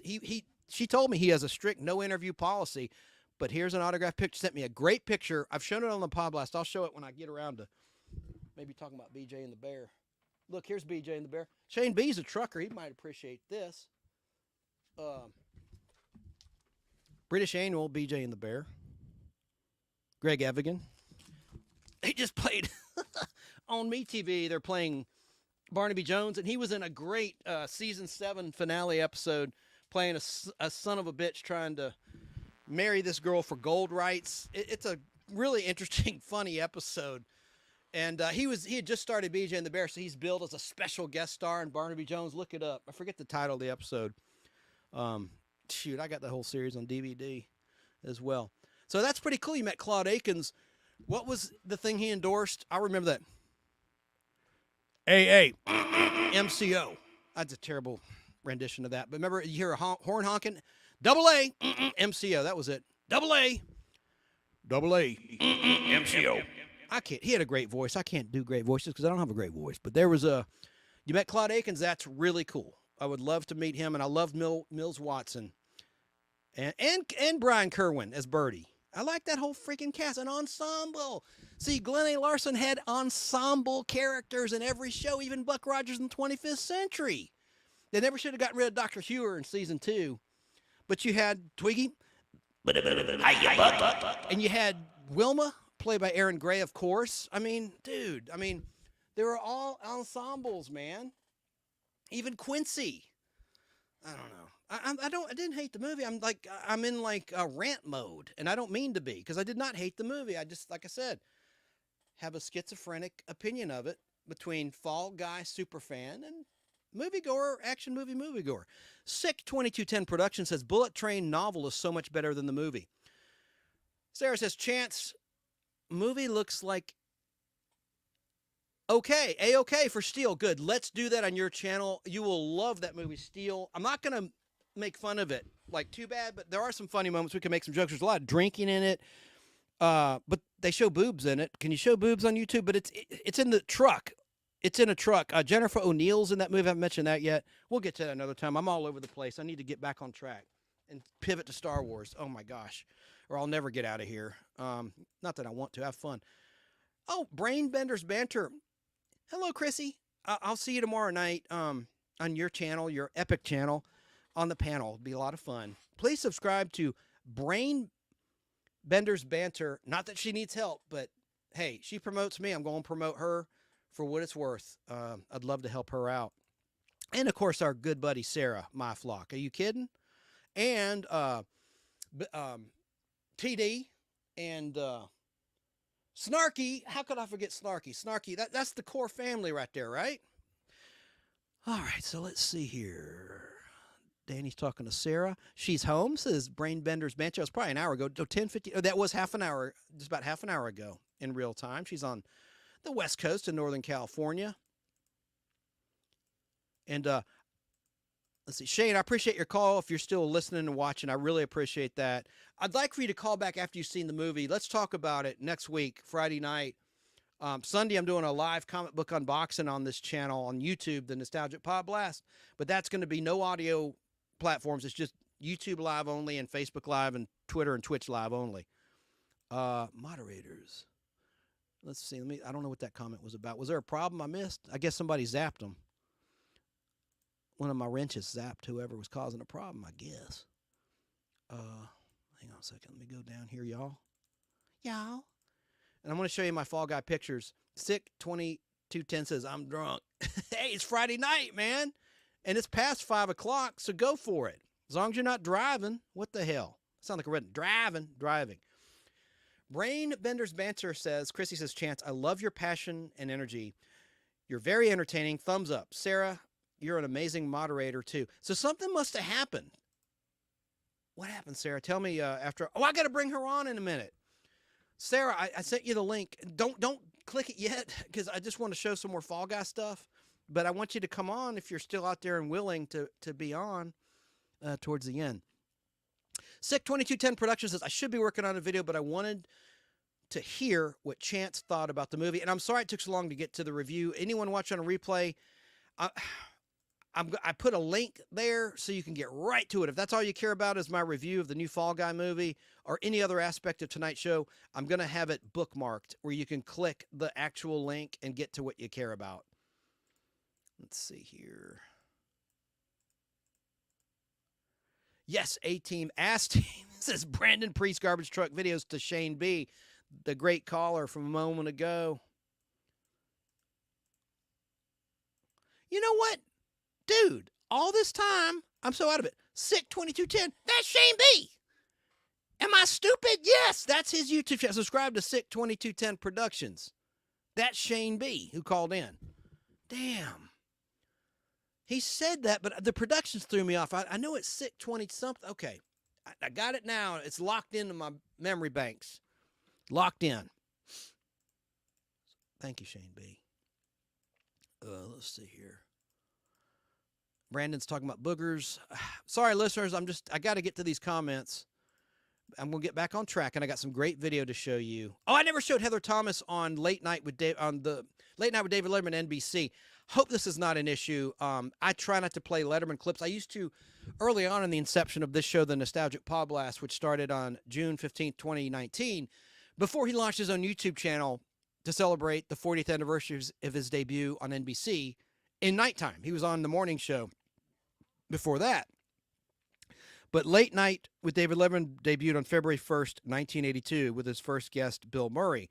And to celebrate that, he launched Letterman YouTube channel, but they've not featured this clip yet. I hope I don't get popped for playing this Heather Thomas interview.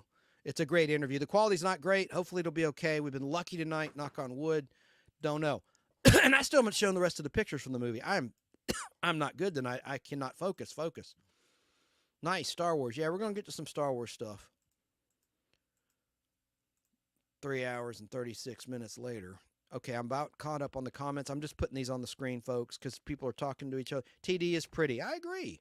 TD is real, says Brandon. Chance has a raspy voice, says Brandon. Yeah, I've been talking too much. You talk too much, as Run DMC said. You never should. There's a Star Wars character named... No, there's not. COVID. Very funny, Brandon. Okay, I'm not putting some of these inappropriate comments. Wi-Fi went out. It was... Well, that's okay. You got your main point out, and I want to talk to you, Shane B., after you've seen the movie. Maybe Sunday after the unboxing. I'll cut Jeff loose because he works really hard, and Sunday's his day off, and I'm very grateful to his time as my co-host for the live unboxing. If you want to, we can... Well, no, I want to save it for the audio platform to be consistent. Check that. Save it for Friday. You might need time to get to the theater anyway, so let's give it a week. But I really want to hear your thoughts on the Fall Guy movie. So that explains. Did someone say boobies? That must be snarky in the chat again. Let me see. I got the Mills Watson autograph picture too, personalized as Danny Staton. Very cool. Now, are you saying, Danny Staton, you met Claude Akins? Did he sign anything for you? I think the memory of meeting is enough. Like Martin Landau, I had lunch with him one-on-one, talked about that on the show on the set of Anna Nicole when he was there for a fitting, and I was there filming a closed set scene as a photographer assistant when the character of, or the real Anna Nicole, played by Agnes Bruckner, is disrobing for the first time before the camera's doing a Playboy shoot. Careful with that Star Wars. I might call back in. Okay, well, yeah, no, it's clips I think, knock on wood, I'll be okay with. I hope. It's cutting room floor stuff, and then one of the trailers, my favorite trailer, the original, and then something else I don't want to spoil right now. Hey, Snarky. Okay, we're going to get back now to the movie. So I told you about the intro. There is, let me take the comment off so you can see it better. Listeners, bear with me. I'm going to get back to audio-friendly content right now. So I didn't take the comment off. There. There's an action scene with Colt's truck. Look at Colt's best friend. Oh, that's one of the... I tried to come up with Topps cards for anyone old like me. Remember Topps movie cards? Of course, they're still in the sports cards business, but they used to do movie and TV show cards, and they'd have captions. Some would fit the scene, some would just be wildly off base. So I titled this Colt's Best Friend, and he does have a dog. I haven't mentioned that yet. And I titled this one Truck Action. Sometimes they'd be very simplistic, so don't judge me on the writing. Here's the one I wrote. 4x4 action in the streets. That's his new version of the truck. As you can see, it's a crew cab. It's got roll bars. That's consistent, but it's not really a monster truck. I wish the wheels were obnoxiously huge. I guess that would affect the speed and the ability to do a stunt. Now, when they showed this shot of the inside of the truck, I thought, here we go. Here's the James Bond type action of the truck. It's going to do something cool. No, it was just showing he's putting the truck in cruise control, which to sacrifice the truck. Look at this. Here's one. I wrote this cap. This, not to laugh at my own joke, but I think this is a good Topps card caption. Life imitates death. And death in all caps. I don't know. I think that's a pretty good caption. Life imitates death. Okay, whatever. I wrote that. And then here's my caption. Not the truck. There's where it gets smashed. I took other pictures too. I don't want to spoil the scene, but dude, he set it in cruise control to smash into a back of a car. Colt would never do that. That's not Colt consistent. Here's my Topps card caption for this image. Watch my Godzilla impression. I'm not going to say if that's a stunt scene or an actual scene, a fight scene. I'm not going to give that away, but watch my Godzilla impression. Now here, let me explain this real quick. This is interesting. In the scene, tense phone call scene, she's watching dailies. Now, Jody Banks in the show, is a movie director. She's watching the dailies and she gets a phone call that interrupts everything. And look how the dailies are projected on her. I'm telling you, these people are watching me. Look at that shot. Look at that shot. I did this myself in 2018 watching a Fall Guy. Right there, I'm watching episode King of the Cowboys, the second Western episode, and I put it on social media. Look, I'm not being delusional. I was running clips of Fall Guy, which got taken down. I would show whole episodes of Fall Guy from 16mm film live on Facebook during the pandemic. And nothing happened to me, but unfortunately, this Fall Guy group got completely shut down by Disney because of all the episode clips. So there I am on September 1st, 2018, and I put this image out there. I'm wearing my glasses. I don't need glasses anymore, really. My eyes have corrected themselves. But I'm watching King of the Cowboys. And I'm just saying, I mean, I don't know, man. I mean, I watch this, I'm like, what the F? Because I've never seen that in a movie, but I did the same watching a Fall Guy. I'm not crazy. Somebody was inspired by me. Well, pay me a check. MRFer? I'm kidding. You can even see the shadow of my phone holding it up. I'm doing a selfie. Watching a Fall Guy on my home theater screen on 16mm film. And that's not Lee Majors on the right. By the way, that's a guest actor. But I was like, what's going on here? That's kind of cool. I'm flattered. But look how similar. I'm going to move on from this, but it took me forever. That's why I was late. I'm like, I got to find this picture. It's on an old phone. I'm like, wait, I put it on Facebook. And I finally found it, my personal Facebook page and the Podblast page. And I'm like, I mean, what a coincidence. It could be a coincidence, but I've never seen that in a movie. Have you? Where someone's distracted, what they're watching's projected, a projector on them. God dang, man. All right, continuing on. The 4th of July, Down Under style. That's the best I could do for that shot as a Topps card. And now I was running out of time uploading these, so let me just show you some images really quickly from the film. And there's filming a sci-fi movie. This is not a spoiler, but there's a great sequence. There's a sci-fi element in a way in the Fall Guy 2024 movie, and it was really cool. I didn't write any captions for these. Let me just do these in rapid fire because there is really great action in it. I didn't have time to write funny things. There he is on an airbag. I'm not saying there's no scripts I should. Now we're going to move on to some Fall Guy collectibles. Let me look at the comments first, though. I'm going to put this image back up. Excuse me. Of moi, your humble host from 2018, projecting a Fall Guy onto himself that somehow wound up in the movie. Let me see the comments. I mean, dude.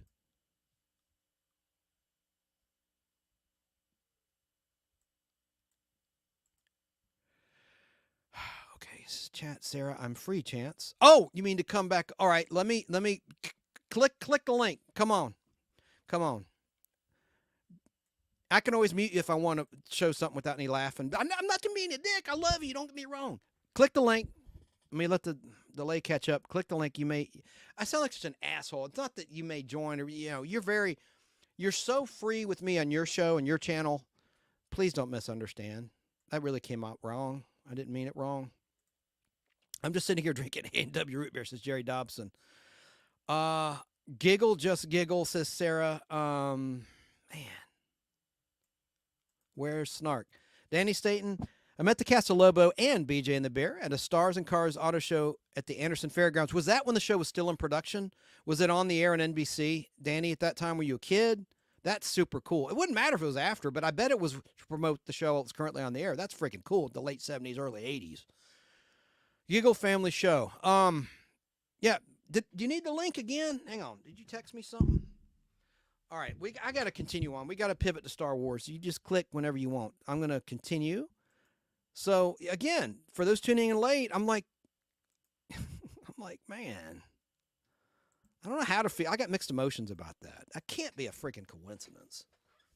All right, 4th of July down under the general images, and we're going to move on to Star Wars. Happy Star Wars Day. It's almost midnight in the East Coast as we're live. I showed you these earlier. There's the British Annuals, autographed picture by Lee, Heather Thomas. Nice piece on Doug Barr. I want to get that signed. I don't have his autograph. He's been on the Podblast before. I showed you that. There's Steel, which I'd like to watch on Sarah's channel, My Flock, and like a watch party or Mystery Science Theater 3000. Didn't say this yet. Look at the back of Colt's jacket there. That's early during the production of the pilot. It was called the Fall Guys, plural, Stuntman Association, and they had a rather weak logo before they improved it with the eagle you see there. And I have 2 of these postcards. What are these? And there's the lovely Heather Thomas and an 8x10 glossy I bought in Hollywood, California in 2002. These are postcards. Look at the back. Official 20th Century Fox Fall Guy postcards. Kind of a cool item. I read that to you. I already showed this to promote the debut of the Fall Guy on November 4th, 1981. The truck's the star to a lot of people. The truck's the star. And My Flock is joined. Welcome, Sarah. Hello. How are you?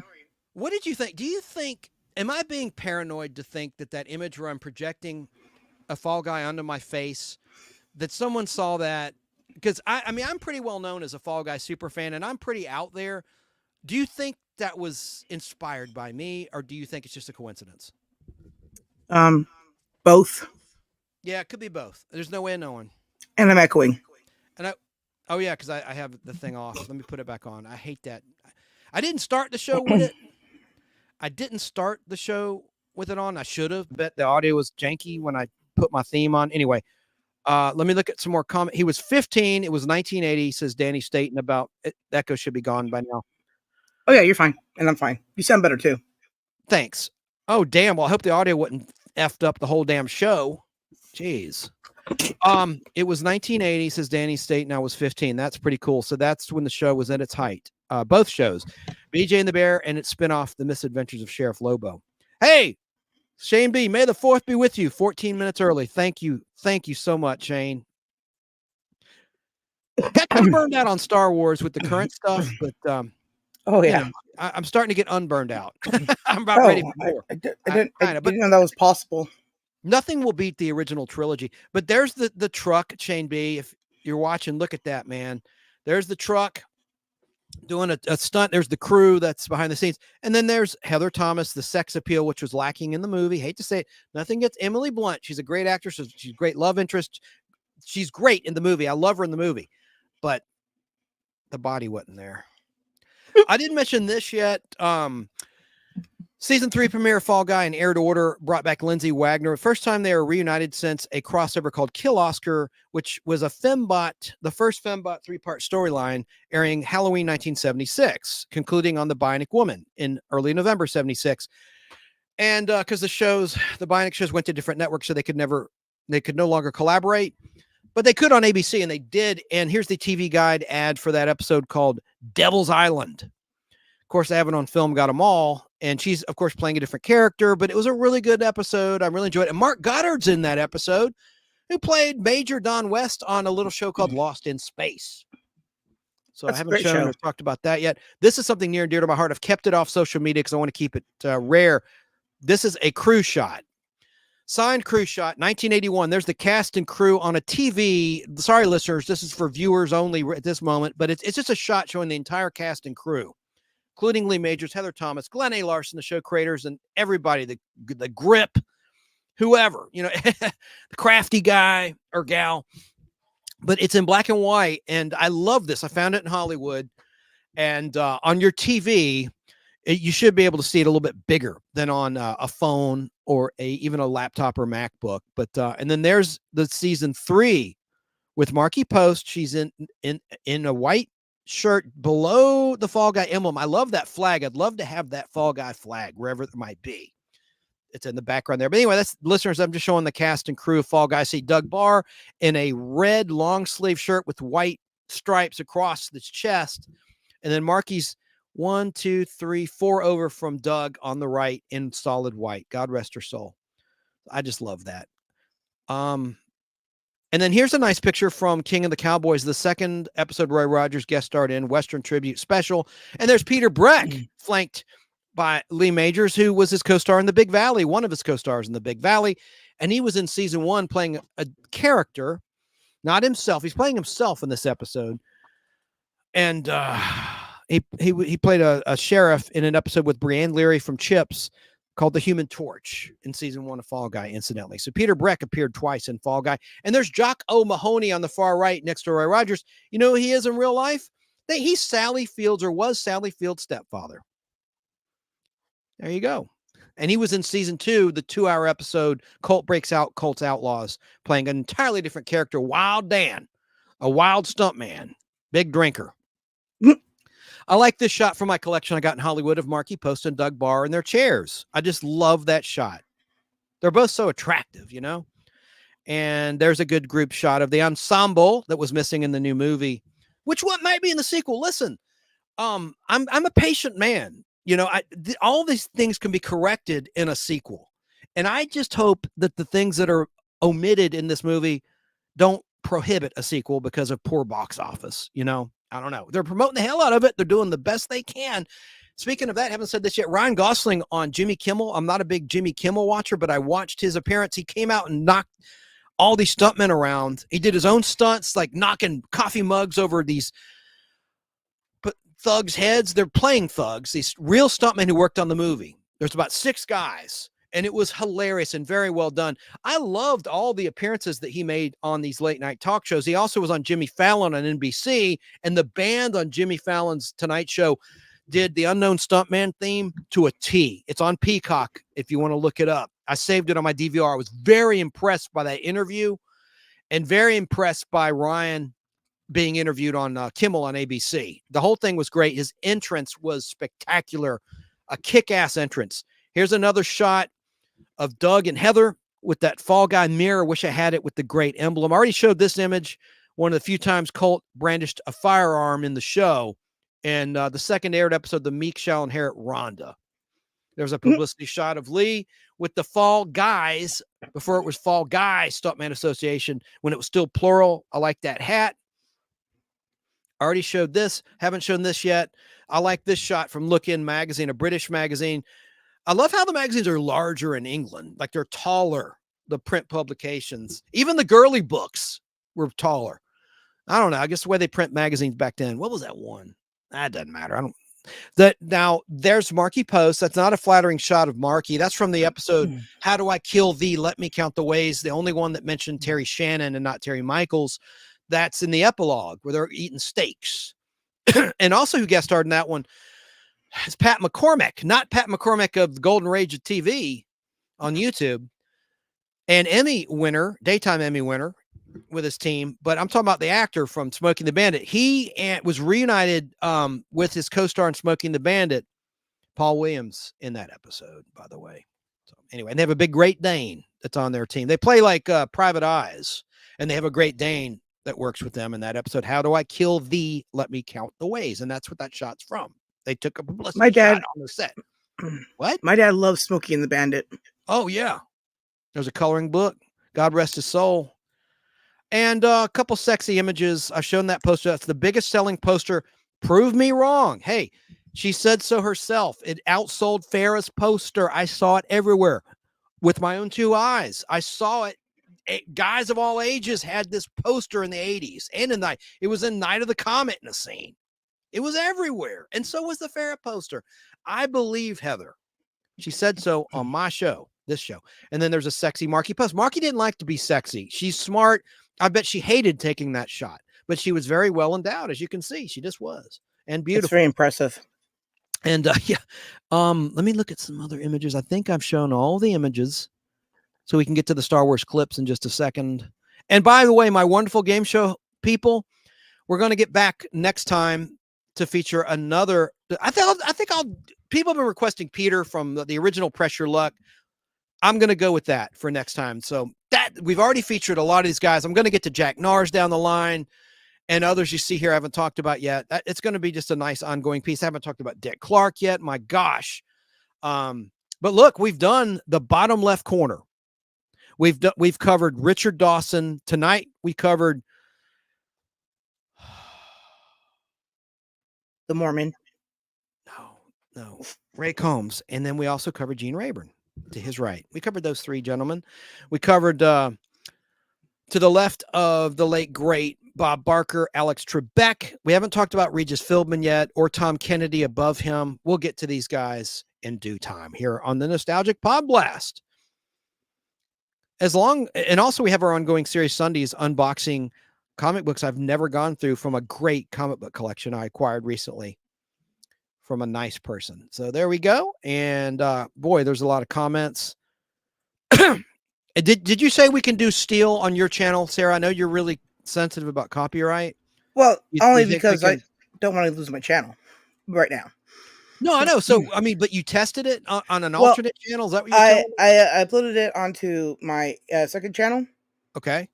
And it looks like there's no copyright on it. So I'm going to upload it to my regular channel and make it a premiere later. And then people can watch it there. And then they'll, if they want, can tune in to watch it live with us. So they'll have options. We'll figure it out. Hey, Brandon, what are you talking about? It was Bob. I thought it was Bob Barker earlier. I don't know what he means. He's talking about I think he's confused on who you were talking about today for the game show host. Oh, no, that was no. That was Ray Combs. I did mention Bob Barker that I will talk about him in the future. Maybe that's who he's referring to, but I covered him pretty extensively when he passed away. So I don't want to, I'm trying to space out talking about Bob Barker again with other near and dear to our heart deceased game show hosts. So there you go. Well, I'm going to play now. Let's pivot to Star Wars, and then we're going to wrap the show. Almost gone 4 hours. And it's midnight on the East Coast just about. So that means it's technically, not to date the show, if you're listening or watching on replay, it's May the 4th. Close enough. So I'm going to play some clips. Well, it's always going to be May the 4th, maybe next year. Maybe you're listening close to May the 4th, 2025. Don't know. You know what? Did I play this? I never played this. Never played this about Ray Combs. Gosh, I'm so stupid. The announcement of his death. I didn't. Most in 4 decades. A ruling is expected within a month. The host of the new Family Feud has committed suicide in California. A Los Angeles radio station quotes an unidentified friend who says Ray Combs hanged himself at the Glendale Adventist Medical Center. The hospital says he died of respiratory failure. Combs was taken to the hospital after falling into his jacuzzi and striking his head. Combs hosted the TV game show from 1988 to 94 and operated 2 comedy clubs in Cincinnati. Ray Combs was 40 years old. Wow, I didn't play that. I can't believe it. Well, let's play this. I have another clip. Let's look at Ray Combs' gravesite. Not to be morbid, I want to stall a few more minutes. This will be perfect timing. And then we'll get to Star Wars right at midnight as we're live on the East Coast. I know it'll still be 3 hours yet until it's May the 4th in your neck of the woods in Southern California, Sarah. But it doesn't matter in replay land. So because I'm in the past. It's okay. Yeah, not to be a downer, but I wish I'd done this earlier to wrap up Ray Combs. Just would have been a better bio. I can vividly remember this man as host of the popular game show Family Feud, and if you watch that show yourself, I'm sure you remember him also. Today's journey finds us in Hamilton, Ohio, just north of Cincinnati in Greenwood Cemetery. We are here today to visit the grave of famous comedian and television personality Ray Combs.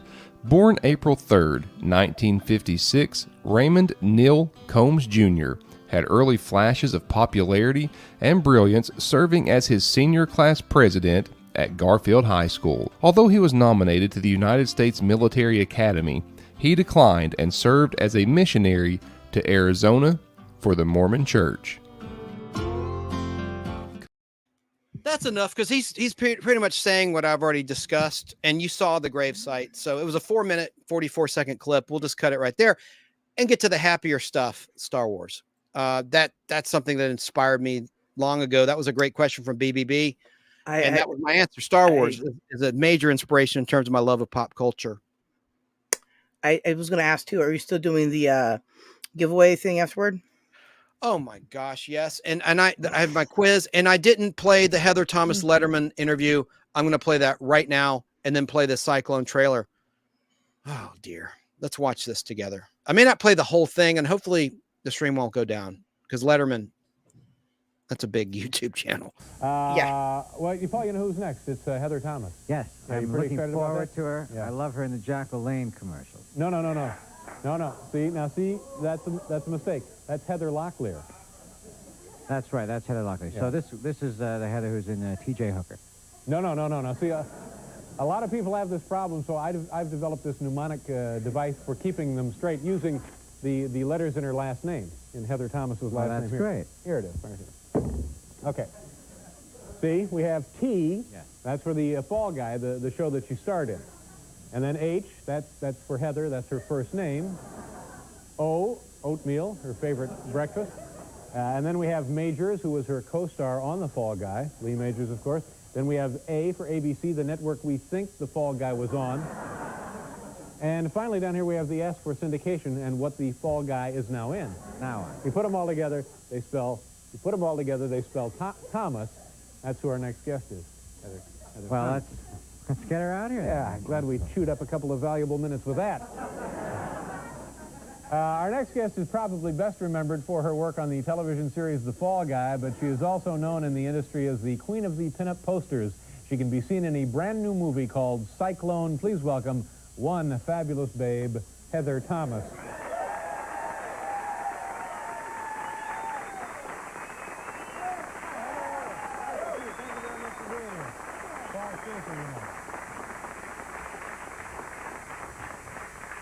A little bit of silliness. I hope that I didn't did upset you. Jacqueline in L.A. Oh, she did. So you're right, Paul. She was did the Jack LaLanne commercials. How you doing? Okay. Thank you very much for being here. Now, is this true? You're the queen of the posters, I the don't know pinup about posters. queen, but yeah. Do you? How many of these have you done? Those, wait, let's see. I don't know if we can get a That's shot of 6. this. 6 of them. And what do these go for? Those about $4.95. My gosh. And who buys these? What exactly? Is this just everybody, or is it one specific kind of... You know, 13-year-old inmates, they're Lord. a good contribution. Nothing shows. Yeah. Nothing shows. And did you tell us what the price of these things are? Yeah, $4.95. $4.95. And you make a lot of money that way, don't you? Yeah. Yeah. It's pretty exciting. Pretty nice deal. Well, you know, it's like a sort of a actualization of a misdirected need for acceptance, you know. You think that's what it is? Yeah. Now, how long ago... Now, The Fall Guy is not on ABC now, is it? Right. How long was it on the air? It was on 5 years. 5 years. And you were what in The Fall Guy? You were the... I played Jody the stunt girl. Jody the stunt girl. Yes. And you were always in a bikini, weren't you? They had a joke about keeping me in a bikini, you know, because with my character, Lee was the star, and my character was sort of a sidekick. So there's only so many ways you can color look out, you know, all the Strasbourg training and everything. But what they did was, there was a running joke with one of the producers on how many times they could get me in a bikini.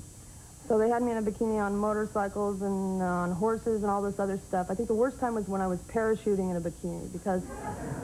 Did you actually jump out of an airplane wearing a bikini? No, they have to hang you in this crane, right?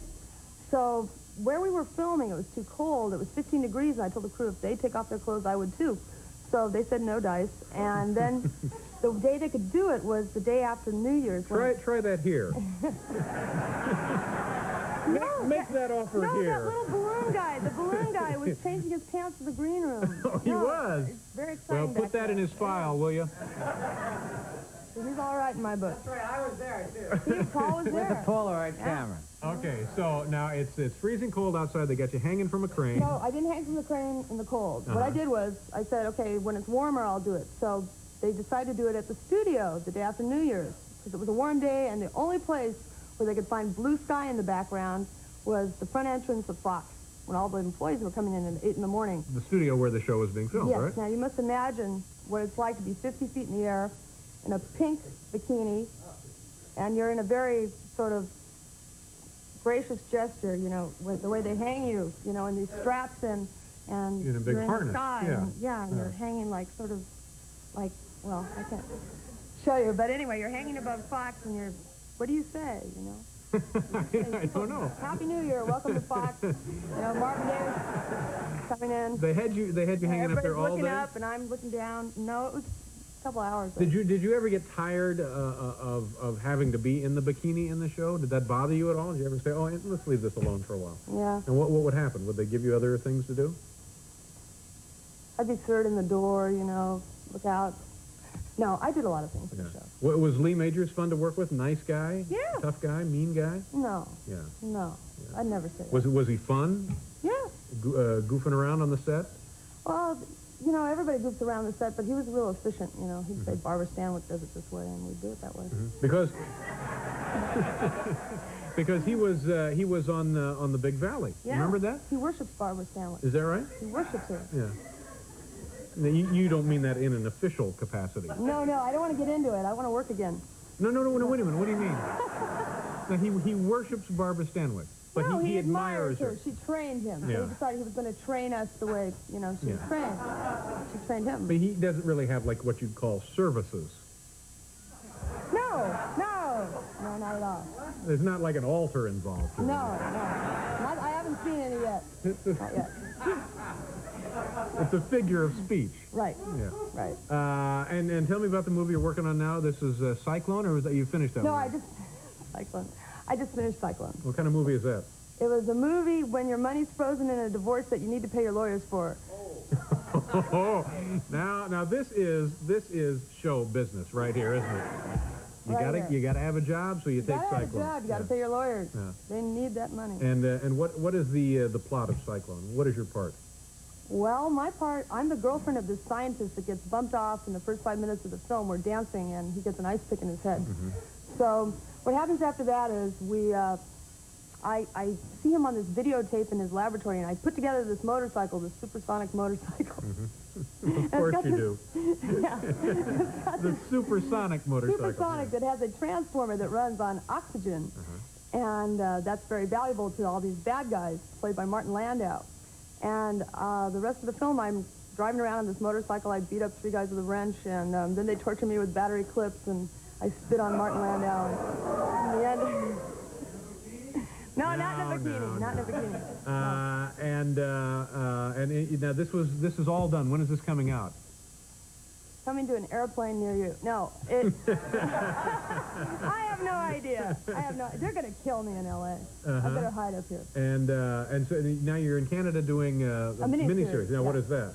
Well, it's called A Man and His Machines. I think Men and Their This Machines. is the Henry Ford thing, right? The Henry Ford thing. And what do you play? I play his mistress. Did Henry apparently had a mistress? He had a mistress. He had children by her. Yeah, he kept her next door. Yeah. And is that a nice story, a good story, you think? He was a vile human being, what I gathered from the script. You know, he really was. No, he was horrible to his family and his son, and... well, fortunately, they're no longer in business, so you can say whatever you want about the Fords. Yeah, really. And I know I'm going to get paid because Cliff Robertson's on it. Oh, yeah, so you will. They're not going to be screwing around with Cliff, are they? No. Okay. We'll do a commercial. We'll be right back. So Lee Majors was not like raising money to build a church or anything. I don't know, not that I heard. All right. Our thanks to Gilbert Gottfried, Heather Thomas, of course, and Bud Wentz and Dolly Parton. Tomorrow, Joan Jett, William Poundstone, and Stupid Human Tricks. Thank you, everybody. Good night. Great interview. Great. Yeah, I love that. That was so funny. I laughed so hard. Quality wasn't great, but it was all I have. It's all that's out there. I think it's more than watchable or listenable, but I'm sorry about the hum. Some people in chat were complaining about the hum. It just reminded me of VCR, and it made me feel good. I love the VCR. I miss those sounds. You could tell Heather Thomas is very intelligent. Haven't mentioned this yet. According to what I read about her in those British annuals, like there's a bunch of PhDs in her family. Obviously good genes in terms of the intelligence. She's a very smart person. She's not some quote unquote dumb blonde. Now let's watch a 51-second long trailer for that movie Cyclone she was promoting. And this ties into Stuntman because Dar Robinson died producing this movie. Fell off a cliff or something. I'll look that up during the trailer. But yeah, I do know he died. He's the stuntman from Sharky's Machine that fell out of a building in Atlanta, Georgia, the Peachtree Plaza Hotel at the top. There's a stunt where Henry Silva's character, who's a coked up hitman, fires a gun No, he gets killed. That's what it is. I'm sorry. I've seen it so many times, including at a drive-in. This is a spoiler. It was shot in Atlanta. Burt Reynolds' character blows away the bad guy, and he falls out of the building, smashes the glass, falls to his death. Dramatic as hell ending to that film. And Dar Robinson did that stunt. And Dar Robinson worked in Cyclone, and he died. Let's watch during this film. Let's watch the 51-second long trailer. And you heard Martin Landau was in this movie. Low budget, bad movie. And I don't like what they did to Heather Thomas's character. A lot of torture scenes. I mean, she got paid. It wasn't real, but I hated that. Hated watching that as a fan of hers. But let's look at this trailer. It is the most dangerous secret weapon in the world. Cyclone, the ultimate weapon on two wheels. A genius created it. Rick was involved in a very important military project. Everyone's after it. I'm told you have something I want. Only one woman controls it. Cyclone. Starring Heather Thomas and Martin Landau.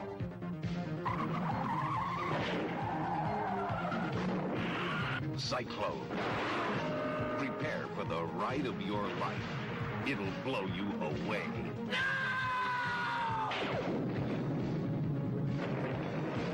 Cyclone, the ultimate team of woman and machine.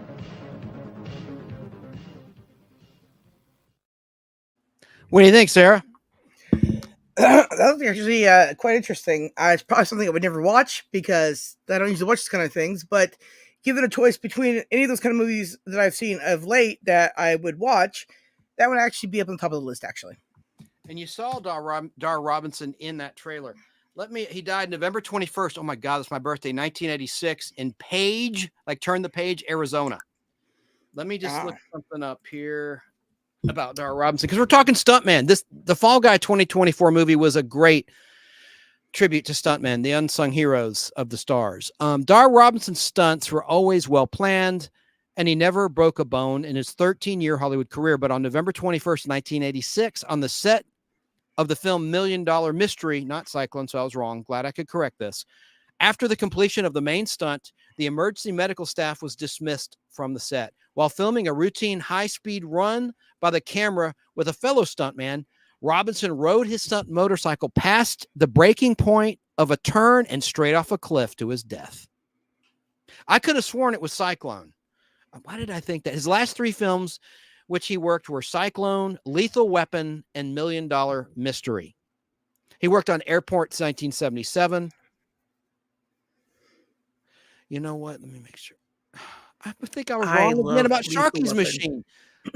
I thought that was him. Let me see who did the stunt. There was definitely a stunt. There was definitely a stunt, guys. Yeah, it's in Sharky's Machine. Hang on. Sharky's Machine stunt. Who did that? Stunt performer from the window. I could have sworn, but the internet sometimes lies to me. It's Dar Robinson. He's not credited on freaking Wikipedia. I know I'm right. There it is. Dar Robinson's record high fall stunt in Sharky's Machine. Well, why the hell is it not listed on Wikipedia? That's because really Wikipedia weird. is unreliable, and it's anyone can input stuff. But I've always read that in books that then it might be Cyclone, might have been, because think about it. It's a motorcycle stunt movie. It just seems right. You know, it fits that he would drive his stunt off a cliff in that movie. But let me see something here. It's probably the Mandela effect. He's listed as doing stunts. He was the menacing thug in Plaid in Police Academy, 1984. Who was this might just be, I was an actor. That's what it is. I'm looking at a list, but it doesn't show a list of stunts. Okay. That's what it is. Let me look up Dar Robinson's, because this ties into our theme beautifully tonight. And we'll get to Star Wars. It's technically Star Wars Day. Dar Robinson. Let me look up his IMDb really quickly. Any comments you want to acknowledge that I can't see right now, or no? I think you've got them all for the most part. Although something did funny happen after the sounds of the buzzing, were, I guess, still in my ears. Then when he played the next trailer and it's only coming out the left ear, all I hear is like buzzing in my right ear, and I thought I went deaf for a minute. Oh God, I'm so sorry, girl. No, it's fine. It just made me think of all the good times with VCRs and other sound issues. It took me back. Dar Robinson did stunts in Bachelor Party, Rollerball, It's not showing the damn. I hate when they retool websites and they make it less efficient. King Kong Lives, Live and Die in LA. I already said that. Falcon Crest TV show. Sharky's Machine. Okay. Yeah, it was him. All right. Without a doubt. And that made me doubt my reality. I hate that. Police Academy 2. Let me look at on IMDb and see if it lists what he died working on, because then I will accept that as the truth. If 2 sources say that, it's got to be 2 sources, at least 2.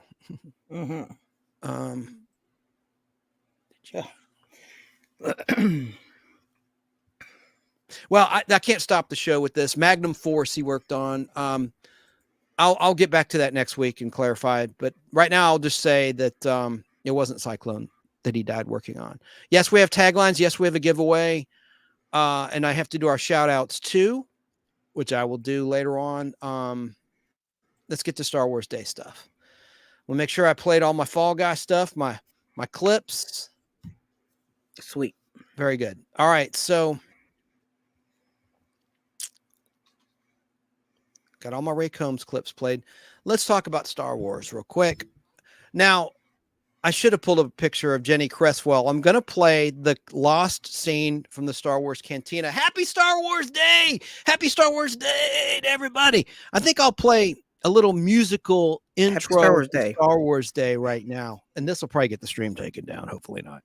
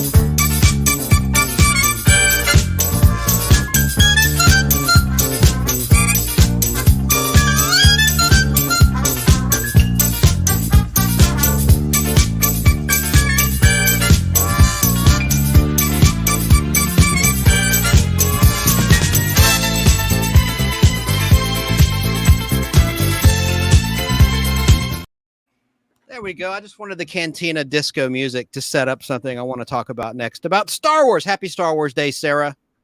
Happy Star Wars Day, Chance. The audio's pretty good in that clip. I love the images, too, of those records. Yeah. That was pretty neat. That was pretty funny. So now I'm going to upload a quick picture to set this up. What have we been watching, Sarah, on Shout Studios? We've talked about it. A lot of people that are regulars will be like, not again. Let's just talk about it. Whoops. What have we been Okay. watching? You and I, and everybody else. Space 1999, and I had to leave it to come here. So you're welcome. Well, by now, surely you've seen all 48 episodes. You would think so, but I have slept, so no. Well, I want to talk about this lady, and it ties into Star Wars. That's Jenny Cresswell. She was played an alpha technician, and she never got any dialogue. Some of the background players got upgraded and got dialogue. She never did, except she did get to moan. In the very last episode, she played Maya the Metamorph. Maya transformed into her to evade her most dreaded enemies, the Dorcons. Not with a D-O-R-K, D-O-R-C-O-N-S. D-O-R-C-O-N-S. Dorcons, they're after her brain stem so they could have immortality. And she goes, whoa, when they were like using a brain probe to figure out if it's Maya transformed. She can change shape, become any form for an hour. Alien form, living thing, vegetation, whatever. So that's Jenny Cresswell. That's the name of that actor. Well, she played Han Solo's girlfriend in Star Wars, but Marsha Lucas cut her out of the cantina scene. So now I'm going to play from the black and white work print a scene of Jenny kissing Harrison Ford, who was 34 years old at the time, in this scene in the cantina. And then I want to play a little bit more of the scene. And then I got some other Star Wars stuff I want to play. Here is the kiss.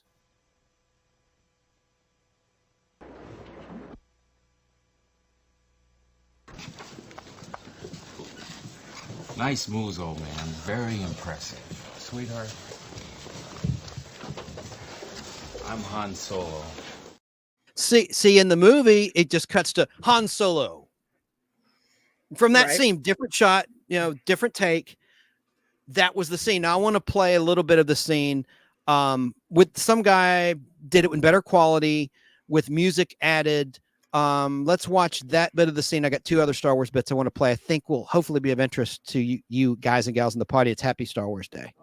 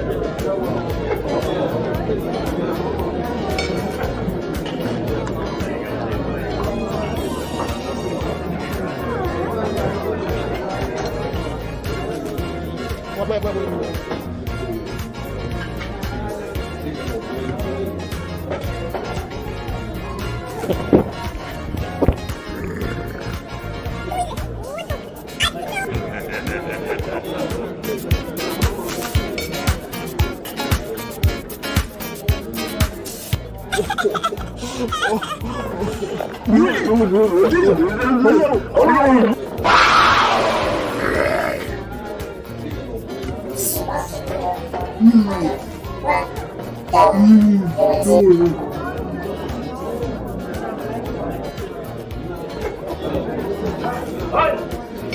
We done serve their kind here. What? Your joy. They left the wait outside. We go on around. Oh, yeah, I'm sorry. Why don't you wait out by the speeder? We don't want any trouble. I heartily agree with you, sir.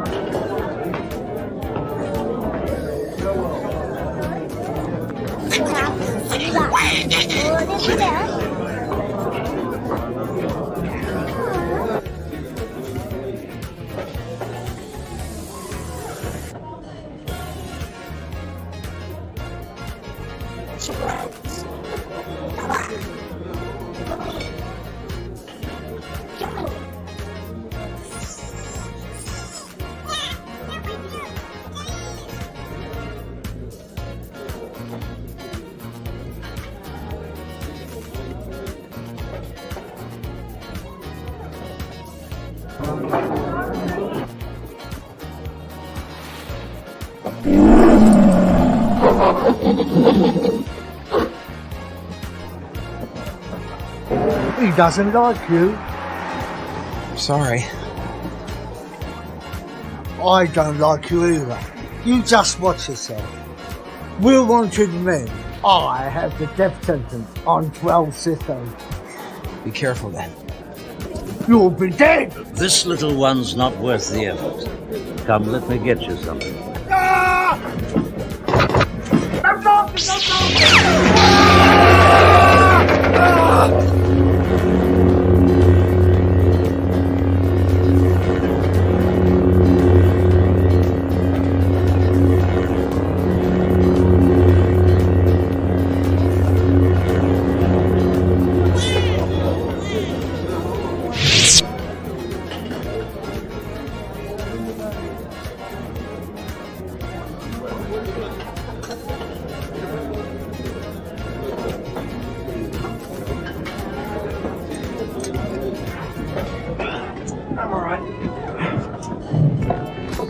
Chewbacca here, his first mate on a ship with night suiters.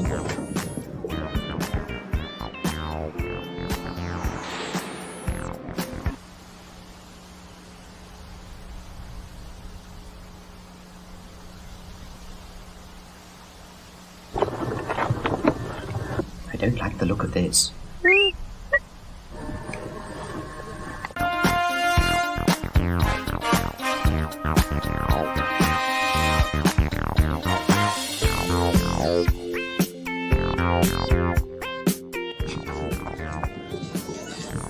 Nice moves, old man. Very impressive. Sweetheart. I'm Han Solo, Captain of the Millennium Falcon. Chewie here tells me you're looking for passage to the Alderaan system. Yes, indeed. If it's a fast ship. If it's a fast ship. Oh, you never heard of the Millennium Falcon? Should I have? It's the ship that made the Kessel Run in less than 12 parsecs. I've outrun Imperial starships.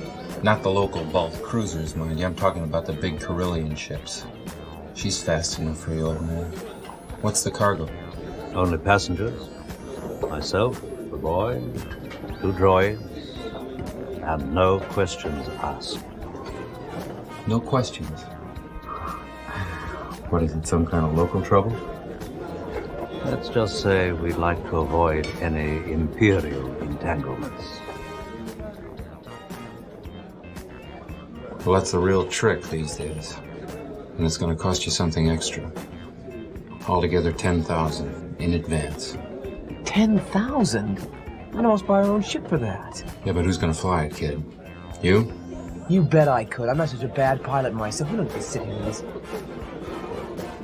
We can pay you 2,000 now, plus 15 when we reach Alderaan. 17, huh?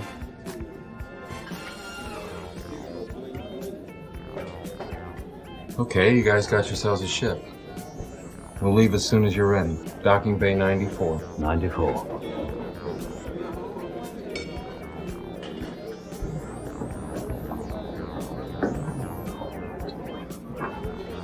Looks like somebody's beginning to take an interest in your handiwork.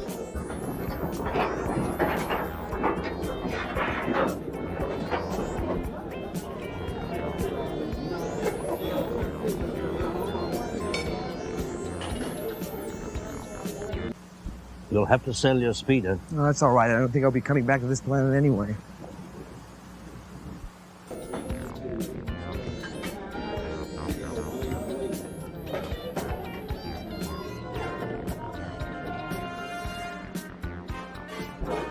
$17,000. Those guys must really be desperate. This could really save my neck. Get back to the ship and get her ready.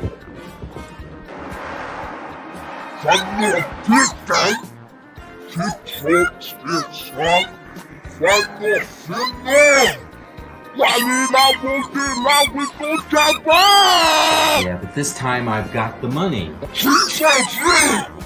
don't have it with me. Tell Doc. Over my dead body.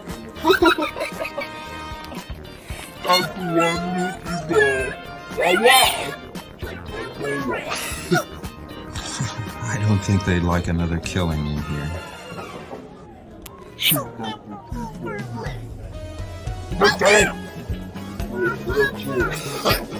Yes, I bet you have.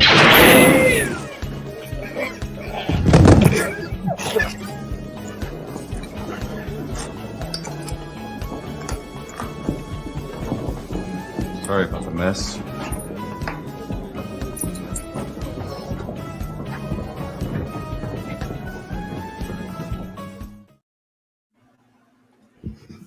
Interesting stuff. Little long clip. And I wish it were in color, but I noticed some things. There was a Space 1999 dude. The little dude, I call him, I know it's inappropriate to say midget, but you saw a midget alien with a big nose. That was a prosthetic nose. He was in Space 1999 season 2 premiere, the Metamorph, one of the aliens in Mentor's cave, like the mindless men. You know, they've been brain by his machine. You saw that dude, and I never made that connection because you don't see him good in the final cut of that scene in the movie Star Wars. You saw him good there, profile shot. That was that same guy. And then also I like the Cockney accent of the bartender. We don't want him here. You know, that was dubbed over with an American voice in the finished product. So interesting stuff there. And Jenny Cresswell, of course, from Space 1999 and other things in England. And of course, that was filmed at the same time as season 2 of Space 1999 Star Wars was. Of course, they were in Tunisia and in Africa, in the continent of Africa.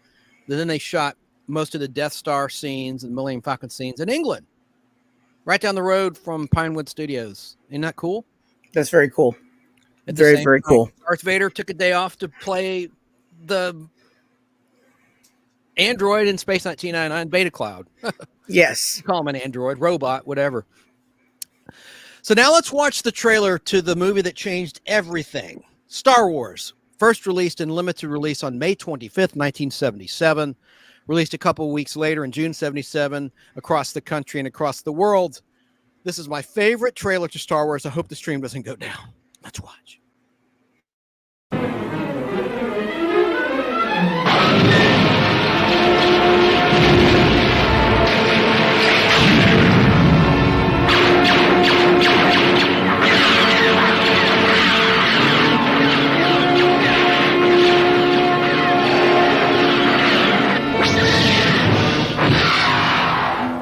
20th Century Fox and George Lucas bring you an adventure unlike anything on your planet.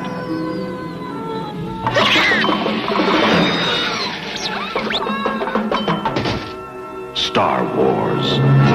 Stop that ship! Faster!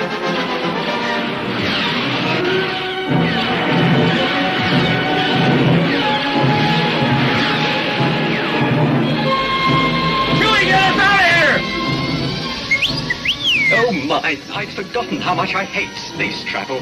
Here they come.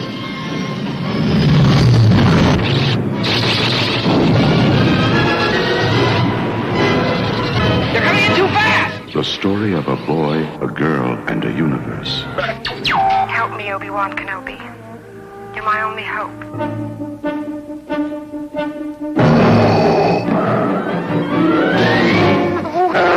It's a big, sprawling space saga of rebellion and romance. This station is now the ultimate power in the universe. Come with you to Alderaan. There's nothing for me here now. I want to learn the ways of the Force and become a Jedi like my father. It's a spectacle, light years ahead of its time.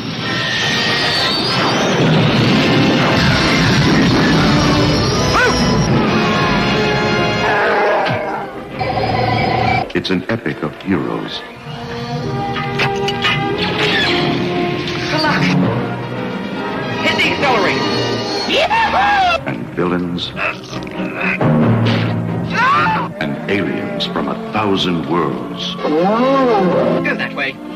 You'll be malfunctioning within a day, you nearsighted scrap pile.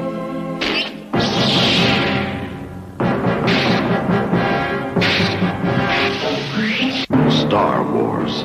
1 billion years in the making. The Force will be with you. Always.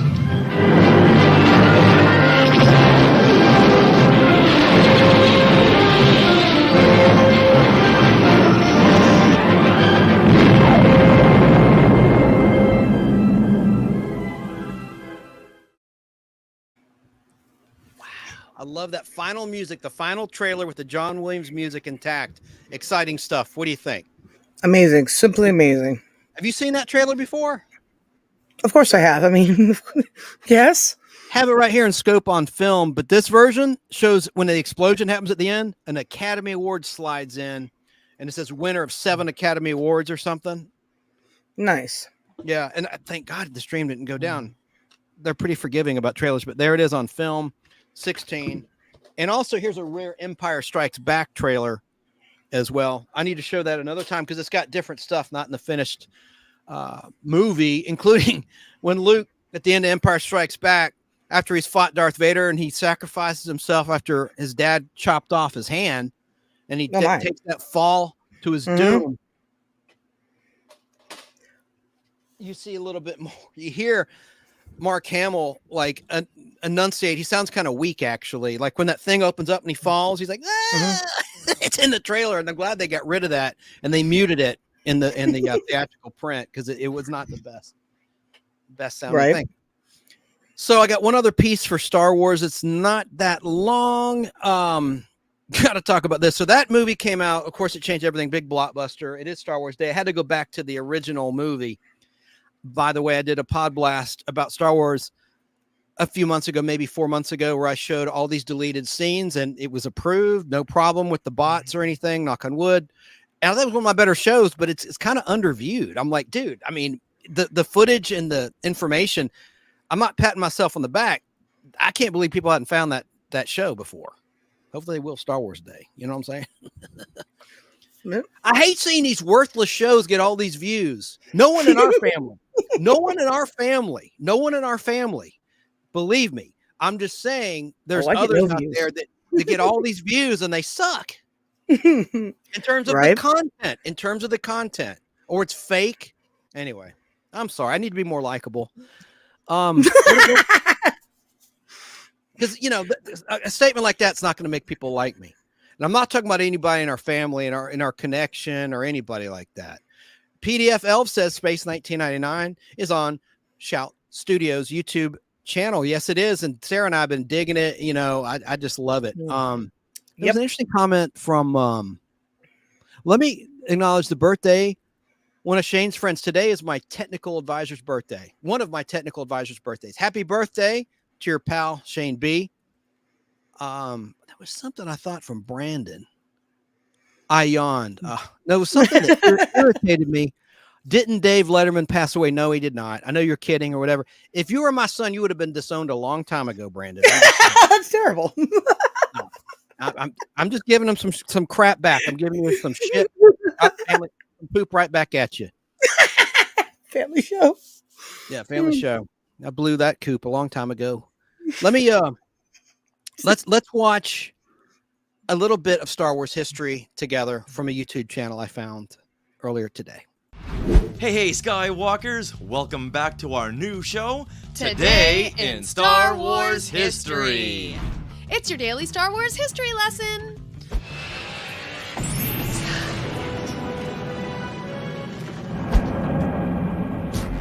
A long time ago, in a galaxy far, far away, there was an evil force at work to destroy the values by which decent people lived. Values like patriotism, cleanliness, thrift, and good dental hygiene. Did the evil force win the battle? That's for us to know and you to find out.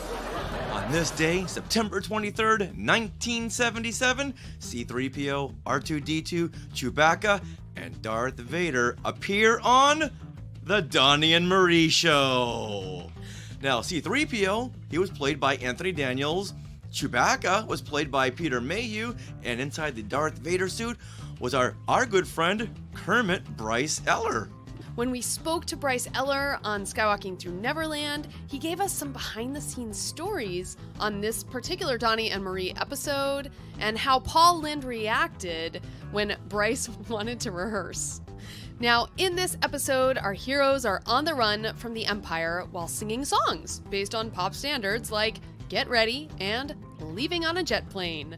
Donnie and Marie, who play Luke and Leia, and Chris Christopherson as Han, sing and dance, along with a squad of stormtroopers, to the big explosive finale where Darth Vader threatens, You'll never capture me, and I vow by the power of my force, I shall return. Now this was the purest embodiment of the word campy. Aside from the singing and dancing stormtroopers, I don't know if they were singing, they were just dancing, I guess. Okay. You also had Red Fox, who was the star of Sanford and Son. Okay. And he played like the Ben Kenobi character, where every once in a while he would appear and give these very quirky one-liners. Can you imagine trying to find your luggage with this trip in? That I don't think he ever really understood what he was ever talking about. Was he an older man? Yeah. Older gentleman? Yeah, Okay. he was probably, I don't know, in his 60s, but you know, looking at it now, he may have been in his 50s. Who knows? Yeah, exactly. But back then when I saw this, I thought he was in his like 80s. Oh, of course. When you're a kid, everyone looks old. And Paul Lynde, who was a favorite of the variety shows of this day, he played a very flamboyant Imperial officer. You thought you'd get away. Don't you know you'll never escape from the farce? That's the Force. Oh, don't bother me with grammar at a time like this. And Thurl Ravencroft, he provided the voice of Darth Vader. I guess they couldn't get James Earl Jones. No. So they said, hey, Thurl, you got an afternoon? Now, Thurl Ravencroft, he's the voice of Tony the Tiger. Kellogg's toast corn to golden flakes and adds a secret frosting. Helps keep them extra crunchy and delicious. It's part of your good breakfast and tastes.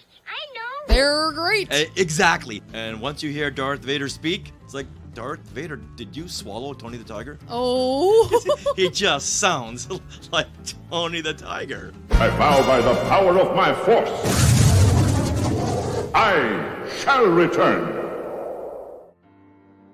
Also on this date, September 23rd in 2018, Gary Kurtz, the producer of Star Wars and The Empire Strikes Back, became one with the Force when he passed away at the age of 78 from cancer.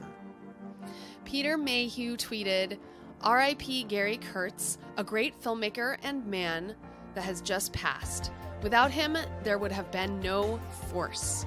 You will be remembered in the incredible films you made that touched the lives of millions. Mark Hamill also tweeted and said, I've lost a lifelong friend.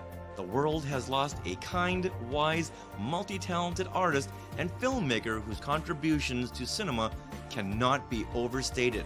It was an honor to have worked with him, and I know I'm a better man just for having known him. Rest in peace, Gary Kurtz.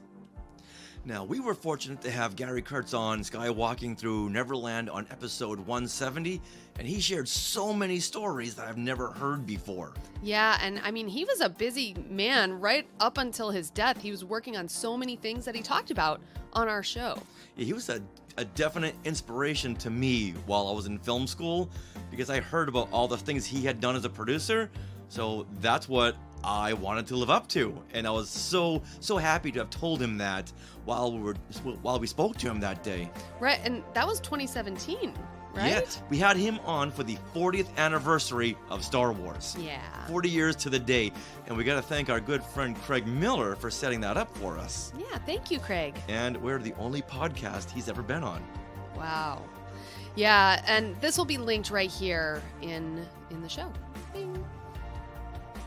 Now, do you have a connection or a story about Gary Kurtz? We can cut right there. I just thought it was neat to see the clips, and I did not know the voice of Darth Vader was the voice of Tony the Tiger. And their little video there, which is I thought a slick produced video, is very underviewed. Like it had like 100 and something maybe views, and it's been out there a while. I thought, wow. Oh well. Oh, well. And I agree. I agree with Shane B. Not the best personalities, and I thought that was very disrespectful of Red Fox. Or how could you not know? Oh, was he an older man? She says about Red Fox. It's like, woman, please. Woman. Now we're gonna do our giveaway. I'm gonna give away some vintage Star Wars cards since it's Star Wars Day. 5 of them. This is from the Yellow series, which is in the middle of the 5 series run. Let me show you the cards. I picked them out. I hope you like Princess Leia. She's in almost all of them. She's the best. Well, she was. I mean, excuse me, she was. Escape pod and the garbage chute. Let me see if there's any factoids on the back or just puzzle pieces. Yeah, there's a factoid. I don't think I'll read it. I'll leave it as a surprise. Oh, it's about the Millennium Falcon. That's kind of cool. Only one of the cards has Star Wars official description number 19 of 22. I might read it for everybody else. So we're going to play our taglines game when I find my clip, and then we're going to wrap the show finally. Geez, almost 5 hours. I did it again. Oops, I did it again. I'm sorry. I over-prepared.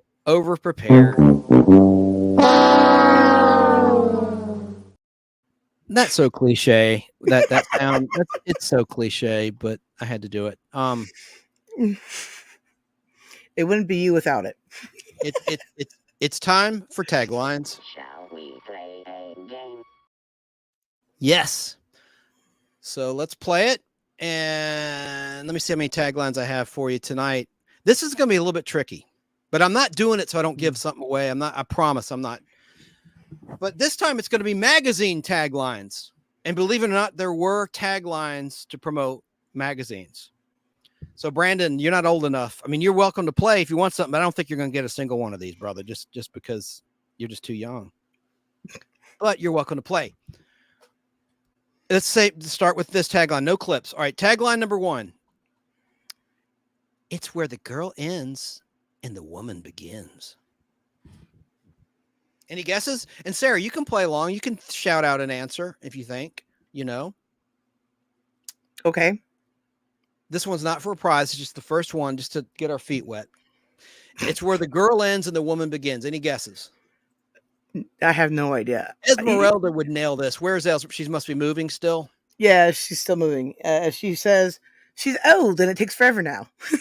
Danny Staten said maxi pads. We're guessing magazines, not product. Not product. I'm glad he said it, not me. The PDF Elf says James Earl Jones did not do Tony the Tiger Chance. No, I know you weren't paying attention, dear. What I'm saying is, in the Donnie and Marie appearance of the Star Wars characters, it wasn't James Earl Jones voicing Darth Vader. It was the voice of Tony the Tiger. That's the difference. And Sick 2210 Productions on YouTube, Shane B, in real life, said The Mandalorian had 4 good episodes. In reference to PDFL saying we love The Mandalorian. He was referencing that. Never saw any of it.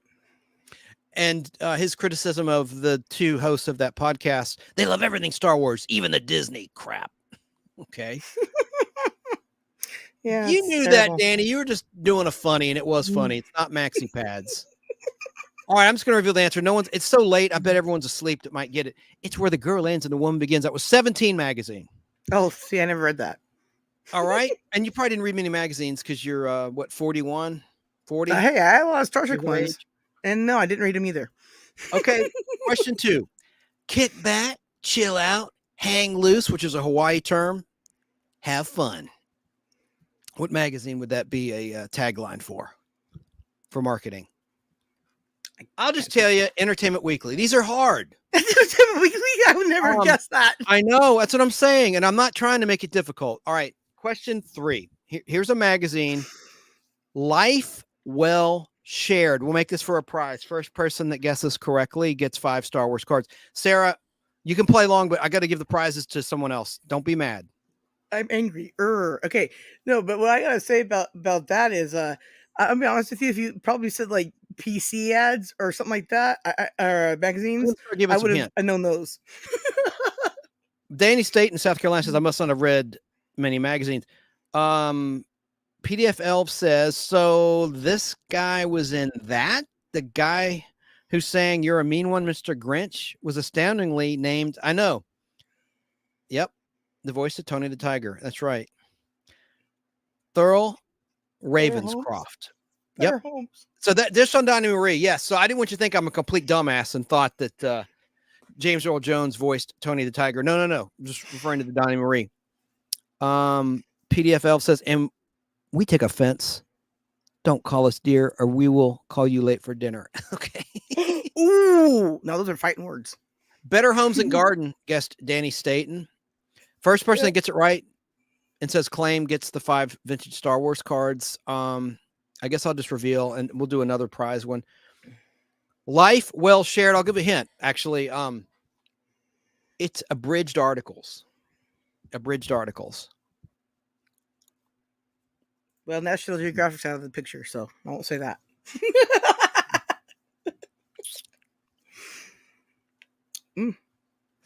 All right, I'll just reveal it and we'll do another one. We'll key it up. This is too late and it's taking too much time. Life well shared is the slogan for Reader's Digest, which had abridged or edited articles. Okay. Tagline 4. How many do I have? 14. Oh, wow. Oh my gosh. Yeah. Man at his best. What magazine is that a marketing slogan for? Man at his best. Oh, what's that in that magazine? You never heard of what, Danny? Don't say Reader's Digest. Don't say you never heard of Reader's Digest. No, I know you're talking about something else. Maybe never heard of the slogan. Oh, he says he thinks it's Playgirl. That's a good guess.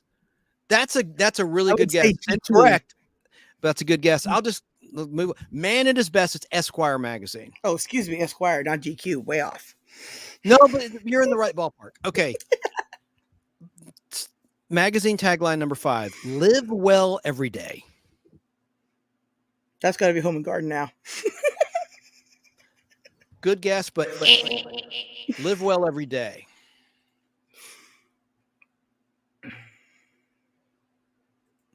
Trying to think. It's too late. I'm just going to reveal, and that is for a prize. I don't think even Googling would get you the answer. Live well every day. That was Woman's Day. Okay, question 6. Never even heard of that one. This is process of elimination. You might guess the correct answer. Tagline 6, news you can use. And it's all fake. Just kidding. News you can use. What magazine is that the slogan for? News you can use. Times Magazine? Times. This is what I could think of. No, there I go snorting again. Sorry. Jerry Dobson, Nostalgia World says, sorry, the only magazines I ever read were Mad Magazine and Cracked. That's it. Oh, yeah, Mad's great. I have some Mad still. Nice collection of that, too. Yeah, it's good. Funny stuff. And Crazy Magazine. That was Marvel's answer to Mad Magazine. That was a funny one, too. Never heard of it. Danny Staten guessed Newsday Magazine. No, I've never heard of Newsday. I've heard of Newsweek. It was news you can use is U.S. News and World Report. Okay. Oh, yeah. Everybody read that one. I can't believe we forgot. Jesus. Magazine tagline 7. We're halfway home. This is for a prize. First person to answer correctly and says claim gets the 5 vintage 1977 Series 3 yellow border Star Wars cards. Tagline, live curious. What magazine is that? Live Curious. I hate trivia, says Danny Staten. I'm sorry, brother, you only one up playing. That's why I shouldn't give away anything because, it's an ungodly hour in the East Coast. It's 1 a.m., but it is Friday night. I'll just move along. Nothing to see here. Live Curious, I thought would be an easy one. One of you guys already said it. National Geographic. Oh, all right. It was National Geographic? Yeah. Live Curious.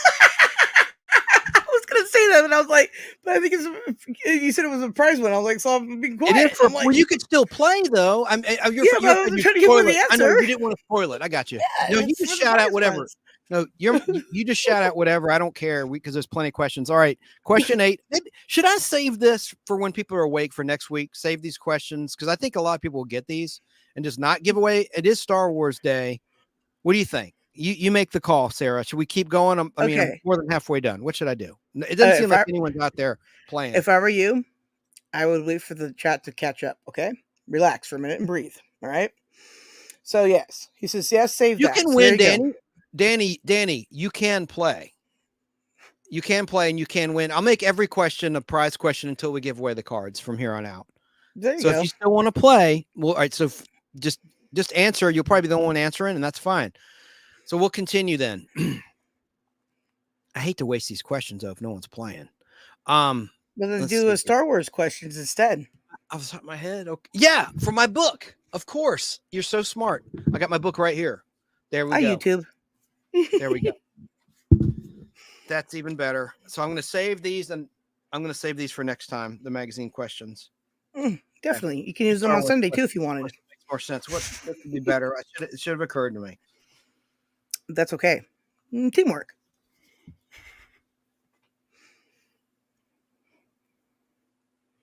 Okay, what mechanism? I know this off the top of my head. Don't even look at the answer. What mechanism on the Millennium Falcon did Han Solo use to get the coordinates for the jump to hyperspace? And it's for a prize. For a That might prize. be a little too nerdy for me. I can tell you it's from the original Star Wars movie, 1977. Well, I could tell you that too. Not Empire Strikes Back. And let me make sure I have my shout out page. And I got to talk about Remind Magazine too. Oh, yeah. Okay. Again, let me look in chat, see if anyone's answered. What mechanism on the Millennium Falcon did Han Solo use to get the coordinates for the jump to hyperspace? All right, time's up. Okay. Take a few moments to get me the coordinates from the Nava computer. The Nava Is that what he said? I would not have. Let me look at thought about that. see if this kid got. Let me look in the back just to be official. In the answers, we got all these cards in here too. In the book, like bookmarks, I could give away another time. Nice. I think one of my birds just fell down. They're good cards. They have value. Not a lot of value, but they have value. I know it's the damn Nava computer. Where is it? Family Show. The Nava computer, spelled Navi - computer. The Nava computer. Okay.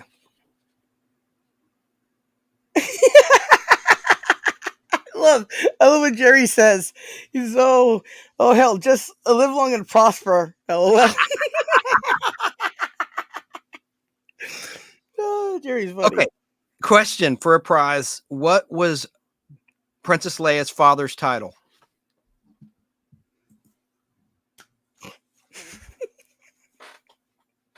Here's the source, the Jedi Masters Quiz Book, PDF Elves. Not made up. There you go. There you go. That's amazing. At the time, this kid, Rusty Miller, was like 10 years old when he got this book written and published. Oh, wow. Then it's just like... there is a mistake in here, though. He did make a mistake in here, but this is published in 1982. Ah, yeah, I was wondering that year. First edition, but I read it to death, so it's not in great condition. What was Leia's father's title for a prize? What do you think? Danny Staten says ambassador. Ambassador? So hard. This is a hard question. I'm just going to give the answer away. He was the viceroy and first chairman of the Alderaan system. Yeah, he was thinking Star Trek, I think, because I was like, yeah, you could just cover that under ambassador as well. But hey, whatever. That's true. Yeah, you're right.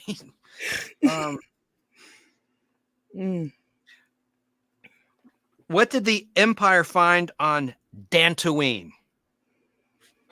Well, I'll tell you one thing. It wasn't my moon.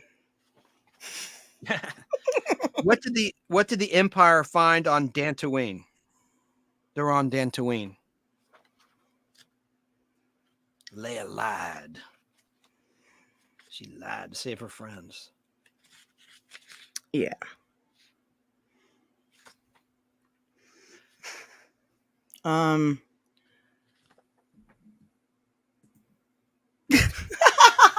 Danny Staten. Yeah, he said they found Jawa poop. Shane says, I own so many Star Wars novels I have to read. Yeah, I do too. That I have some I've never read. What did the Empire find on Dantooine? The remains of a rebel base. Yeah. I'm sorry, but it was just unexpected. No, it was just really unexpected. I wasn't expecting that one. These are the questions. It's legit. This is a prize question. We give these 5 cards away. What did Luke ask Leia to do just before they swung across the chasm on the Death Star? What did Luke ask Leia to do before they did the big swing across? Swing across. I just had a lisp. Swing across.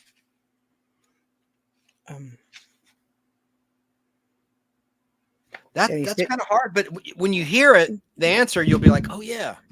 Danny Staten says kiss. Okay. And 6 says trust me. That's Shane. And PDF says Timothy Zahn is the best to follow George Lucas movies. Oh yeah. And when Gary Kurtz died, that was a shame, but he should have been the helm of the prequels instead of Rick McCallum, but that's another story. I don't think, he wasn't on Return of the Jedi. That's why he had Ewoks, right? That's when things started to unravel a little bit, but I had no problem with the Ewoks per se. But when Gary Kurtz left Star Wars, that's when Lucas sort of went off the reservation there. Kiss him, guessed PDF Elves. Claim, kiss. No. And when you hear it, it's not kiss. Let me read the question again. What did Luke ask Leia to do just before they swung across the chasm on the Death Star? Answer, hold his gun. Remember, he hold this. I guess it's hard to hear over the music and the effects, but it's there. So that was a hard one. I'm just reading these from the book randomly. I'm not trying to pick hard ones. Do you have like the wusses knowledge to Star Wars? Hold his gun, huh? Do you have the wusses knowledge to Star Wars? So for the rest of us? Said. Yeah, no, I don't. PDFL said bite him. You're funny. PDFL said bite him. That was a good funny. Okay. All right. Was this the Podblast? It's the show with the kick or whatever you say. I'll get it down. One of these days, I'll take your place. But until then, who led the Rebel strategy meeting for the Death Star attack? Man, these are hard. I'm just going to say the answer. No one's going to get it. General Dodonna. Oh yeah, that's totally what I was not going to say at all. But if I knew it, I would have. Stuff. When the Falcon was pulled into the Death Star, why did the Imperials believe there was no one on board for a prize? Okay, I know this one, so I'm going to shut up.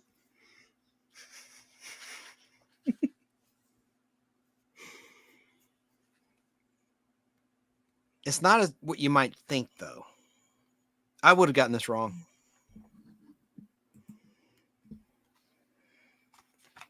No, it's not made up. Look, I'll show you the question. All right, I don't see it. Question 106. Look, 106.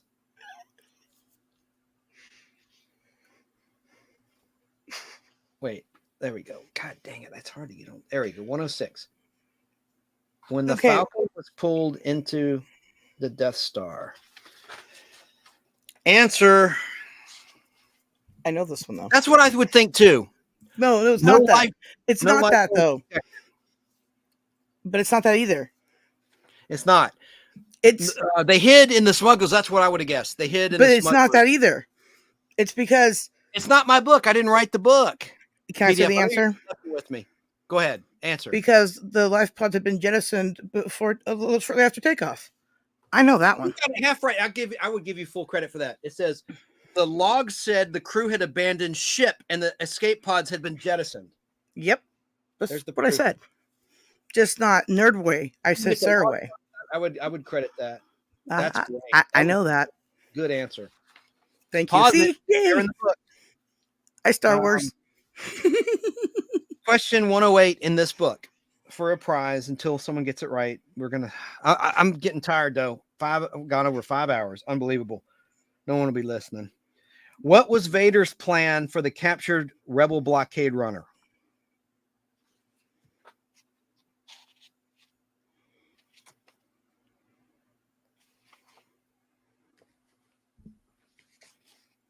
What was Darth Vader's plan for the captured Rebel blockade runner?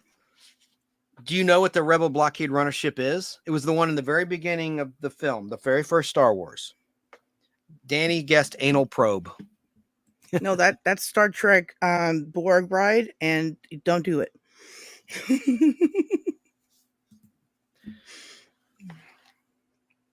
What was Vader's plan for the captured Rebel blockade runner? It's an easy answer. To destroy it. I was going to say that again, but I can't know every answer in a row now. Now it looks like I read the book somehow. You've seen the movie, haven't you? A couple times, I know. I've seen it many times, and then when I saw it where Jabba the Hutt gets walked over, I was like, why? Why did they do that? and then you showed me some like really cool scenes that they could have put in there instead. Like, what's happened? And anyways, and here's just some and Who gave? Wait a minute, no, that's too easy. What do moisture evaporators do? Okay. That's an easy one for a prize. It's all for a prize from here on out. What do moisture evaporators do? Oh, I need to shut up.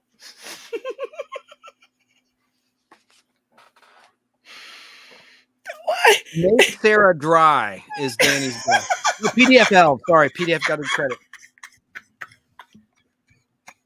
And Sick 2210 Productions guest Siphon Water. You win. If you want these cards, you can come over here, watch Fall Guy film, or I'll mail them to you to any address you want, work address, whatever. That's acceptable. The answer is they absorb moisture from the atmosphere. Yes, very good. Water. So that game over.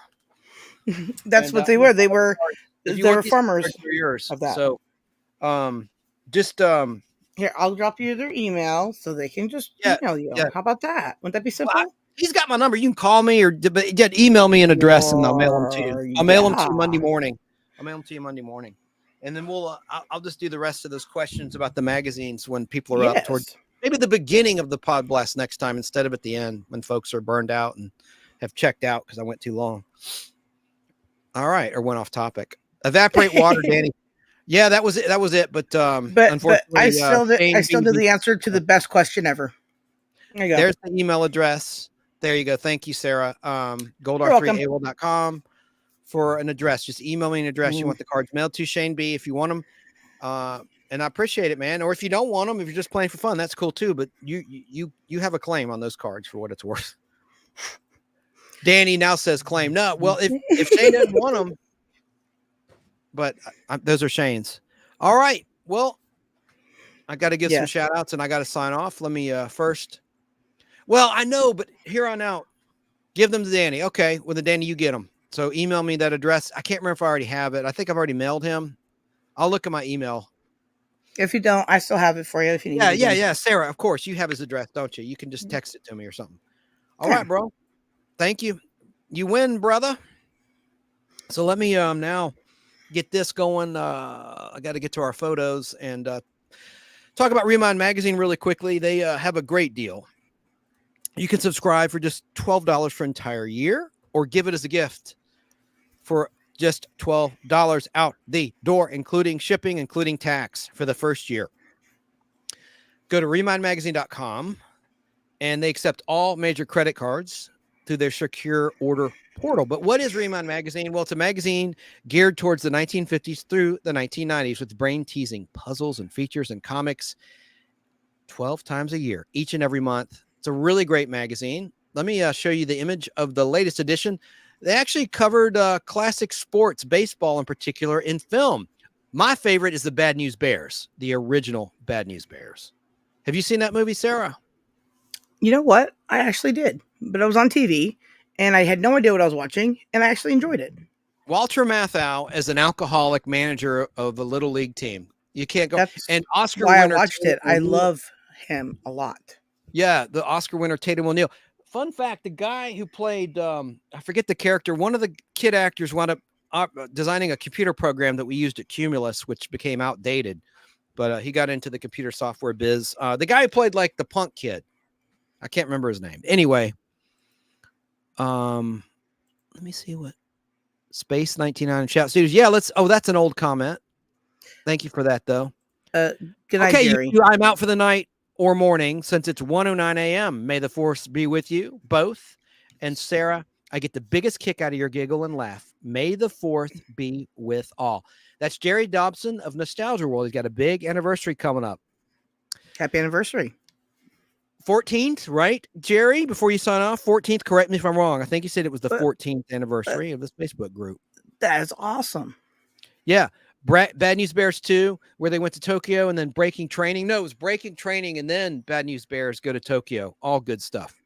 Thank you, Shane. Great show. He says, long show, but I packed it with so much information. But yeah, subscribe to Remind Magazine. Yeah, I didn't really do them justice because where's my little script? My approved script. Got to get it right.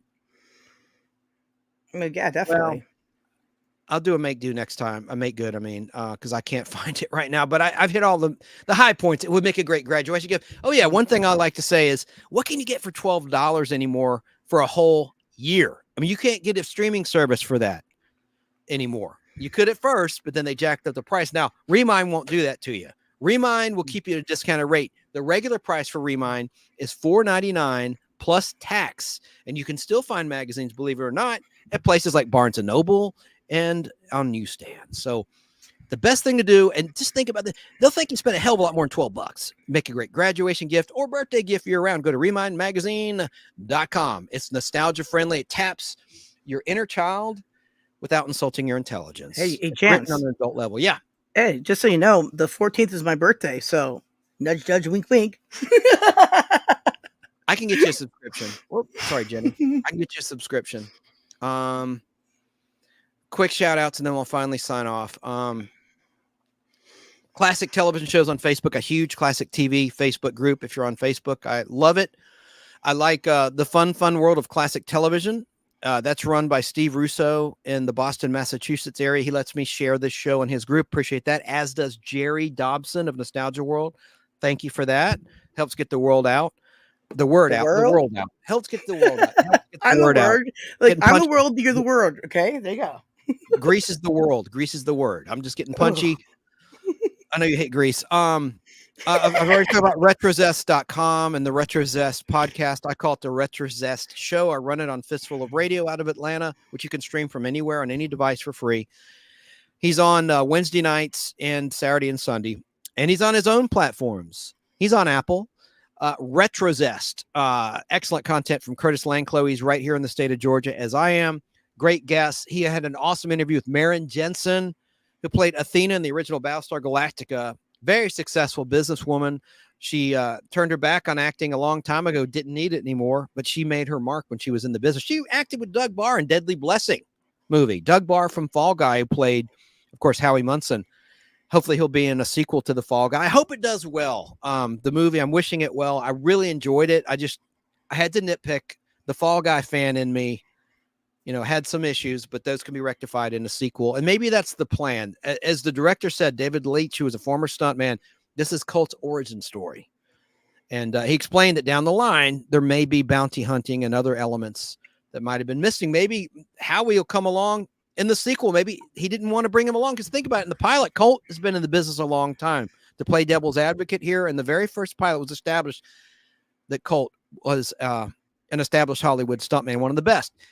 One of the other things I haven't said yet, I wish they'd shown, Colt had a home in the Hollywood Hills, behind the Hollywood Hills sign. I guess that's not realistic these days, because I probably prime real estate. He probably would have been booted, in the early 80s. I guess you could get away with that. But he had kind of a shack, but he had horses too. Now, that wasn't established, that Colt is named after a horse, and he had horses. Howie, in the pilot of the old show, was amazed by that. He goes, "Hey, you have horses?" And Colt's like, "Yeah, we'll take a ride later." And they were out back behind his house in the Hollywood Hills. I thought that was a little cool piece of the character of Colt Seavers, which may be explored in a future movie, hopefully. Tune into BK in the Air Saturday mornings, 10 a.m. to noon on WBHF, which is a radio station out of Cartersville, Georgia. They have their own app. You can hear them from any place, just like Fistful of Radio. Just use your phone or your device and look up BK on the Air, WBHF. And it's a 2-hour show, Saturday, 10 a.m. to noon Eastern time, with Alan Sanders as co-host. And they talk about past and present pop culture. Good stuff. And some news of the strange and the weird and the bizarre as well. When they flash the news, they play the Flash Gordon. Fun fact about that, in the Queen biopic Bohemian Rhapsody, which is by 20th Century Fox, it's pretty lame. Universal, Comcast would not let them use the Flash Gordon music because it was a competing studio. So that was omitted from the Freddie Mercury and Queen story. And I hated that, because they jumped around a little bit and skipped that. And that was a big piece of their music history, was doing the music to Flash Gordon. Anyway, I digress. Great music too. It's a business, different studios. Fox couldn't get the rights from Universal. Sucks. Shout out to Geek to Me Radio Live, James Enstall on KTRS St. Louis every Sunday night, 7 o'clock Pacific time, 10 p.m. Eastern time, 9 o'clock Central Local time in St. Louis, and Nashville time, Central time and Mountain. Central. Love that show so much. Yeah, he's a lot of good interviews and creators. I like Open by Chance Toys on YouTube. Husband and wife team. They go to all conventions across. They had a video today, a new video out today. I didn't watch it. I figured I'll watch it afterward. Cool. I'll be looking for it. They review conventions, big and small. Usually intimate conventions, though. They were just at the Marietta Vinyl and Compact Disc Show, or Marietta Vinyl and CD Show is what it's called. It stands for Compact Disc, of course. Not in Marietta of California, Marietta in Georgia. Right. And they went and they shoot a video so you feel like you're there. And then after that piece is ended, they review what they bought at each show. And they do the same for the Atlanta Comic Convention and Toylanta toy conventions, things like that. And they do. And they also interviewed Chance twice. Oh yeah, that was nice. Talking about how I created Madcap unofficially, but officially, and the character Madcap, Marvel character, and the angry girlfriend variant, my side of the story. Oh, it was and my one more thing. Yeah. Jerry says, no, the 12th. It's 12th anniversary, not 14th. Thanks for that notation. I'm glad you were still there to correct me. 12th is a damn good number, sir. That's good. K-pop junkie. She was live earlier tonight. Katie, yes, she was. Out of Michigan State. She interviews comic book artists, writers, people in the business. She tries to give them a leg up and help them with their Kickstarter campaign. We should have her on a Tuesday instead of doing like a show, like a movie show. We should have her on. You know what better? Get her. Yeah. Let's do that. She's a helper and a doer, and she helps others. She's others amazing. On their projects, and she has a great voice, great personality, very nice person. Just fun. And she's pretty big in the comic book community. She hosts a lot of creative guests. Yeah. Oh yeah. And her channel should be much bigger too. Her YouTube channel is spelled letter K, letter P, letter O, letter P _JUNKI, K-pop _junkie. I like the Man Cave 101 podcast. These are black gentlemen talking about nerd news, Marvel stuff, DC stuff, everything. They're live every Thursday night, and I really enjoy it. I think they're out of New York State. And I love their perspective and what they have to say. I also like Superman homepage. Not that they need my help. They're a huge Superman operation and website out of Australia. Steve Eunice goes live most Mondays. He'll be back at it live Monday night. He had this past week, had some maintenance at his house, he said, so he had to skip a week. He wanted to make sure his power would be on, something to do with the power company. But he's going to be back on Monday night at 10:30 Eastern, 7:30 Pacific time for 1 hour and 1 hour only, talking all things Superman. They show classic Superman covers. They're talking about the new movie and other good things. I highly recommend that program and that website, Superman homepage. Very good stuff. Dave Sundstrom, a Monster Pop Culture channel on YouTube. Great content there. Golden Rage of TV, Pat McCormack on YouTube. Great interviews he had. I talk about this every week, but I was really impressed with his interview with Loretta Swit, TV's Hot Lips and TV's MASH, based on the movie. Of course, Sally Kellerman played Hot Lips in the movie, and he had Sarah. I was about to say Sarah Purcell, Lee Purcell. Sarah Purcell was on Real People. Lee Purcell's an actress. She was in the first Incredible Hulk reunion movie, Incredible Hulk Returns, 1988, which tried to introduce Thor in live action. And she was in that as David Banner's love interest, and she's done a whole lot of other stuff, but it was during the strike. She couldn't talk about that stuff. Hopefully Pat will have her on because she's a fascinating person. She was so hot in Barnaby Jones, too, in an episode where Dabney Coleman was in a classy way hitting on her, let's just say. I mean, he wasn't being a creep or anything, but she was in a bikini, and she was trying to seduce him because he was wealthy in that episode anyway. But she was so sexy in that back in 1974. But she still looks good. That's so offensive, I know. And I'm not trying to be an ageist, but she does. Okay, so and of course Al Hardy Entertainment on YouTube, and Basil's original nostalgic Podblast page. And I found the coasters. Stall for me, Sarah. I found the coasters that Basil gave me. I want to show him. He keeps talking about it. He's like, "Where's my coasters?" Well, I found them with the logo. He didn't really have a show, but he has a presence on Facebook and a lot of good content and comedy. Hang Thank you to the PDF elves for dropping K-pop junkies epic channel there. Much appreciated. Also, check out Jim's camera at Dawn, Danny Staten and his 50,000 channels, Snarky, and her other 50,000 channels too. TD, myself, and Brain Bender's Blaster. No, now I'm DVD. just saying. There you go. Brain Anyways, Bender's BB. Banter. Yeah, Banter is not saying all the weird words. I was going to mention him. Thankfully, you covered my butt on that because I haven't added her to my little script. My mind's starting to waver. I'm getting punchy. Been live for over 5 hours, almost 5.5 hours. So I certainly would have mentioned that, but I'm glad you did. Thank you, because I might have forgotten by accident, not through, certainly not intentionally. That's okay. That's why I have the prompt here of the virtual background. So I'm going to put that within arm's length next time Basil calls me out. Hey, where's the coaster I gave you? He gave me a bunch of these coasters. So you have to send me one. Oh yeah, I will. I'll be happy to. And have fistful coasters too. There's one in the back. Yeah. Well, yeah, I definitely want that. Did you see the Space 1999 board game? Well, you didn't take it down and show me, but you can show me that after, and then we'll sign off.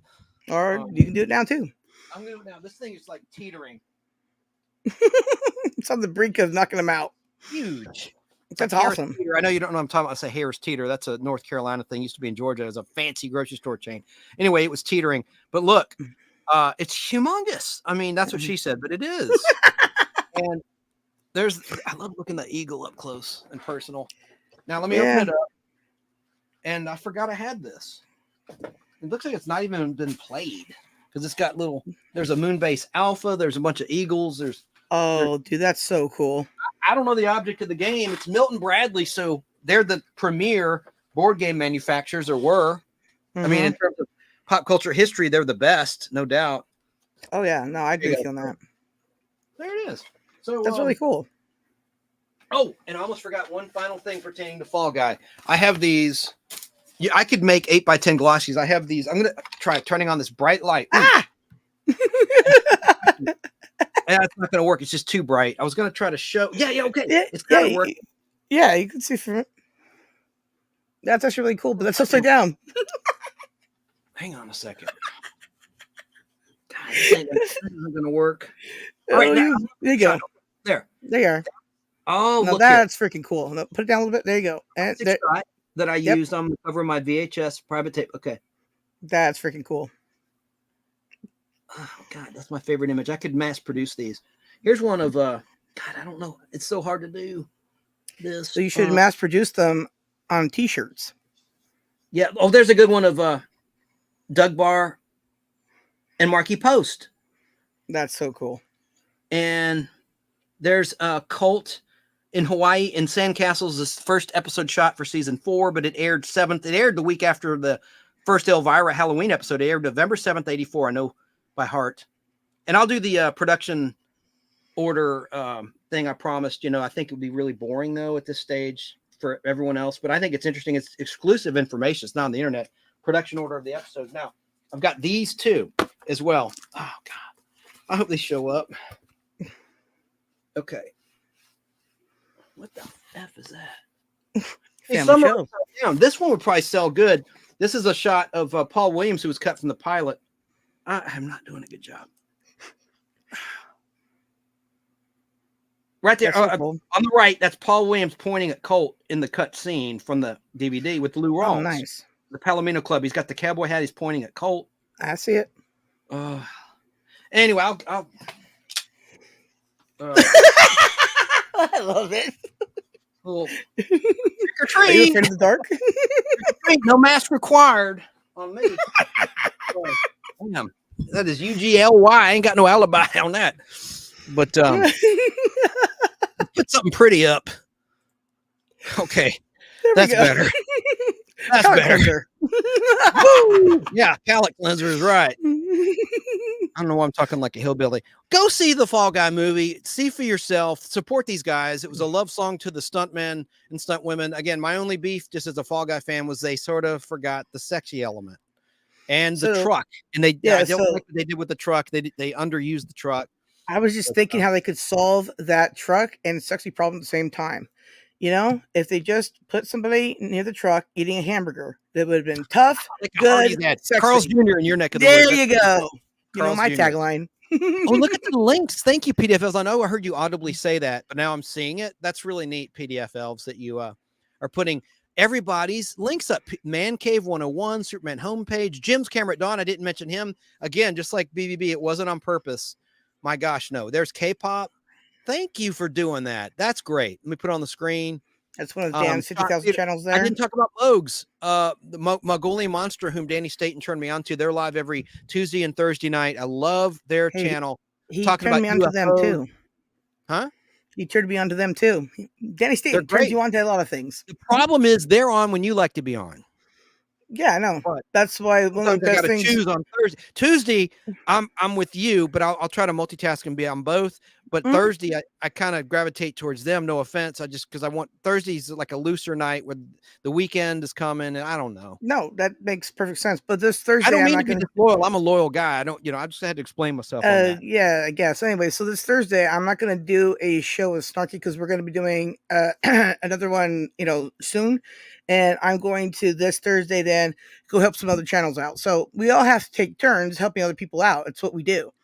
All right. That's why I told you. Danny, will you link Mongolian Monster, please? They've been super nice to me. Stephanie, people, and Mogs. Yeah. Oh God. Yeah. And they talk about Bigfoot, the unexplained, supernatural, and they just shoot the bull, and they're funny, and they have a great laugh. They like to laugh and have a good time. And their chat's fun. Serious. Absolutely. Absolutely. Yeah. And they've been very nice to me. I have come many times just to listen, just to be in chat, and also a couple times up on panel. I can do it. I'm going to link them. What am I saying? Sarah, take it away with something. Is there anyone else we forgot to talk about that we like that are in our partnership? Danny Staten's dropping them right now because he's on the ball. Oh, then cool. I can relax. Yeah, it's all right. One of these days we'll get like a mass link list, and then we'll just get them all together. And you should use your community PDF. Thank you. I don't know that community. We got to do a one-on-one. I don't know about this community post. I heard it really works wonders for channels in terms of growth, and I've never done one. I need to do that and do the podcast thing. But anyway, who cares? No, I got to sign off. Sorry, listeners. I really, Look, I want to. I got your back. I don't need to. This is all stuff we can talk about behind the scenes. So good night. See the Fall Guy movie. Support them because it was a really great thing that they did, supporting stuntmen and stunt women in the industry. It was a good love song to the unsung heroes of the movies that make the stars look great. So I liked it. I really liked the movie a lot. Just there's things that you can tweak in a sequel in terms of the Fall Guy side. Final thoughts, Sarah. There are plenty of channels and links in the chat. Also, Chance's email. And I never dropped your phone number because I totally just forgot about it till right now. Sorry about that. Anyways, but I did also drop your Fistful of Radio and also your Facebook group. So there you go. Thanks to everybody who tuned in. Thanks to Shane B for calling in. Appreciate you. And I'll be back Sunday on this channel if you're into comic books. Unveiling a box of comics I've never gone through. I've never gone through these books. I thumbed through some when the person who sold me the books brought them here, and I saw enough to warrant the price. He gave me a very fair price, and I saw enough, so I wanted to save the surprise. So this is a true virgin box I've never gone through. Jeff Logan will be with me. He knows a lot about comic books, and it'll be Sunday at 3 o'clock Eastern, noon Pacific, and I'll try to keep it to 2 hours or less. I'm going to hurry because Jeff's time is very precious. He works very hard, and I don't want to infringe on his day off. So, I'll have the chat pick out a box. I'll show a picture of the boxes, and I'll write down a number from 1 to 5 or 1 to 10. First person that correctly in chat guesses the correct number, that'll be the box we go through. And Basil will be ineligible. I want to have a new person each time. So Basil picked it last time. Tom, who's one of the part-time co-hosts of this show, and sometimes, we collaborate on Al's channel or whatever. So it was completely legit, but I'm going to have, that's a rule I'm going to instigate, that only one person can pick a box per this whole series of 12 remaining boxes. And then I'm going to show stuff from the 4 boxes I did go through before I started doing this live every week. So that'll be this Sunday, and Saturday night will be on BBB's channel. Yes, we will. This is after live. It won't mean anything to you, but it's going to be an ongoing thing. So we might be on the next Saturday, even after the Saturday I'm talking about. Probably will. Yes, it is. Roundtable Pop Culture, Brain Benders Banter on YouTube. 32,000 subscribers strong and more. Night, Sarah. Yeah. Night, Chance. Good night, everybody. And the Podience is listening. We'll see you next Friday night and Sunday.